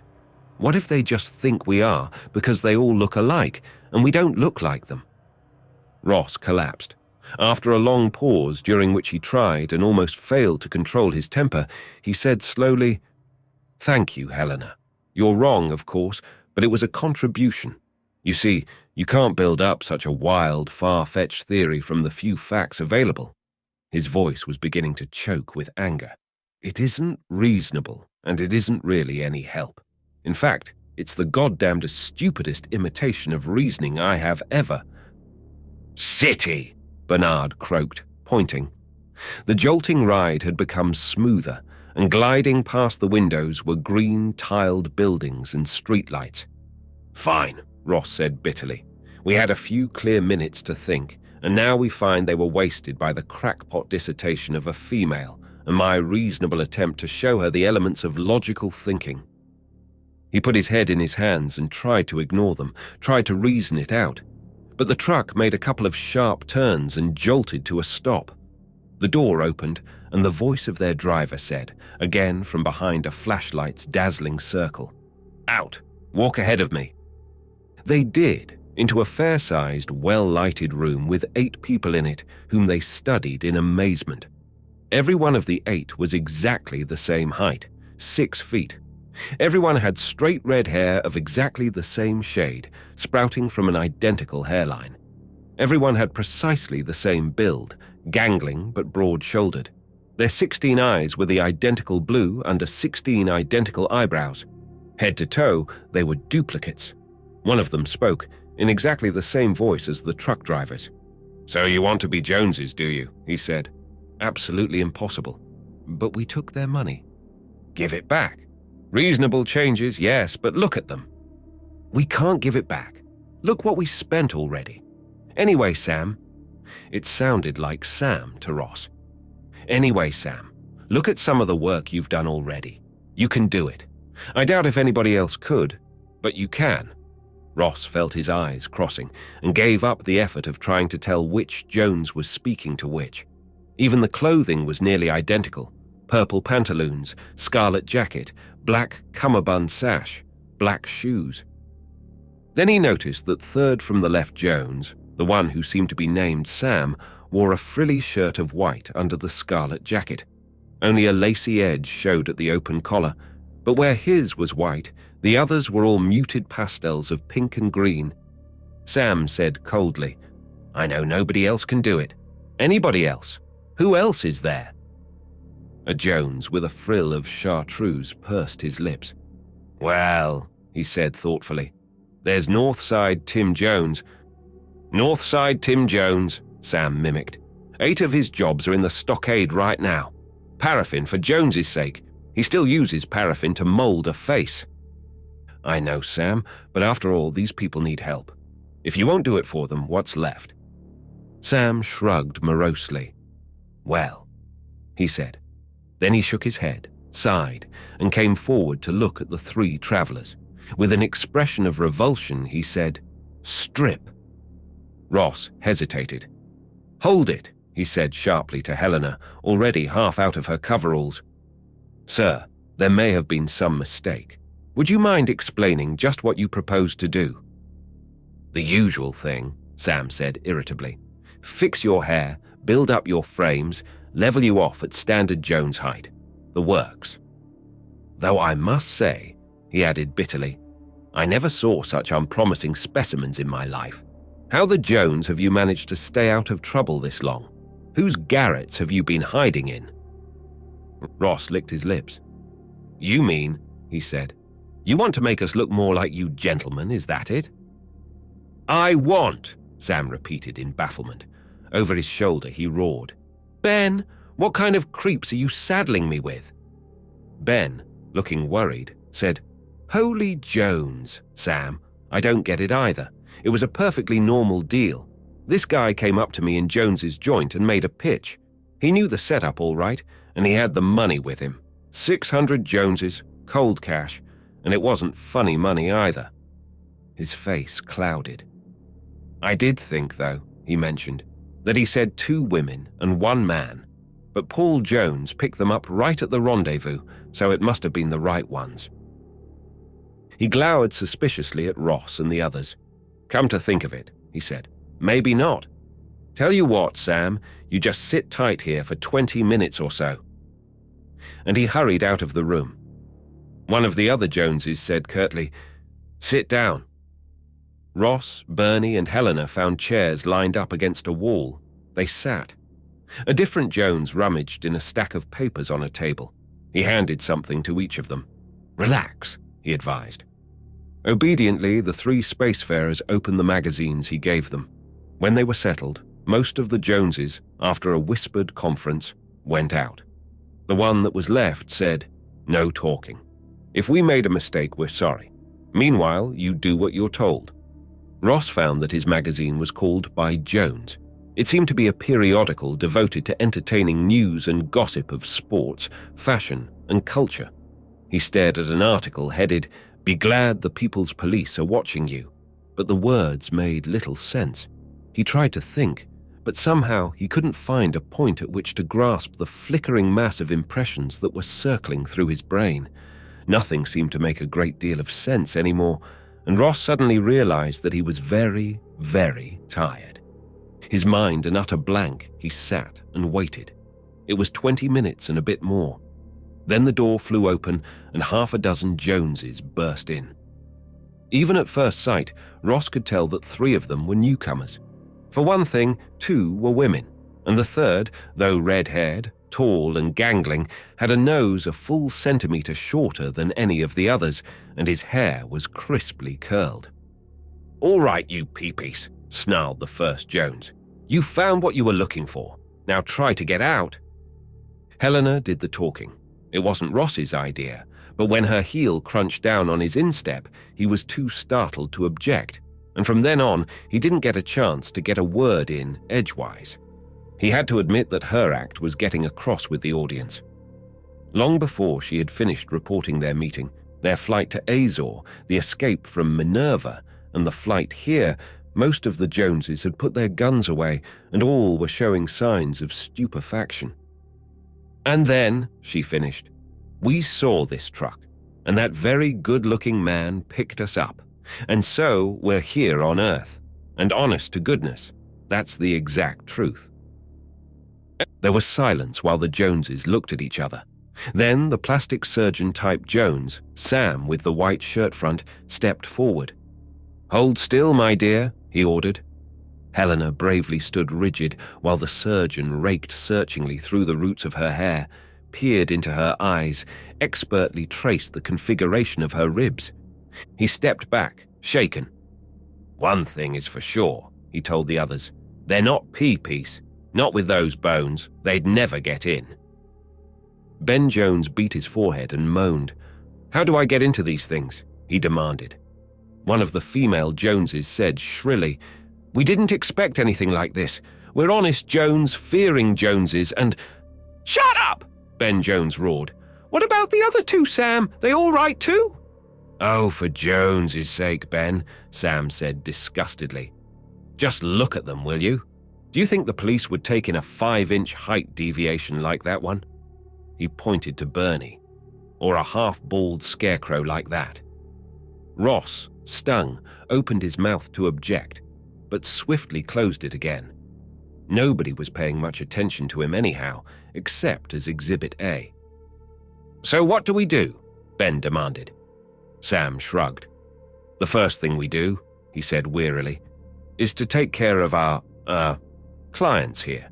We get them out of the way, and then we decide what to do next." He looked around at the other Joneses. "If you three will come this way," he said, "we'll finish up your job and get you back home. I needn't remind you, of course, that if you should happen to mention anything you've seen here tonight to the pea-piece, it would—" His voice was cut off by the closing door before Ross could catch the nature of the threat. Ben Jones stayed behind, scowling to himself. "You people got any Joneses?" he demanded abruptly. "You mean money?" "Not any at all," Helena said honestly. Ross could have kicked her. Ben Jones growled deep in his throat. "Always it happens to me," he complained. "I suppose we're going to have to feed you too." "Well," Helena said diffidently, "we haven't eaten in a long time." Ben Jones swore to his God, whose name was Jones, but he stepped to the door and ordered food. When it came, it was surprisingly good. Each of the three, with their diverse backgrounds, found it delicious. While they were eating, Ben Jones sat watching them, refreshing himself from time to time with a greenish bubbling liquid out of a jug.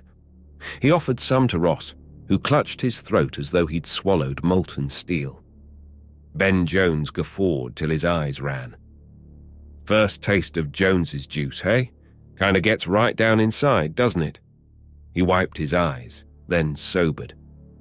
"I guess you people are all right," he admitted. "What I'm going to do with you, I don't know. I can't take you to Earth, and I can't keep you here, and I can't throw you out on the street. The pea-piece would have you in the stockade in 10 minutes. Ross, startled, said, "Aren't we on Earth?" "No," Ben Jones said disgustedly. "Didn't you hear me? You're on Jones, halfway between Jones's Forks and Jonesgrad. But you came pretty close at that. Earth's about 50 miles out the Jones Pike past Jonesgrad. Turn right at Jonesboro Minor." Ross said bewilderedly, "The planet Earth is 50 miles along the Pike?" "Not a planet," Ben Jones said. "It's an old city, kind of. Nobody lives there anymore. The pea-piece don't permit it. I've never been there, but they say it's kind of, different. Some of the buildings," he seemed actually to be blushing, "are as much as 15-20 stories high, and the walls aren't even all green. Excuse me," he added, looking at Helena. Sam Jones returned and said to Ben, "It's all right. All finished. Trivial alterations. Maybe they could have gone along for the rest of their lives on wigs and pads. But we don't tell them that, do we?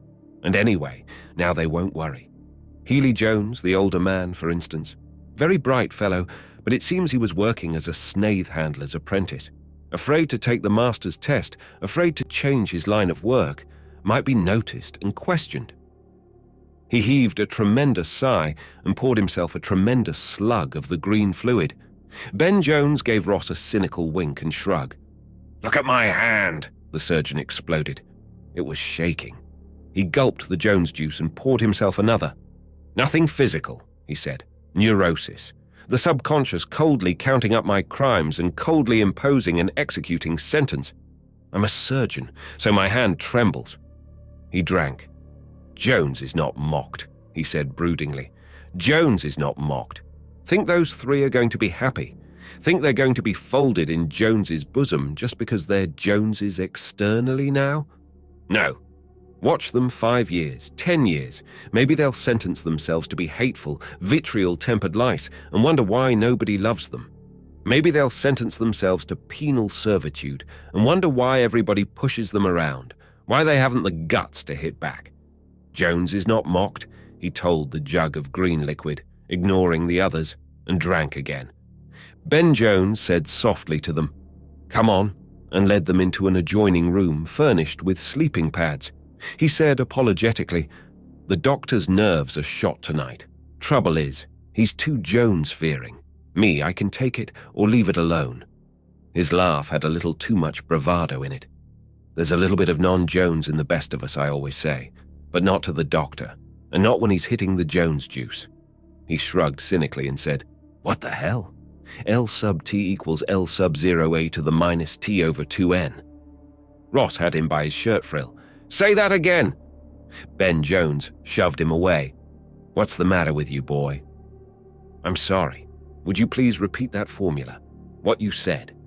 He hastily amended when the word formula obviously failed to register. Ben Jones repeated the formula wonderingly. "What does it mean?" Ross demanded. "I've been chasing the damn thing across the galaxy." He hastily filled Ben Jones in on its previous appearances. "Well," Ben Jones said, "it means what it says, of course. I mean, it's obvious, isn't it?" He studied their faces and added uncertainly, "Isn't it?" "What does it mean to you, Ben?" Ross asked softly. "Why, what it means to anybody, pal. Right's right, wrong's wrong.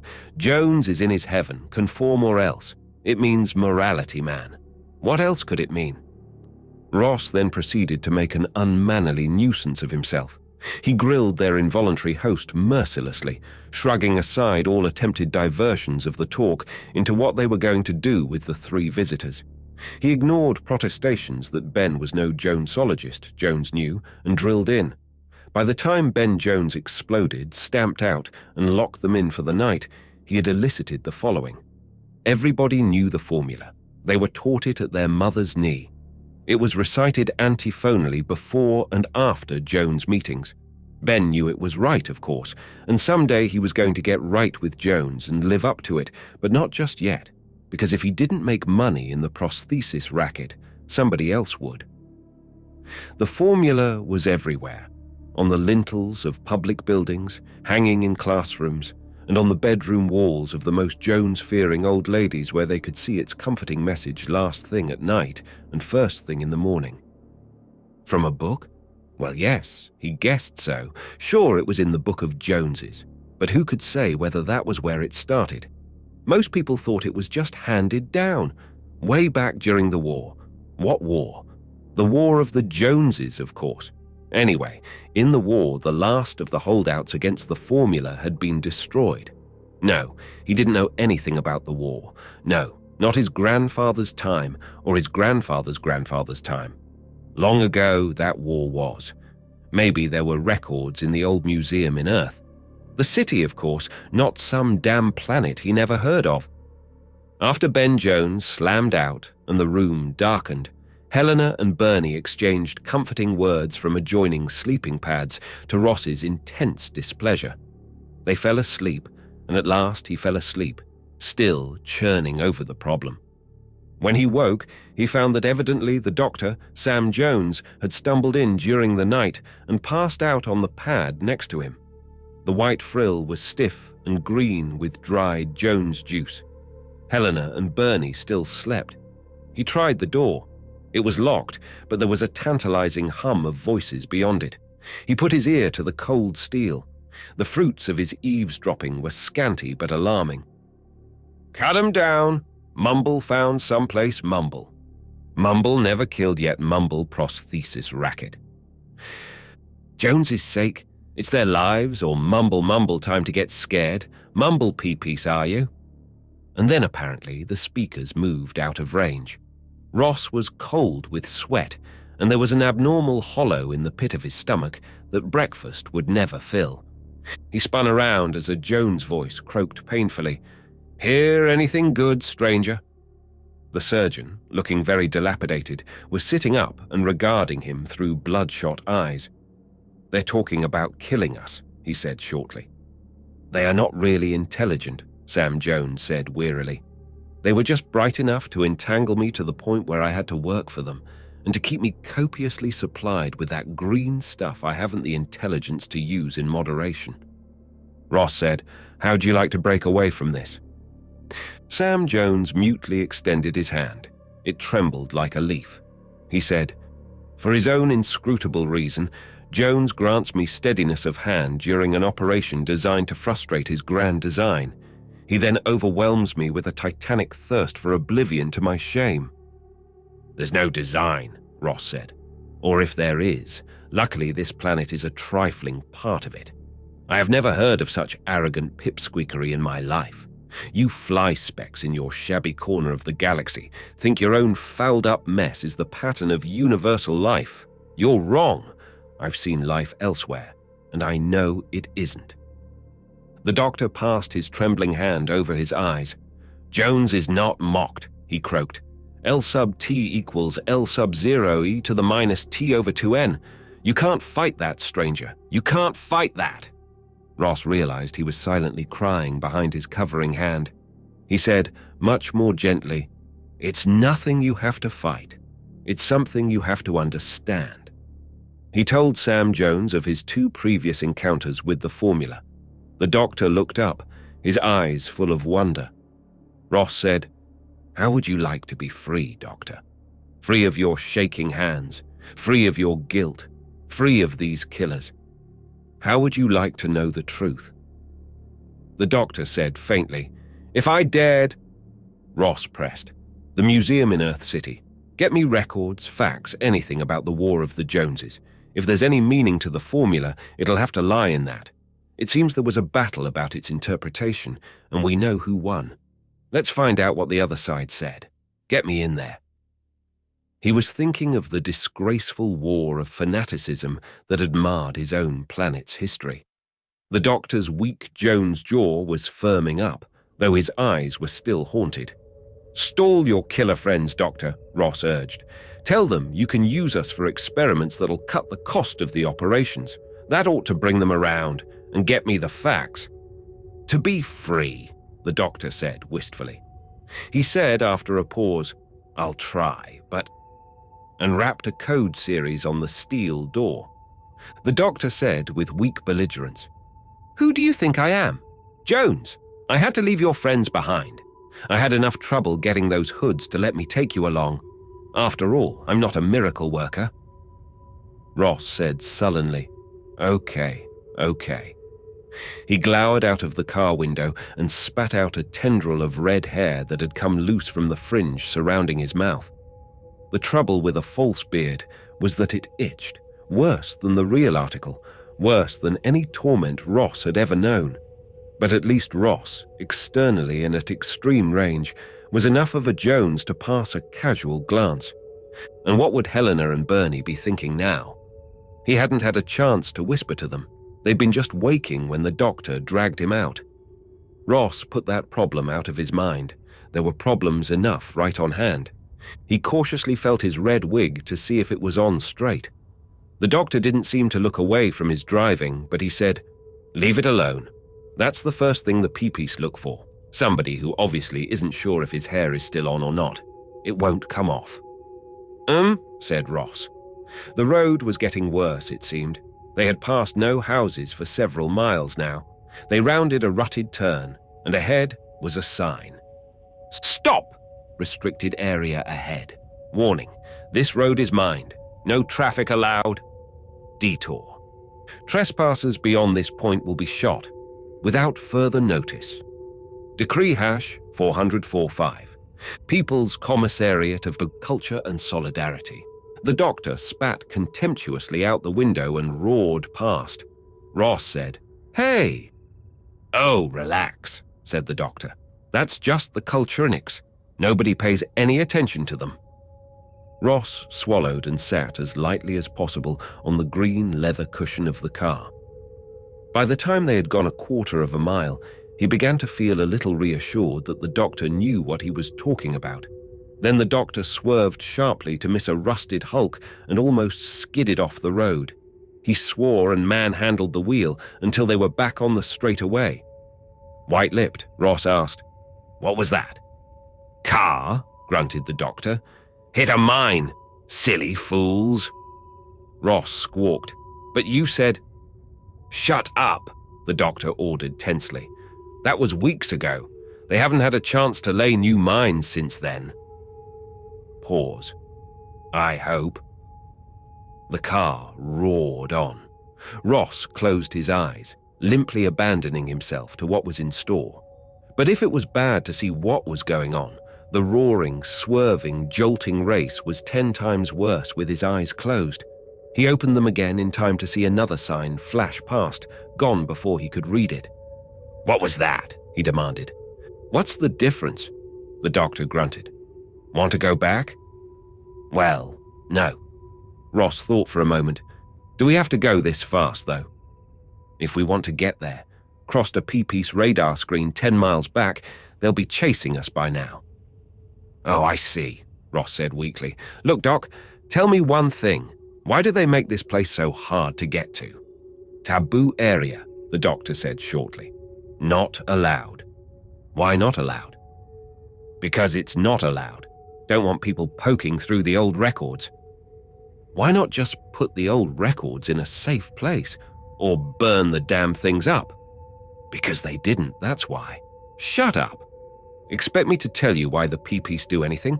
They don't know themselves. It isn't Jonesley to destroy, I guess." Ross shut up. He leaned against the window, letting the air rush over his head. They were moving through forest, purplish, squatty trees with long, rustling leaves. The sky overhead was crisp and cool-looking. It was still early morning. Ross exhaled a long breath. Back on Halsey's planet, he would be getting up about now, rising out of a soft, warm bed, taking his leisurely time about breakfast, climbing into a comfortable car to make his way to the spaceport where he was safe, respected, and at home. Damn Harland. At least, Ross thought, some sort of a pattern was beginning to shape up. The planets were going out of communication, each for its own reason, but wasn't there a basic reason for the reasons that was the same in each case? Wasn't there some overall design, some explanation that covered all the facts, pointed to a way out? He sat up straight as they approached a string of little signs. He scanned them worriedly as they rolled past. "Workers, peasants, Joneses, all—" "By these presents know ye. If you don't stop in spite of all—" "This to hell will blow you!" "Duck!" the doctor yelled, crouching down in the seat and guiding the careening car with one hand. Ross, startled, followed his example, but not before he saw that this was an automatic, radar-actuated, rapid-fire gun mounted a few yards past the last sign. There was a stuttering roar from the gun and a splatter of metal against the armored sides of the car. The doctor sat up again as soon as the burst had hit. Evidently, only one was to be feared. "Yeah, yeah," he jeered at the absent builders of the gun. "Lousy 50mm can't punch their way through a tin can." Ross, gasping, got up just in time to see the last sign in the series. "By order of People's Democratic Council of Arts and Sciences, Small Arms Division." He said wildly, "They can't even write a poem properly. Did you notice the first and third line rhyme words?" Surprisingly, the doctor glanced at him and laughed with a note of respect. He took a hand off the wheel to pat Ross on the shoulder. "You'll make a Jones yet, my boy," he promised. "Don't worry about these things. I told you this place was restricted. This stuff isn't worth bothering about." Ross found that he was able to smile. There was a point, he realized with astonishment, where courage came easily. It was the only thing left. He sat up straighter and breathed the air more deeply. Then it happened. They rounded another curve. The doctor slammed on the brakes. Suspended overhead across the road was a single big sign. "That's all, Jones!" People's Police. The car bucked, slewed around, and skidded. The wheels locked, but not in time to keep it from sliding into the pit, road wide and 4 feet deep, that was dug in front of them. Ross heard the axles crack and the tires blow, but the springing of the car was equal to the challenge. He was jarred clear in the air and tumbled to the floor in a heap, but no bones were broken. Painfully, he pushed the door open and crawled out. The doctor limped after, and the two of them stood on the edge of the pit, looking at the ruin of their car. "That one," said the doctor, "was worth bothering about." He motioned Ross to silence and cocked an ear. Was there a distant roaring sound, like another car following on the road they had traveled? Ross wasn't sure, but the doctor's expression convinced him. "Peapies," he said briefly. "From here on it's on foot. They won't follow beyond here, but let's get out of sight. They'll, by Jones, shoot beyond here if they see us." Ross stared unbelievingly. "This is Earth?" he asked. The doctor fanned himself and blew. "That's it," he said, looking around curiously. "Heard a lot about it, but I've never been here before," he explained. "Funny looking, isn't it?" He nudged Ross, indicating a shattered concrete structure beside them on the road. "Notice that toll booth?" he whispered slyly. "8 sides." Ross said wearily, "Yes, mighty funny. Look, Doc, why don't you sort of wander around by yourself for a while? That big thing up ahead is the museum you were talking about, isn't it?" The doctor squinted. His eyes were unnaturally bright, and his breathing was fast, but he was making an attempt to seem casual in the presence of these manifold obscenities of design. He licked his lips. "Round pillars," he marveled. "Why, yes, I think that's the museum. You go on up there, like you say. I'll, sort of see what there is to see. Jones, yes." He staggered off, staring from ribbled curbing to scatological wall in an orgy of prurience. Ross sighed and walked through the deserted weed-grown streets to the stone building that bore on its cracked lintel the one surviving word, Earth. This was all wrong, he was almost certain.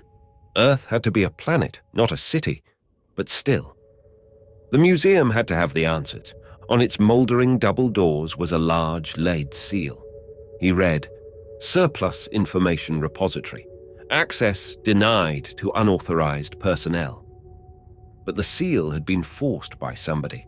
One of the doors swung free, creaking. Ross invoked the forcer of the door. If he could do it. He went in and stumbled over a skeleton, presumably that of the last entrant. The skull had been crushed by a falling beam. There was some sort of mechanism involved.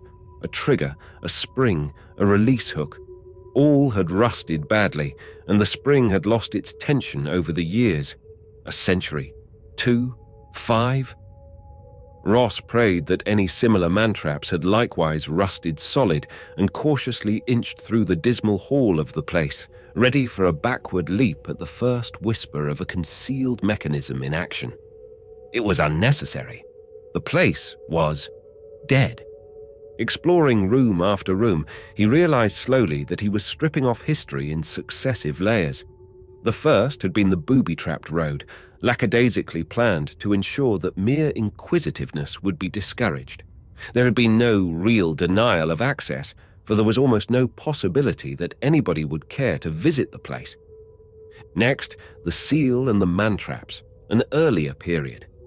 Somebody had once said, "This episode is closed. This history is determined. We have all reached agreement. Only a dangerous or frivolous meddler would seek to rake over these dead ashes."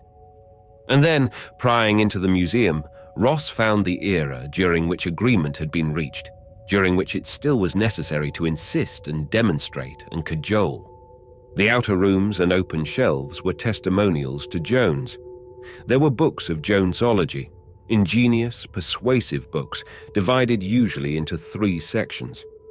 Human Jonesology would be a painstaking effort to determine the exact physical and mental tolerances of a Jones. Anatomical atlases minutely gave femur lengths, cranial angles, eye color to an angstrom, hair thickness to a micron. Moral Jonesology treated of the dangers of deviating from these physical and more elastic mental specifications. Here the formula appeared again, repeatedly invoked but never explained. Already it was a truism. And sacred Jonesology was a series of assertions concerning the nature of the Jones in whose image all other Joneses were created. Subdivisions of the open shelves held works on geographical Jonesology, the distribution across the planet of Joneses, and similar works. Ross went looking for a lower layer of history and found it in a bale of crumbling pamphlets. Comrades, we must now proceed to consolidate our victory. Ultra-Jonesism, an infantile political disorder, on the fallacy of Jonesism in one country. These Ross devoured. They added up to the tale of a savage political battle among the victors of a greater war. Clemency was advocated and condemned. Extermination of the opposition was casually mentioned. The cultural faction and the biological faction had obviously been long locked in a death struggle. Across the face of each pamphlet stood a similar logotype, the formula. It was enigmatically mentioned in one pamphlet, which almost incomprehensibly advanced the claims of the biological faction to supremacy among the Joneses united. Let us never forget, comrades, that the initiation of the great struggle was not caused by our will or by the will of our sincere and valiant opponents, the culturists. The inexorable law of nature, LT equals sign, LOT/2N, was the begetter of that Holocaust from which our planet has emerged purified. Was it now? The entrance to a musty, airless wing had once been bricked up. The mortar was crumbling and a few bricks had fallen. Above the arched doorway, a sign said, Military Archives. On the floor was a fallen metal plaque whose inscription said simply, Dead Storage. He kicked the loose bricks down and stepped through. That was it. The place was lightless, except for the daylight filtering through the violated archway. Ross hauled maps and orders and period newspapers and military histories and handbooks into the corridor in armfuls and spread them on the floor. It took only minutes for him to realize that he had his answer. He ran into the street and shouted for the doctor. Together they pored over the papers, occasionally reading aloud choice bits, wonderingly. The simplest statement of the problem they found was in the paper-backed Why We Fight pamphlet issued for the enlisted men of the Provisional North Continent Government Army. What is a Jones? The pamphlet asked rhetorically. A Jones is just a human being, the same as you and I. Dismiss rumors that a Jones is supernatural or unkillable with a laugh when you hear them.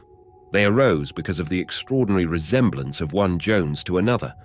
Putting a bullet through one Jones in a skirmish and seeing another one rise up and come at you with a bayonet is a chilling experience. In the confusion of battle, it may seem that the dead Jones rose and attacked. But this is not the case. Never let the rumor pass unchallenged, and never fail to report habitual rumor mongers. How did the Joneses get that way? Many of you were too young when this long war began to be aware of the facts. Since then, wartime disruption of education and normal communications facilities has left you in the dark. This is the authoritative statement in simple language that explains why we fight. This planet was colonized, presumably from the quasi-legendary planet Earth.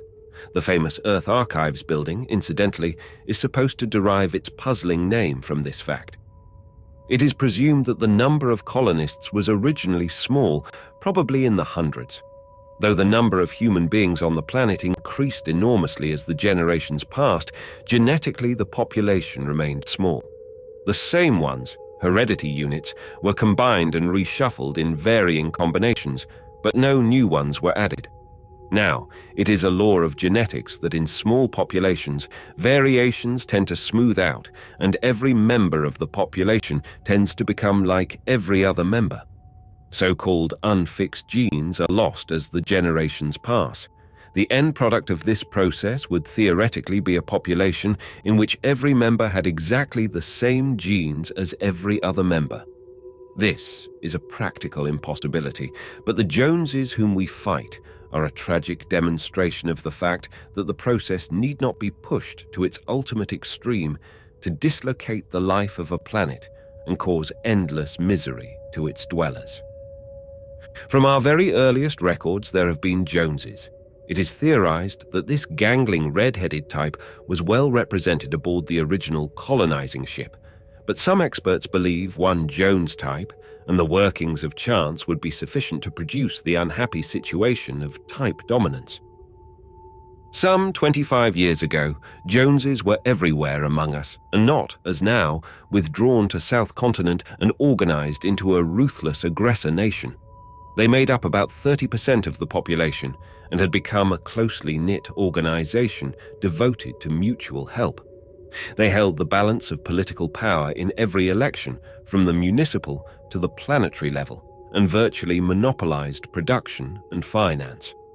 There were fanatics and rabble-rousers among them who readily exploited a rising tide of discontent over a series of curbing laws, finally pushed through by a planetary majority, united at last in self-defense against the rapacity and ruthless self-interest of the Joneses.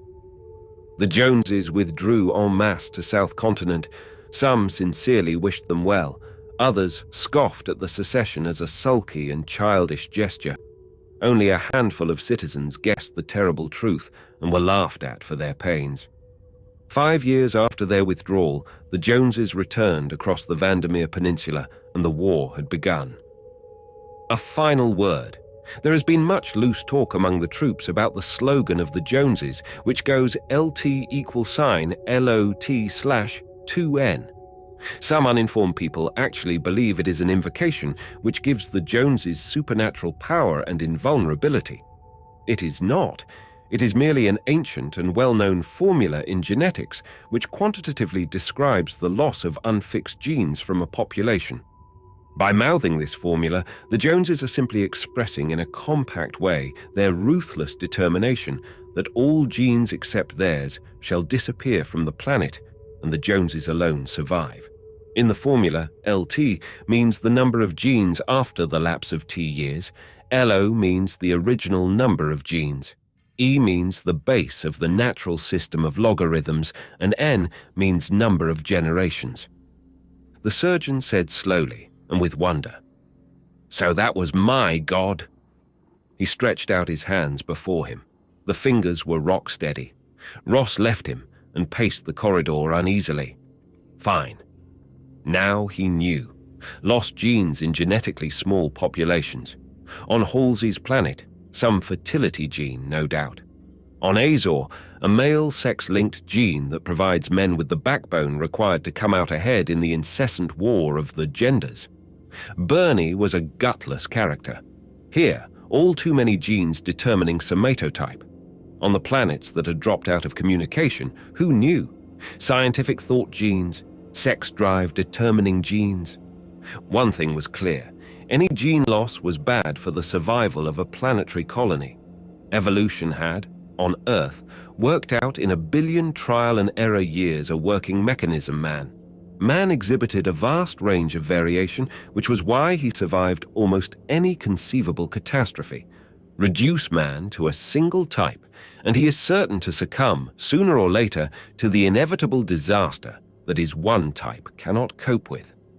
The problem, now stated clearly, was bigger than he had dreamed, and now he knew only the problem, not the solution. Go to Earth. Well, he had tried. There had been no flaw in his calculations, no failure in setting up the Wesley panel. Yet, this was Jones, not Earth. The city was only a city, not the planet that the star charts logged. And the planet, beyond all other considerations, was less like Earth than any conceivable chart error could account for. Gravitation, wrong. Atmosphere, wrong. flora and fauna wrong. So, eliminate the impossible, and what remains, however unlikely, is true. So there had been a flaw in his calculations, and the way to check that once and for all was to get back to the starship. Ross wheeled and went back into the bookroom. "Doc," he called, "how do we get out of here?" The answer was, on their bellies. They trudged through the forest for hours, skirting the road, hiding whenever a suspicious noise gave warning that someone might be in the vicinity. The Peepeece knew they were in the woods. There was no doubt of that. And as soon as they got past the taboo area, they had to crawl. It was well past dark before Ross and the doctor, scratched and aching, got to the tiny hamlet of Jonesy on the Pike. By the light from the one window in the village that gave any signs of life, the doctor took a single horrified look at Ross and shuddered. "You wait here," he ordered. "Hide under a bush or something, your beard rubbed off." Ross watched the doctor rap on the door and be admitted. He couldn't hear the conversation that followed, but he saw the doctor's hand go to his pocket, then clasp the hand of the figure in the doorway. That was the language all the galaxy understood, Ross realized. He only hoped that the householder was an honest man, i.e., one who would stay bribed instead of informing the Peepeece on them. It was beyond doubt that their descriptions had long since been broadcast. The road must have been lined with TV scanners on the way in. The door opened again, and the doctor walked briskly out. He strode out into the street, walked half a dozen paces down the road, and waited for Ross to catch up with him. "Okay," the doctor whispered. "They'll pick us up in half an hour, down the road about a quarter of a mile. Let's go."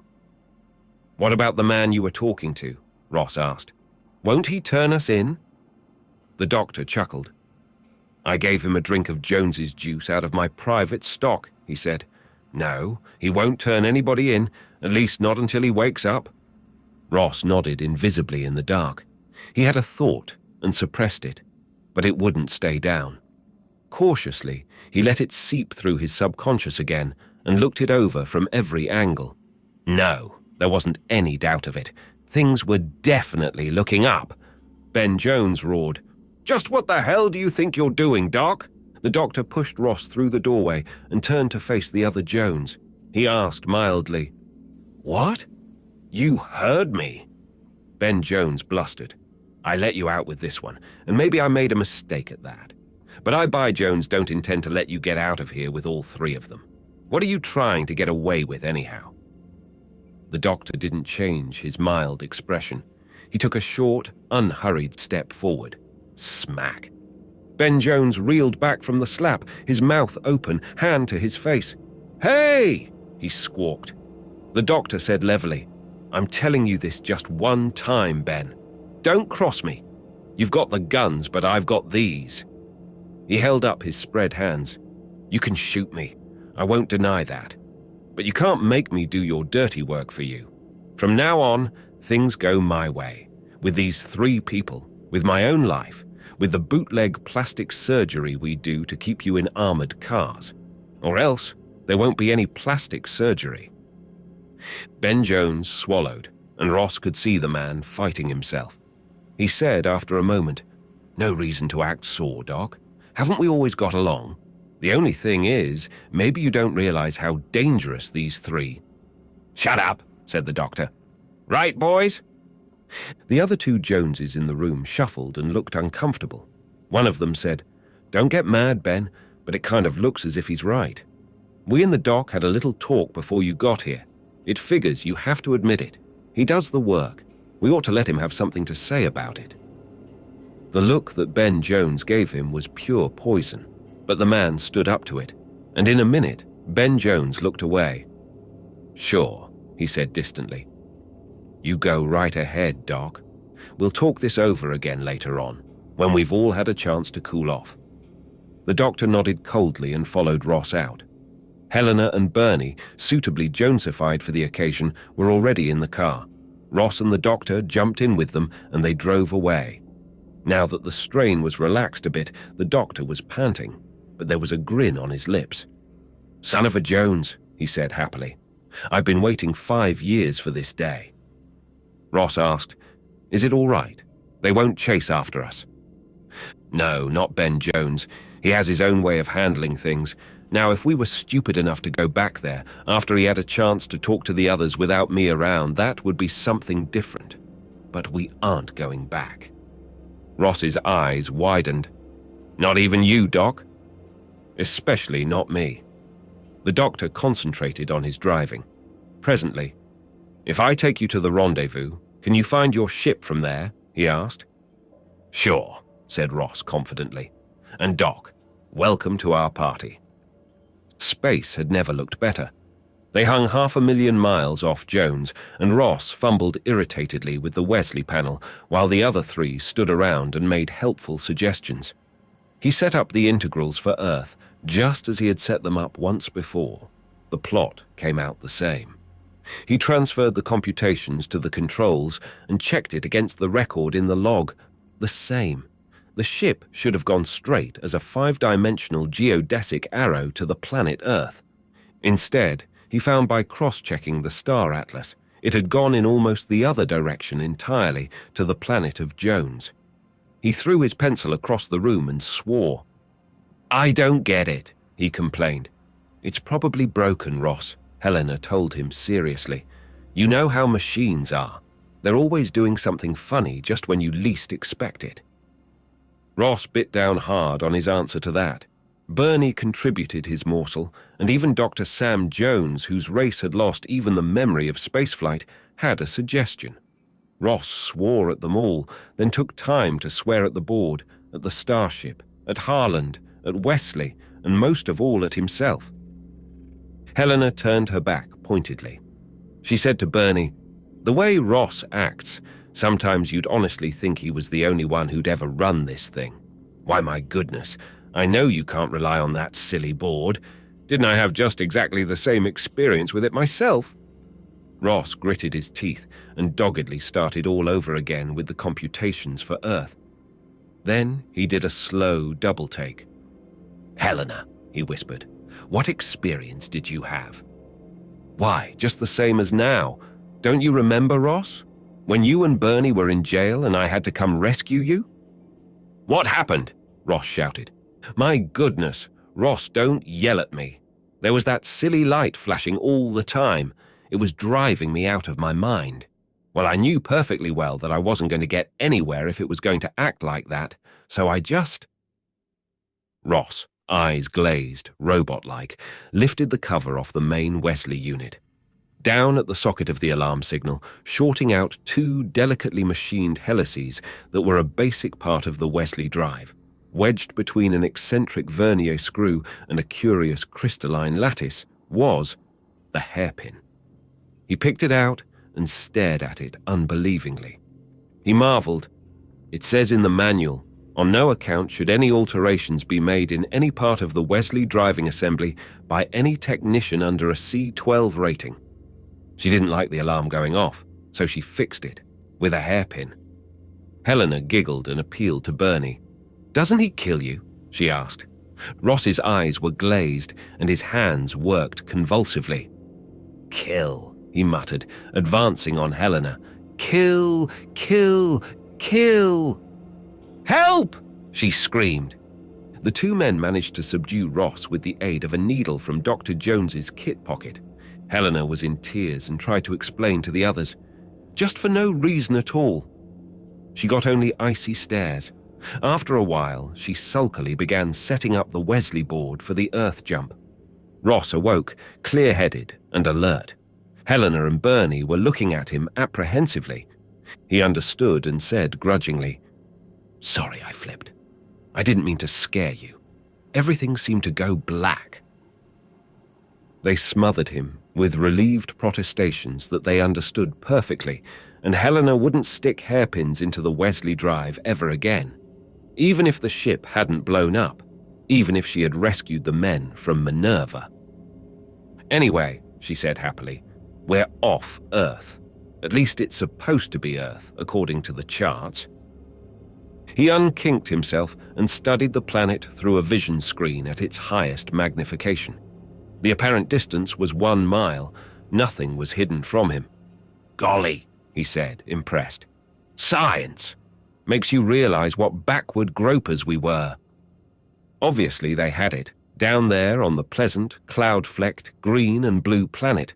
Science, white, towering cities whose spires were laced by flying bridges and inexplicably decorated with something that looked like cooling fins. Huge, super-streamlined vehicles lazily coursing the roads and skies, long, linked pontoon cities slowly heaving on the breasts of the oceans. Science, Ross said reverently. We're here. Flanny was right. Helena, Bernie, Doc. Maybe this is the parent planet of us all, and maybe it isn't. But the people who built those cities must know all the answers. Helena, will you please land us? Sure, Ross. Shall I look for a spaceport? Ross frowned. Of course. Do you think these people are savages? We'll go in openly and take our problem to them. Besides, imagine the radar setup they must have. We'd never sneak through even if we wanted to. Helena casually fingered the controls. There was the sickening swoop characteristic of her ship handling, several times repeated. As she jerked them wildly across the planet's orbit, she explained over her shoulder, I had the darndest time finding a really big spaceport on that little radar thing, oops, but there's a nice-looking one near that coastal city. That was close. There was one, sorry Ross, on a big lake inland, but I didn't like... Now everybody be very quiet. This is the hard part, and I have to concentrate. Ross hung on. Helena landed the ship with her usual timber-shivering crash. Now, she said briskly, we'd better allow a little time for it to cool down. This is nice, isn't it? Ross dragged himself, bruised from the floor. He had to agree. It was nice. The landing field, rimmed by gracious light buildings with the cooling fins, was dotted with great silvery ships. They didn't, Ross thought with a twinge of irritation, seem to be space vessels, though. Leave it to Helena to get them down at some local airport. Still, the ships also, he noticed, were liberally studded with the fins. He peered at them with puzzlement and a rising sense of excitement. Certainly they had a function, and that function could only be some sort of energy receptor. Could it be, dared he imagine, that it was the long-dreamed-of cosmic energy tap? What a bonus that would be to bring back with him. And what other marvels might this polished technology have to give them? Bernie distracted him. He said, Hey, Ross, here comes somebody. But even Bernie's tone was awed. A magnificent vehicle was crawling toward them across the field. It was long, low, bullet-shaped, and with cooling fins. Multiple plates of silvery metal contrasted with a glossy black finish. All about its periphery was a lacy pattern of intricate crumples and crinkles of metal, as though its skirts had been crushed and rumpled. Ross sighed and marveled. What a production problem these people had solved, stamping those forms out between dies. Then he saw the faces of the passengers. He drew in his breath sharply. Godlike. Two men whose brows were cliffs of alabaster, whose chins were strong with the firmness of steady, flame-like wisdom. Two women whose calm, lovely features made the heart within him melt and course. The vehicle stopped 10 yards from the open spacelock of the ship. From its tip gushed upward a 10-foot fountain of sparks that flashed the gamut of the rainbow. Simultaneously, one of the godlike passengers touched the wheel, and there was a sweet, piercing, imperative summons like 100 strings and brasses in unison. Helena whispered, They want us to come out. Ross, I can't face them. She buried her face in her hands. Steady, he said gravely. They're only human. Ross gripped that belief tightly. He hardly dared permit himself to think, even for a second, that perhaps these people were no longer merely human. Hoarsely, he said, We need their help. Maybe we should send Doc Jones out first. He's the oldest of us, and he's the only one you could call a scientist. He can talk to them. Where is he? A raucous Jones voice bellowed through the domed control room. Who wants old Doc, huh? Who wants goo old Doc? Good old Doc staggered into the room, obviously loaded to the gills by a very enjoyable backslide. He began to sing, In AJ 732, a Jones from Jones's Valley, he wandered into Jones's town to hold a Jonesist rally. He shocked the gents and ladies both. His talk was most disturbing. He spoke of 7-sided doors and purple-colored curbing. Jones's eyes focused on Helena. He flushed. "I'm deeply sorry," he mumbled. "Unforgivable vulgarity. Momentarily forgot ladies were present." Again, that sweet summons sounded. "Pull yourself together, Doctor," Ross begged. "This is Earth. The people seem very advanced. Don't disgrace us, please." Jones's face went pale and perspiration broke out. "Excuse me," he mumbled and staggered out again. Ross closed the door on him and said, "We'll leave him. He'll be all right. Nothing's going to happen here." He took a deep breath.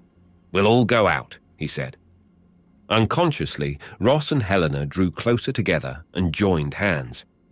They walked together down the unfolding ramp and approached the vehicle. One of the coolly lovely women scrutinized them and turned to the man beside her. She remarked melodiously, "Yochsethe bebems," and laughed a silvery tinkle.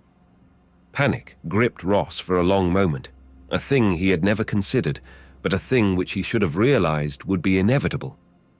Of course, these folk, older and incomparably more advanced than the rest of the peoples in the universe, would have evolved out of the common language into a speech of their own, deliberately or naturally rebuilt to handle the speed, subtlety, and power of their thoughts. But perhaps the older speech was merely disused and not lost. He said formally, quaking, "People of Earth, we are strangers from another star. We throw ourselves on your mercy and ask for your generosity. Our problem is summed up in the genetic law L sub t equals L sub 0 e to the minus t over 2n. Of course," one of the men was laughing. Ross broke off. The man smiled. "Was that again?" They understood. He repeated the formula slowly and would have explained further, but the man cut him off. "Math," the man smiled. "We don't use that stuff no more. I got a lab assistant. Maybe he uses it sometimes." They were beyond mathematics. They had broken through into some mode of symbolic reasoning that must be as far beyond mathematics as math was beyond primitive languages. "Sir," he said eagerly, "you must be a scientist. May I ask you to—" "Get in," he smiled. Gigantic doors unfolded from the vehicle. Thought reading, had the problem been snatched from his brain even before he stated it? Mutely, he gestured at Helena and Bernie.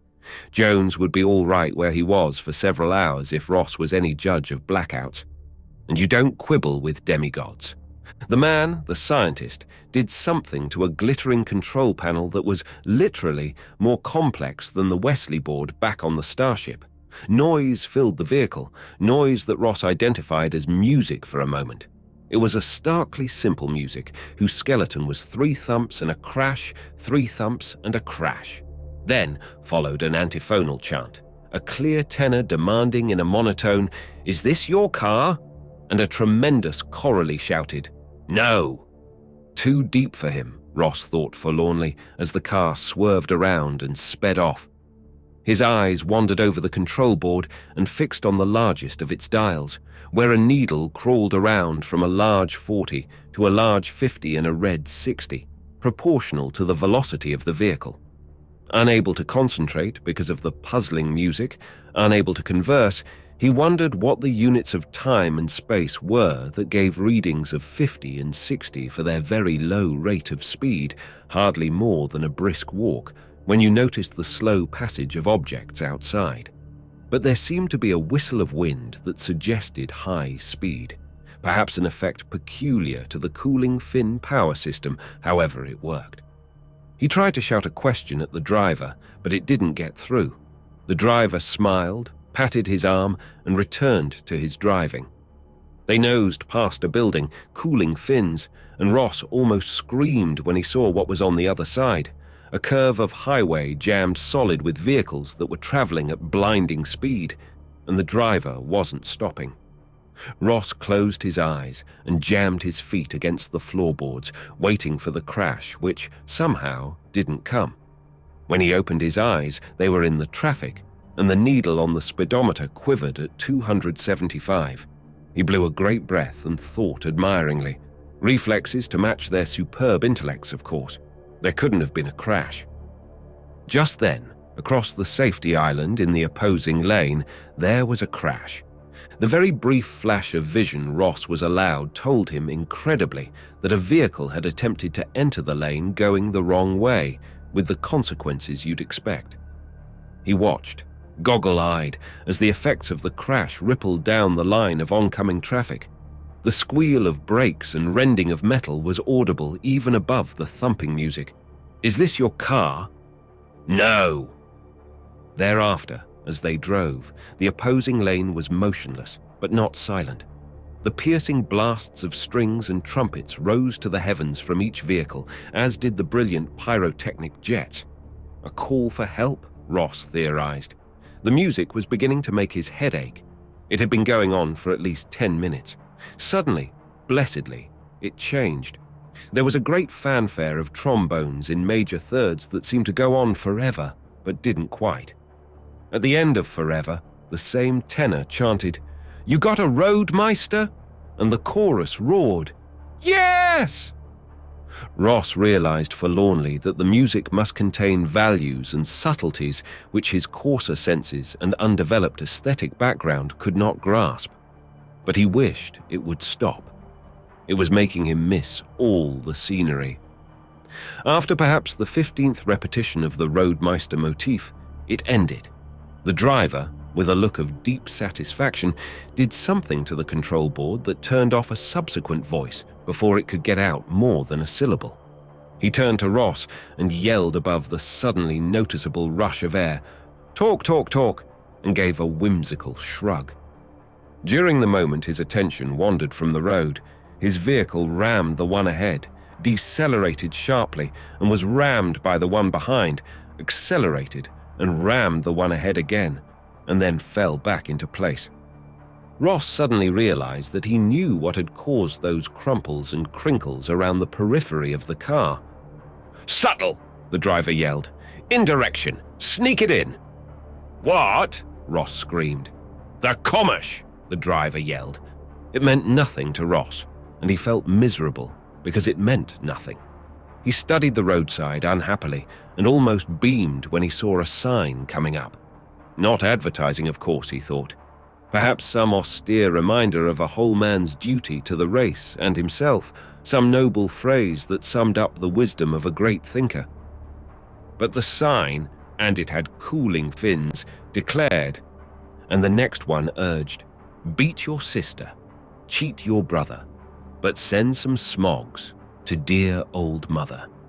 It said it on 4 signs which, apparently alerted by radar, zinged in succession along a roadside track even with the vehicle. There were more, and worse. They were coming to a city. Turmoil and magnificence. White pylons, natty belts of green, lacy bridges, the roaring traffic, nimble skipping pedestrians waving at the cars and calling. Greetings? It sounded like, "Suvabi! Suvabi! Basa basa!" The shops were packed and radiant, dazzling. Ross wondered fleetingly how one parked here and then found out.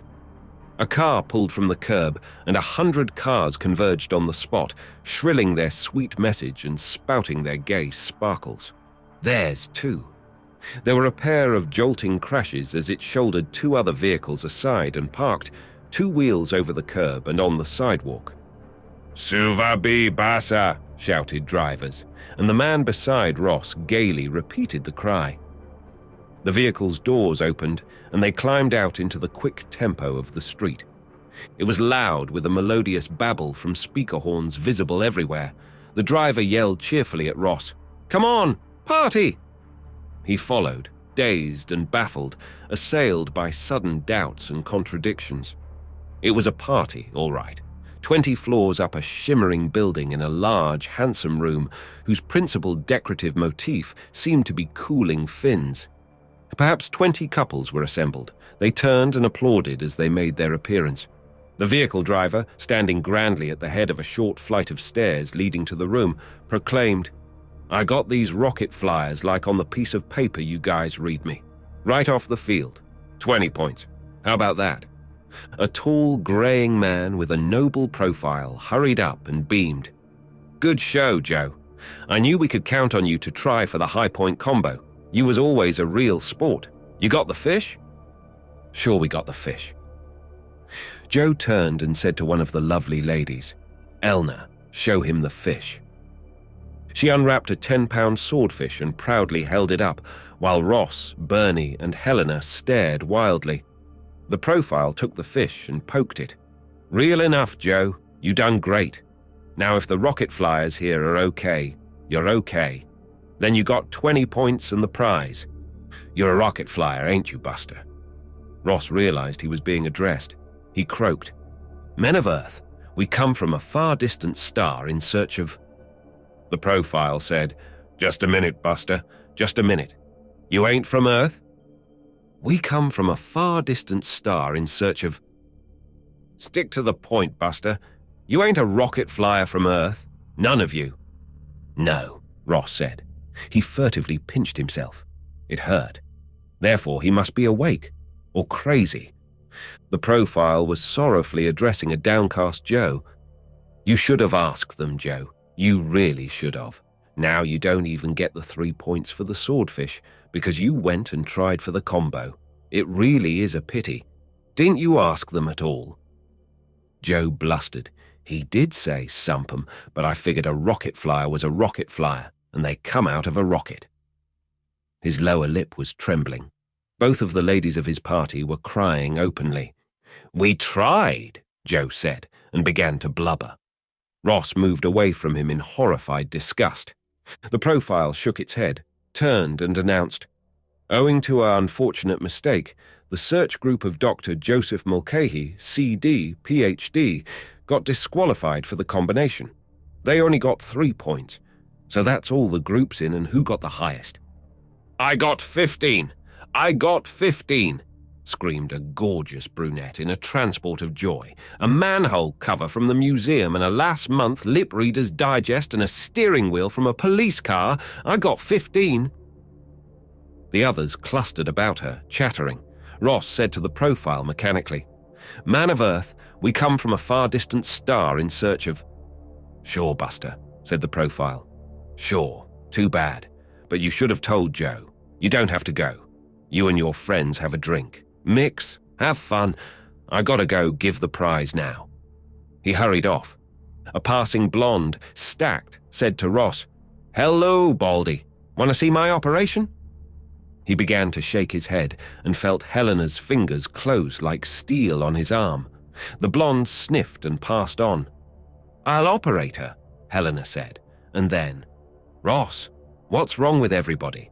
They act so young, even the old people. Follow me, he said, and began to circulate through the party, trailing Bernie and a frankly terrified Helena, buttonholing and confronting and demanding and cajoling. Nothing worked. He was greeted with amused tolerance and invited to have a drink and asked what he thought of the latest commerce with its tepid trumpets. Nobody gave a damn that he was from a far-distant star except Joe, who sullenly watched them wander and finally swaggered up to Ross. I figured something out, he said grimly. You made me lose. He brought up a roundhouse right, and Ross saw the stars and heard the birdies. Bernie and Helena brought him to on the street. He found he'd been walking for some 5 minutes with a blanked-out mind. They told him he had been saying over and over again, Men of Earth, I come from a far-distant star. It had got them ejected from the party. Helena was crying with anger and frustration. She had also got a nasty scare when one of the vehicles had swerved up onto the sidewalk and almost crushed the 3 of them against the building wall. And, she wailed, I'm hungry and we don't know where the ship is and I've got to sit down and go someplace. So do I, Bernie said weakly. So did Ross. He said, Let's just go into this restaurant. I know we have no money. Don't nag me, please, Helena. We'll order, eat, not pay, and get arrested. He held up his hand at the protests. I said, Get arrested. The smartest thing we could do. Obviously, somebody's running this place, and it's not the Stoops we've seen. The quickest way I know of to get to whoever's in charge is to get in trouble, and once they see us, we can explain everything." It made sense to them. Unfortunately, the first restaurant they tried was coin-operated, from the front door on, so were the second to seventh. Ross tried to talk Bernie into slugging a pedestrian so they could all be jugged for disturbing the peace, but failed. Helena noted at last that the women's wear shops had live attendants who presumably would object to trouble. They marched into one of the gaudy places. Each took a dress from a rack and methodically tore them to pieces. A saleslady approached them dithering and asked tremulously, "What for did you do that? Didn't you like the dresses?" "Well, yes, very much," Helena began apologetically. "But you see, the fact is—" "Shut up," Ross told her. He said to the saleslady, "No, we hated them. We hate every dress here. We're going to tear up every dress in the place. Why don't you call the police?" "Oh," she said vaguely. "All right," and vanished into the rear of the store. She returned after a minute and said, "He wants to know your names." "Just say 3 desperate strangers," Ross told her. "Oh, thank you." She vanished again. The police arrived in 5 minutes or so. An excited elder man with many stripes on his arms strode up to them excitedly as they stood among the shredded ruins of the dresses. "Where'd they go?" he demanded. "Did you see what they looked like?" "We're them, we 3. We tore these dresses up. You'd better take them along for evidence." "Oh," the cop said. "Okay, go on into the wagon. And no funny business, hear me?" They offered no funny business. In the wagon, Ross expounded on his theme that there must be directing intelligences and that they must be at the top. Helena was horribly depressed because she had never been arrested before, and Bernie was almost jaunty. Something about him suggested that he felt at home in a patrol wagon.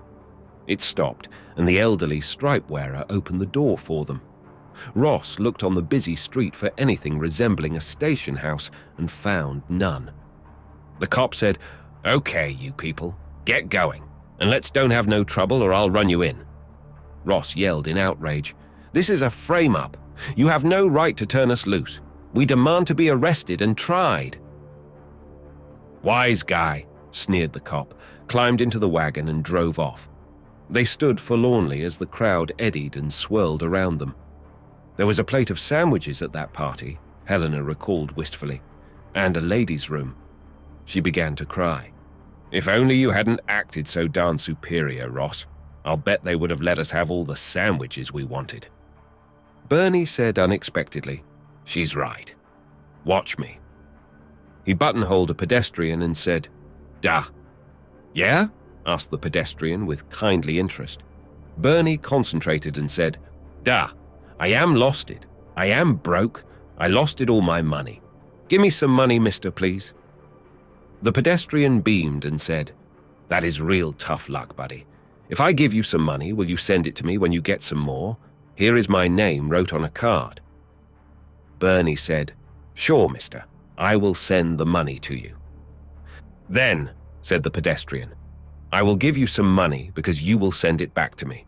Good luck, buddy." Bernie, with quiet pride, showed them a piece of paper that bore the interesting legend $20. "Let's eat," Ross said, awed.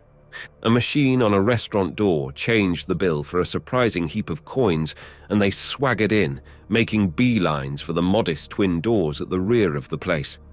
Close up, the doors were not very modest, but after the initial shock, Ross realized that there must be many on this planet who could not read at all. The washroom attendant, for instance, who collected the dimes and unlocked the booths. Dime seemed to be his total vocabulary. By comparison, the machines in the restaurant proper were intelligent. The 3 of them ate and ate and ate. Only after coffee did they spare a thought for Dr. Sam Jones, who should about then be awakening with a murderous hangover aboard the starship. Thinking about him did not mean they could think of anything to do. "He's in trouble," Bernie said. "We're in trouble. First things first."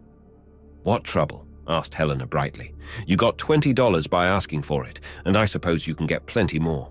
And I think we wouldn't have got thrown out of that party if, we hadn't gone swaggering around talking as if we knew everything. Maybe these people here aren't very bright." Ross snorted. Helena went on doggedly. "Not very bright, but they certainly can tell when somebody's brighter than they are. And naturally, they don't like it. Would you like it? It's like a really old person talking to a really young person about nothing but age. But here when you're bright, you make everybody feel bad every time you open your mouth." "So," Ross said impatiently, "we can go on begging and drifting. But that's not what we're here for. The answer is supposed to be on Earth. Obviously, none of the people we've seen could possibly know anything about genetics. Obviously, they can't keep this machine civilization going without guidance. There must be people of normal intelligence around. In the government, is my guess." "No," said Helena, but she wouldn't say why. She just thought not. The inconclusive debate ended with them on the street again. Bernie, who seemed to enjoy it, begged $100. Ross, who didn't, got $11 in singles and a few threats of violence for acting like a wise guy. Helena got no money and 3 indecent proposals before Ross indignantly took her out of circulation. They found a completely automatic hotel at nightfall. Ross tried to inspect Helena's room for comfort and safety, but was turned back at the threshold by a staggering jolt of electricity. "Mechanical house dick," he muttered, picking himself up from the floor. "Well," he said to her sourly, "it's safe. Good night." And later in the gents' room to Bernie. "You'd think the damn fool machine could be adjusted so that a person with perfectly innocent intentions could visit a lady." "Sure," said Bernie soothingly. "Sure. Say, Ross, frankly, is this Earth exactly what you expected it to be?" The attendant moved creakily across the floor and said hopefully, "Dime?" Their second day on the bum, they accumulated a great deal of change and crowded into a telephone booth. The plan was to try to locate their starship and find out what, if anything, could be done for Sam Jones. An automatic central conferred with an automatic information and decided that they wanted the captain of the port, Baltimore Rocket Field. They got the port captain on the wire and Ross asked after the starship. The captain asked, "Who wants to know, huh?" Ross realized he had overdone it and shoved Bernie at the phone. Bernie snorted and guggled and finally got out that he just wanted to know. The captain warmed up immediately and said, "Oh, sure, the funny-looking ship. It was still there, all right. How about the fella that's in it?" "You mean the funny-looking fella? He went someplace." "He went someplace? What place?" "Someplace. He went away, like." "I don't see him go, mister. I got plenty to do without I should watch out for every dummy that comes along." "Tanks," said Bernie hopelessly at Ross's signal. They walked the street, deep in thought. Helena sobbed, "Let's leave him here, Ross. I don't like this place." "No," Bernie growled. "What's the difference, Ross? He can get a snootful just as easy here as anywhere else." "No. It isn't the dock, don't you see? But this is the place we're looking for. All the answers we need are here. We've got to get them." Bernie stepped around 2 tussling men on the ground, ineffectually thumping each other over a chocolate-covered confection. "Yeah," he said shortly. Helena said, "Isn't that a silly way to put up a big sign like that?" Ross looked up. "My God," he said. A gigantic metal sign with the legend, "Buy Smogs, you can smoke them," was being hoisted across the street ahead. The street was nominally closed to traffic by cheerfully inattentive men with red flags. A mobile boom hoist was doing the work, and quite obviously doing it wrong. The angle of the boom arm with the vertical was far too great for stability. The block-long sign was tipping the too-light body of the hoisting engine on its treads. Ross made a flash calculation. When the sign fell, as fall it inevitably would, perhaps 200 people who had wandered uncaringly past the warning flags would be under it. There was a sudden aura of blue light around the engine body. It tipped back to stability. The boom angle decreased, and the engine crawled forward to take up the horizontal difference. The blue light went out. Helena choked and coughed and babbled. But Ross, it couldn't have because… Ross said, "It's them." "Who?" Excitedly. "The people behind all this. The people who built the cities and put up the buildings and designed the machines. The people who have the answers. Come on, Bernie. I just seem to antagonize these people. I want you to ask the boom operator what happened." The boom operator cheerfully explained that nah, it was just something that happened. Nah, nobody did nothing to make it happen. It was in case if anything went wrong, like, they retired and regrouped their forces. "Foolproof machines," Ross said slowly. "And I mean really foolproof. Friends, I was wrong, I admit it. I thought that those buildings and cars were something super special, and they turned out to be just silly gimcracks. But not this blue light thing. That boom had to fall." Bernie shrugged rebelliously. "So what? So they've got some kinds of machines you don't have on Halsey's planet?" "A different order of machines, Bernie. Believe me, that blue light was something as far from any safety device I ever heard of as the starships are from ox carts. When we find the people who designed them… Suppose they're all dead?" Ross winced. He said determinedly, "We'll find them." They returned to their begging and were recognized one day by the grey-haired profile of the party. He didn't remember just who they were, or where they were from, or where he had met them, but he enthusiastically invited them to yet another party.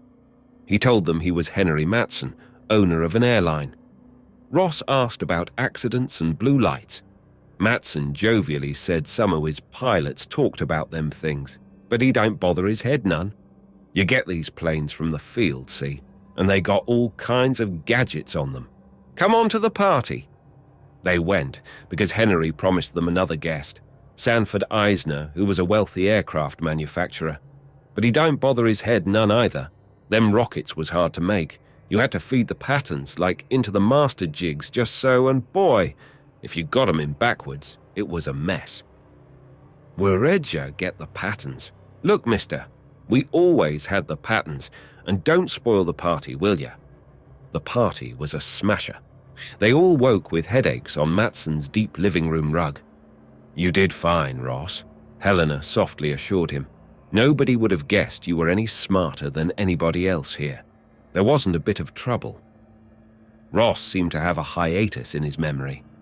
The importance of the hiatus faded as time passed. There was a general move toward the automatic dispensing bar.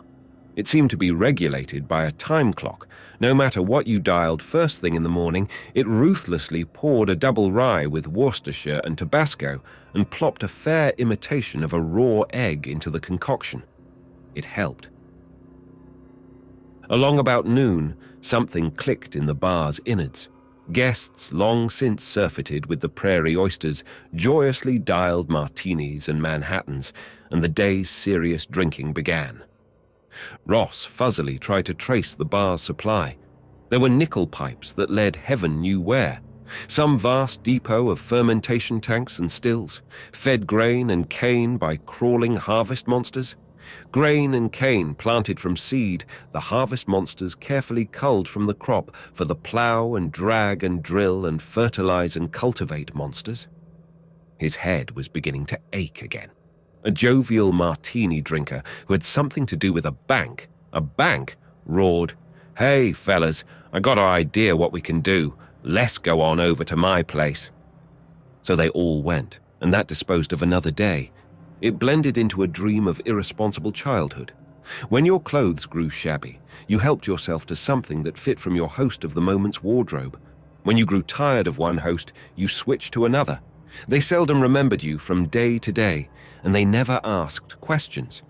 Their sex was uninhibited, and most of the women were more or less pregnant most of the time. They fought and sulked and made up and giggled and drank and ate and slept. All of the men had jobs, and all of them, once in a while, would remember and stagger over to a phone and make a call to an automatic receptionist to find out if everything was going all right with their jobs. It always was. They loved their children and tolerated anything from them except shrewd inquisitiveness, which drew a fast bust in the teeth from the most indulgent daddy or adoring mommy. They loved their friends and their guests, as long as they weren't wise guys, and tolerated anything from them, as long as they weren't wise guys. Did it last a day, a week, a month? Ross didn't know. The only things that were really bothering Ross were, first, nobody wouldn't tell him nothing about the blue lights, and second, that Bernie, he was acting like a wise guy. There came a morning when it ended as it had begun, on somebody's living room rug with a headache pounding between his eyes. Helena was sobbing softly, and that wise guy, Bernie, was tugging at him. "Leave me alone," ordered Captain Ross without opening his eyes. Wouldn't let a man get his rest. What did he have to bring them along for anyway? Should have left them where he found them, not brought them to this place Earth where they could act like a couple of wise guys and keep getting in his way every time he came close to the blue light people, the intelligent people, the people with the answers to... He lay there, trying to remember what the question was. "Have to get him out of here," said Helena's voice with a touch of hysteria. "Go back and get that fellow Harland," said Bernie's voice, equally tense. Ross contemplated the fragments of conversation he had caught, ignoring what the two were saying to him. Harland, he thought fuzzily. That wise guy. Bernie had him on his feet.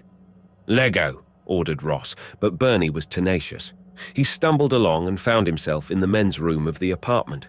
The tired-looking attendant appeared from nowhere, and Bernie said something to him. The attendant rummaged in his chest and found something that Bernie put into a fizzy drink. Ross sniffed at it suspiciously. "What's it?" he asked. "Please, Ross, drink it. It'll sober you up. We've got to get out of here. We're going nuts, Helena and me. This has been going on for weeks."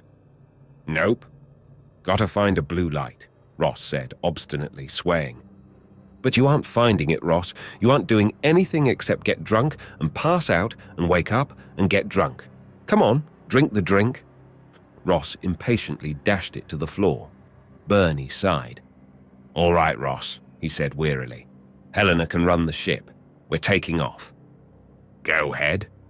"Goodbye, Ross. We're going back to Halsey's planet, where you came from. Maybe Harland can tell us what to do." "Go ahead. That wise guy," Ross sneered. The attendant was watching dubiously as Bernie slammed out, and Ross peered at himself in a mirror. "Dime?" the attendant asked in his tired voice. Ross gave him one and went back to the party. Somehow it was not much fun. He shuffled back to the bar. The Boilermaker didn't taste too good. He set it down and glowered around the room. The party was back in swing already. Helena and Bernie were nowhere in sight. Let them go then. He drank, but only when he reminded himself to. This party had become a costume ball. One of the men lurched out of the room and staggered back, guffawing. "Look at him!" one of the women shrieked. "He got a woman's hat on! Horace, you get the craziest kind of ideas!" Ross glowered. He suddenly realized that while he wasn't exactly sober, he wasn't drunk either. Those soreheads, they had to go and spoil the party. He began abruptly to get less drunk yet. Back to Halsey's planet, they said. Ask Harland what to do, they said. Leave him here. He was cold sober. He found a telephone.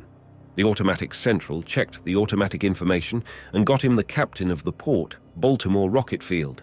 The captain was helpful and sympathetic. Caught by the tense note in Ross's voice when he told him who wanted to know, the captain said, "Gee, buddy, if I'd have known I would have stopped them. Stole your ship. Is that what they'd done? They could get arrested for that. You could call the cops and maybe they could do something." Ross didn't bother to explain. He hung up. The party was no fun at all. He left it. Ross walked along the street, hating himself. He couldn't hate Helena and Bernie. They had done the right thing. It had been his fault all the way down the line. He'd been acting like a silly child. He'd had a job of work to do, and he let himself be sidetracked by a crazy round of drinking and parties. Of course, he told himself, something had been accomplished. Somebody had built the machines, not the happy morons he had been playing with. Somebody had invented whatever it was that flared with blue light and repaired the idiot errors the morons made. Somebody, somewhere. Where? Well, he had some information, all negative. At the parties had been soldiers and politicians and industrialists and clergy and entertainers and, heaven save the mark, scientists. And none of them had had the wit to do more than push the number 3 button when the green light A blinked by rote. None of them could have given him the answer to the question that threatened to end human domination over the cosmos. None of them would have known what the words meant.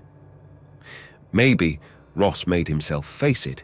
Maybe there was no answer. Maybe even if he found the intellects that lurked beneath the surface on this ancient planet, they could not or would not tell him what he wanted to know. Maybe the intellects didn't exist. Maybe he was all wrong in all of his assumptions. Maybe he was wasting his time. But, he told himself wryly, he had fixed it for himself that time was all he had left. He might as well waste it. He might as well go right on looking. A migrant party was staggering down the street toward him, a score of persons going from one host's home to another. He crossed to avoid them. They were singing drunkenly.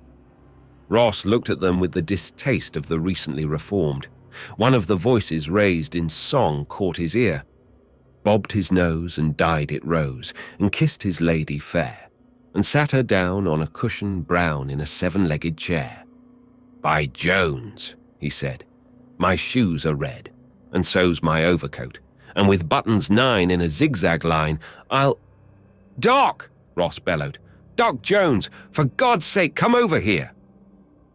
They got rid of the rest of Dr. Sam Jones's party, and Ross sobered the doctor up in an all-night restaurant.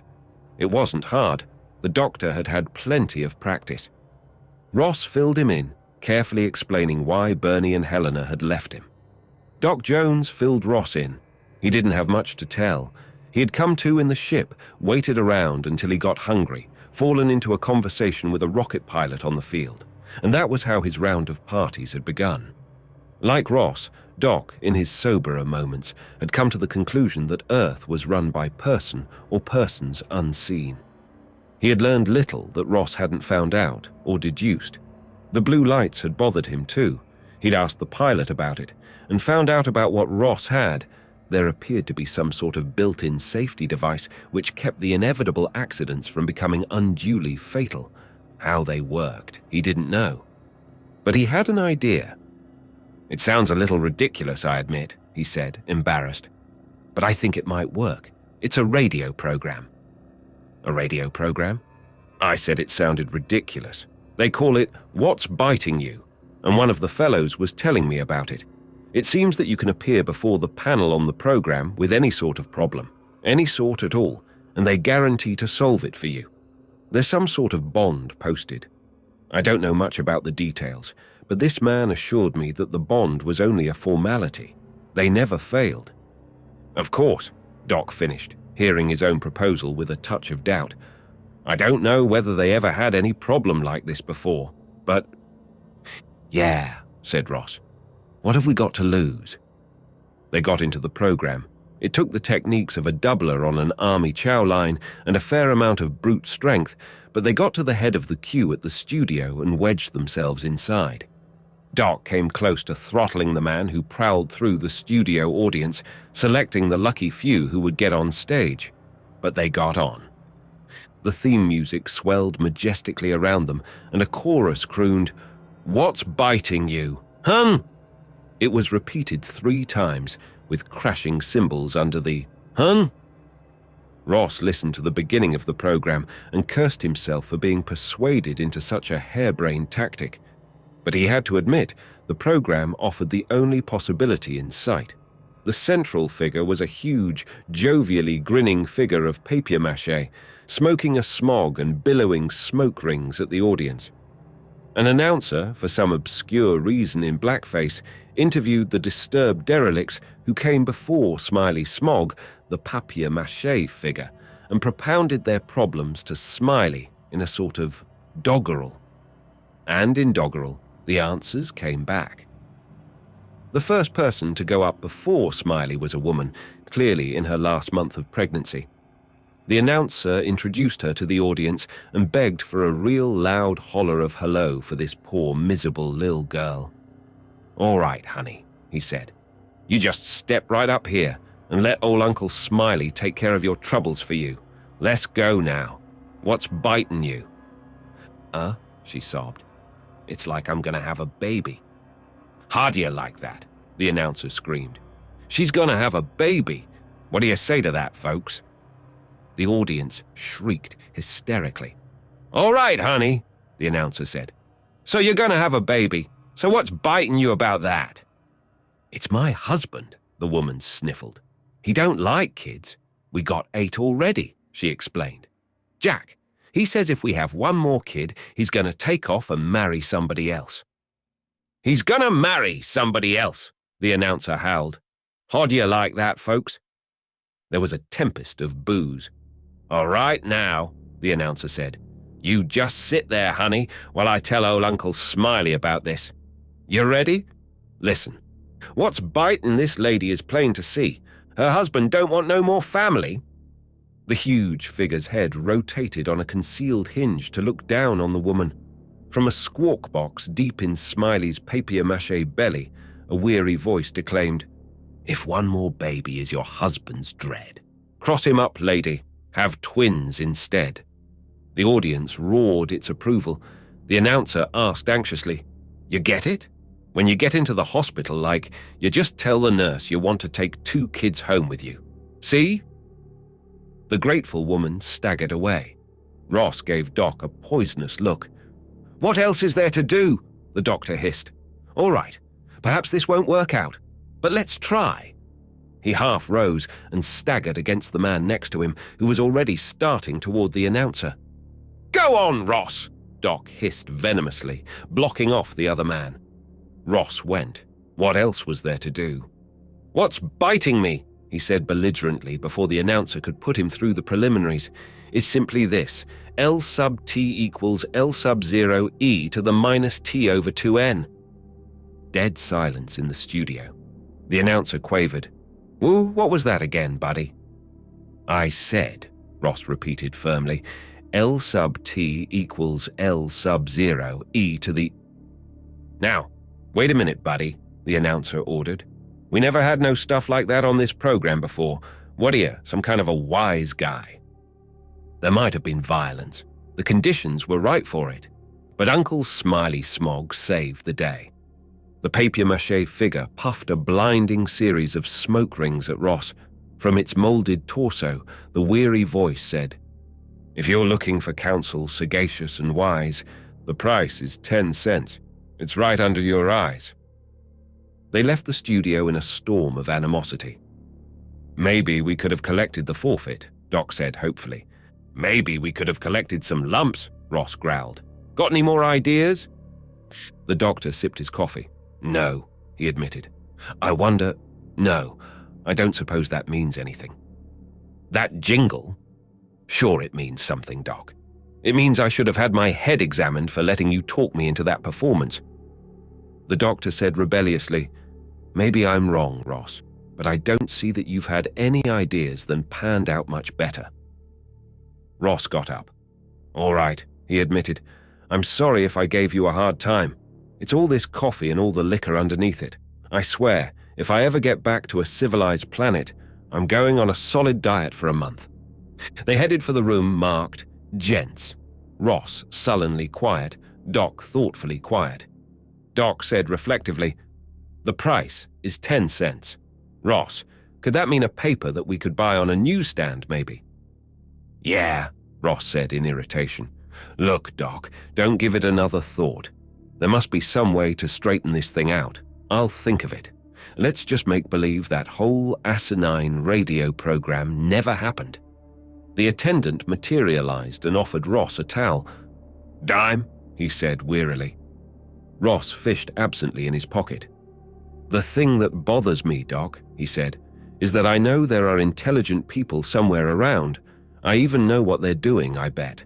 They're doing exactly what I tried to do, acted as stupid as anybody else or stupider. I'd make a guess," he said, warming up, that if we could just make a statistical analysis of the whole planet and find the absolute stupidest seeming people of the lot, we'd... He ran out of breath all at once. His eyes bulged. He looked at the men's room attendant and at the 10-cent piece in his own hand. "You," he breathed. The attendant's face suddenly seemed to come to life. In a voice that was abruptly richer and deeper than before, the man said, "Yes. You had to find us yourself, you know." There was a home base, a gigantic island called Australia, to which they took Ross and Doc Jones in a little car that sprouted no wings and flashed no rockets, but flew. They lived underground there, invisible to goggling passengers and crewmen aboard the rockets. They weren't rockets, they were turbojets, but it made the children happy to think that they had rockets. So iron filings were added to the hot jet stream, and they sparkled in magnificent display.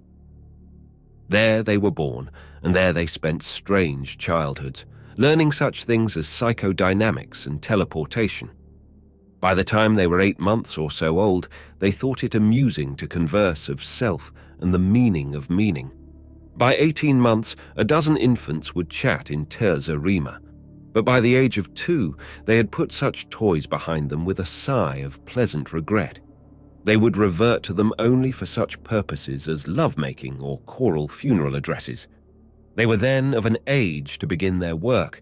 They were born there and trained there for terrible tasks, and they died there at whatever risk.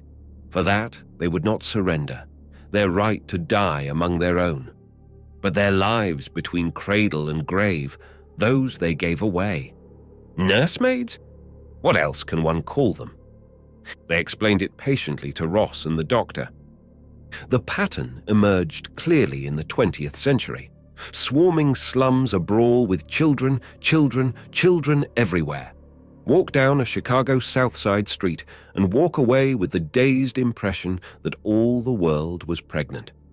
Walk through pretty, pleasant Evanston and find the impression wrong. Those who lived in Evanston were reasonable people. They waited and thought. Being reasonable, they saved and planned. Being reasonable, they resorted to gadgets or chemicals or continents. A woman of the period had some 390 opportunities to conceive a child. In the slums and the hills, they took advantage of as many of them as they might. But around the universities, in the neighborhoods of the well-educated and the well-to-do, what was the score? First, education, until the age of 20. This left 299 opportunities. Then, for perhaps 5 years, shared work, the car, the mortgage, the furniture, that 2 salaries would pay off earlier than 1. 234 opportunities were left. Some of them were seized. A spate of childbearing perhaps would come next. But subtract a good 10 years more at the end of the cycle, for the years when a child would be simply too late for fashion, too late for companionship with the firstborn. We started with 390 opportunities. We have, perhaps, 144 left. Is that the roster complete? No. There is the battle of the budget. No, not right now, not until the summer place is paid for, and more. The visits from the mothers-in-law, the quarterly tax payments, the country club liaisons, and the furtive knives behind the brownstone fronts, and what becomes of fertility, they have all been charted. But these are superfluous. The ratio 390, 144 points out the inevitable. As 390 outweighs 144, so the genes of the slovenly and heedless outweigh the thoughtful and slow to act. We tampered with the inevitable. The planet teemed and burst. The starships went forth. The strong, bright, quick ones went out in the ships. 2 sorts were left. The strong ones who were not bright, the bright ones who were not strong. We are the prisoners of the planet. We cannot leave. The children, the witless ones outside, can leave. But who would have them? Ross peered into the shifting shadows. But, he said, you are the masters of the planet. Masters? We are slaves, fully alive only here where we are born and die. Abstracted and as witless as they when we are among them, well, we might be. For each of us, square miles to stand guard over, our minds roving across the traps we dare not ignore, ready to leap out and straighten these children's toppling walls of blocks, ready to warn the child that sharp things cut and hot things burn. The blue lights, did you think they were machines? They were us. "You're torturing yourselves," Ross exploded. "Let them die." "Let 10 billion children die. We are not such monsters." Ross was humbled before their tragedy. Diffidently, he spoke of Halsey's planet, Reagan's world, Azor, Jones. He warmed to the task and was growing, he thought, eloquent when their smiles left him standing ashamed. "I don't understand," he said, almost weeping. The voice corrected him. "You do, but you do not yet know that you do. Consider the facts. Your planet, sterile and slowly dying. The planets you have seen. One sterile because it is imprisoned by ancients, one sterile under an in-driven matriarchal custom, one sterile because all traces of divergence have been wiped out. Earth, split into an incurable dichotomy, the sterility of brainless health, the sterility of sick intellect. Humanity, then, imprisoned in 1,000 sterile tubes, cut off each from the other, dying. We feared war, and so we isolated the members with a wall of time. We have found something worse to fear. What if the walls are cracked? Crack the walls! How? Is it too late? Somehow the image of Helena was before him. Is it too late? They gently mocked. Surely you know. How? Perhaps you will ask her. The image of Helena was blushing. Ross's heart leaped. As simple as that? For you, yes.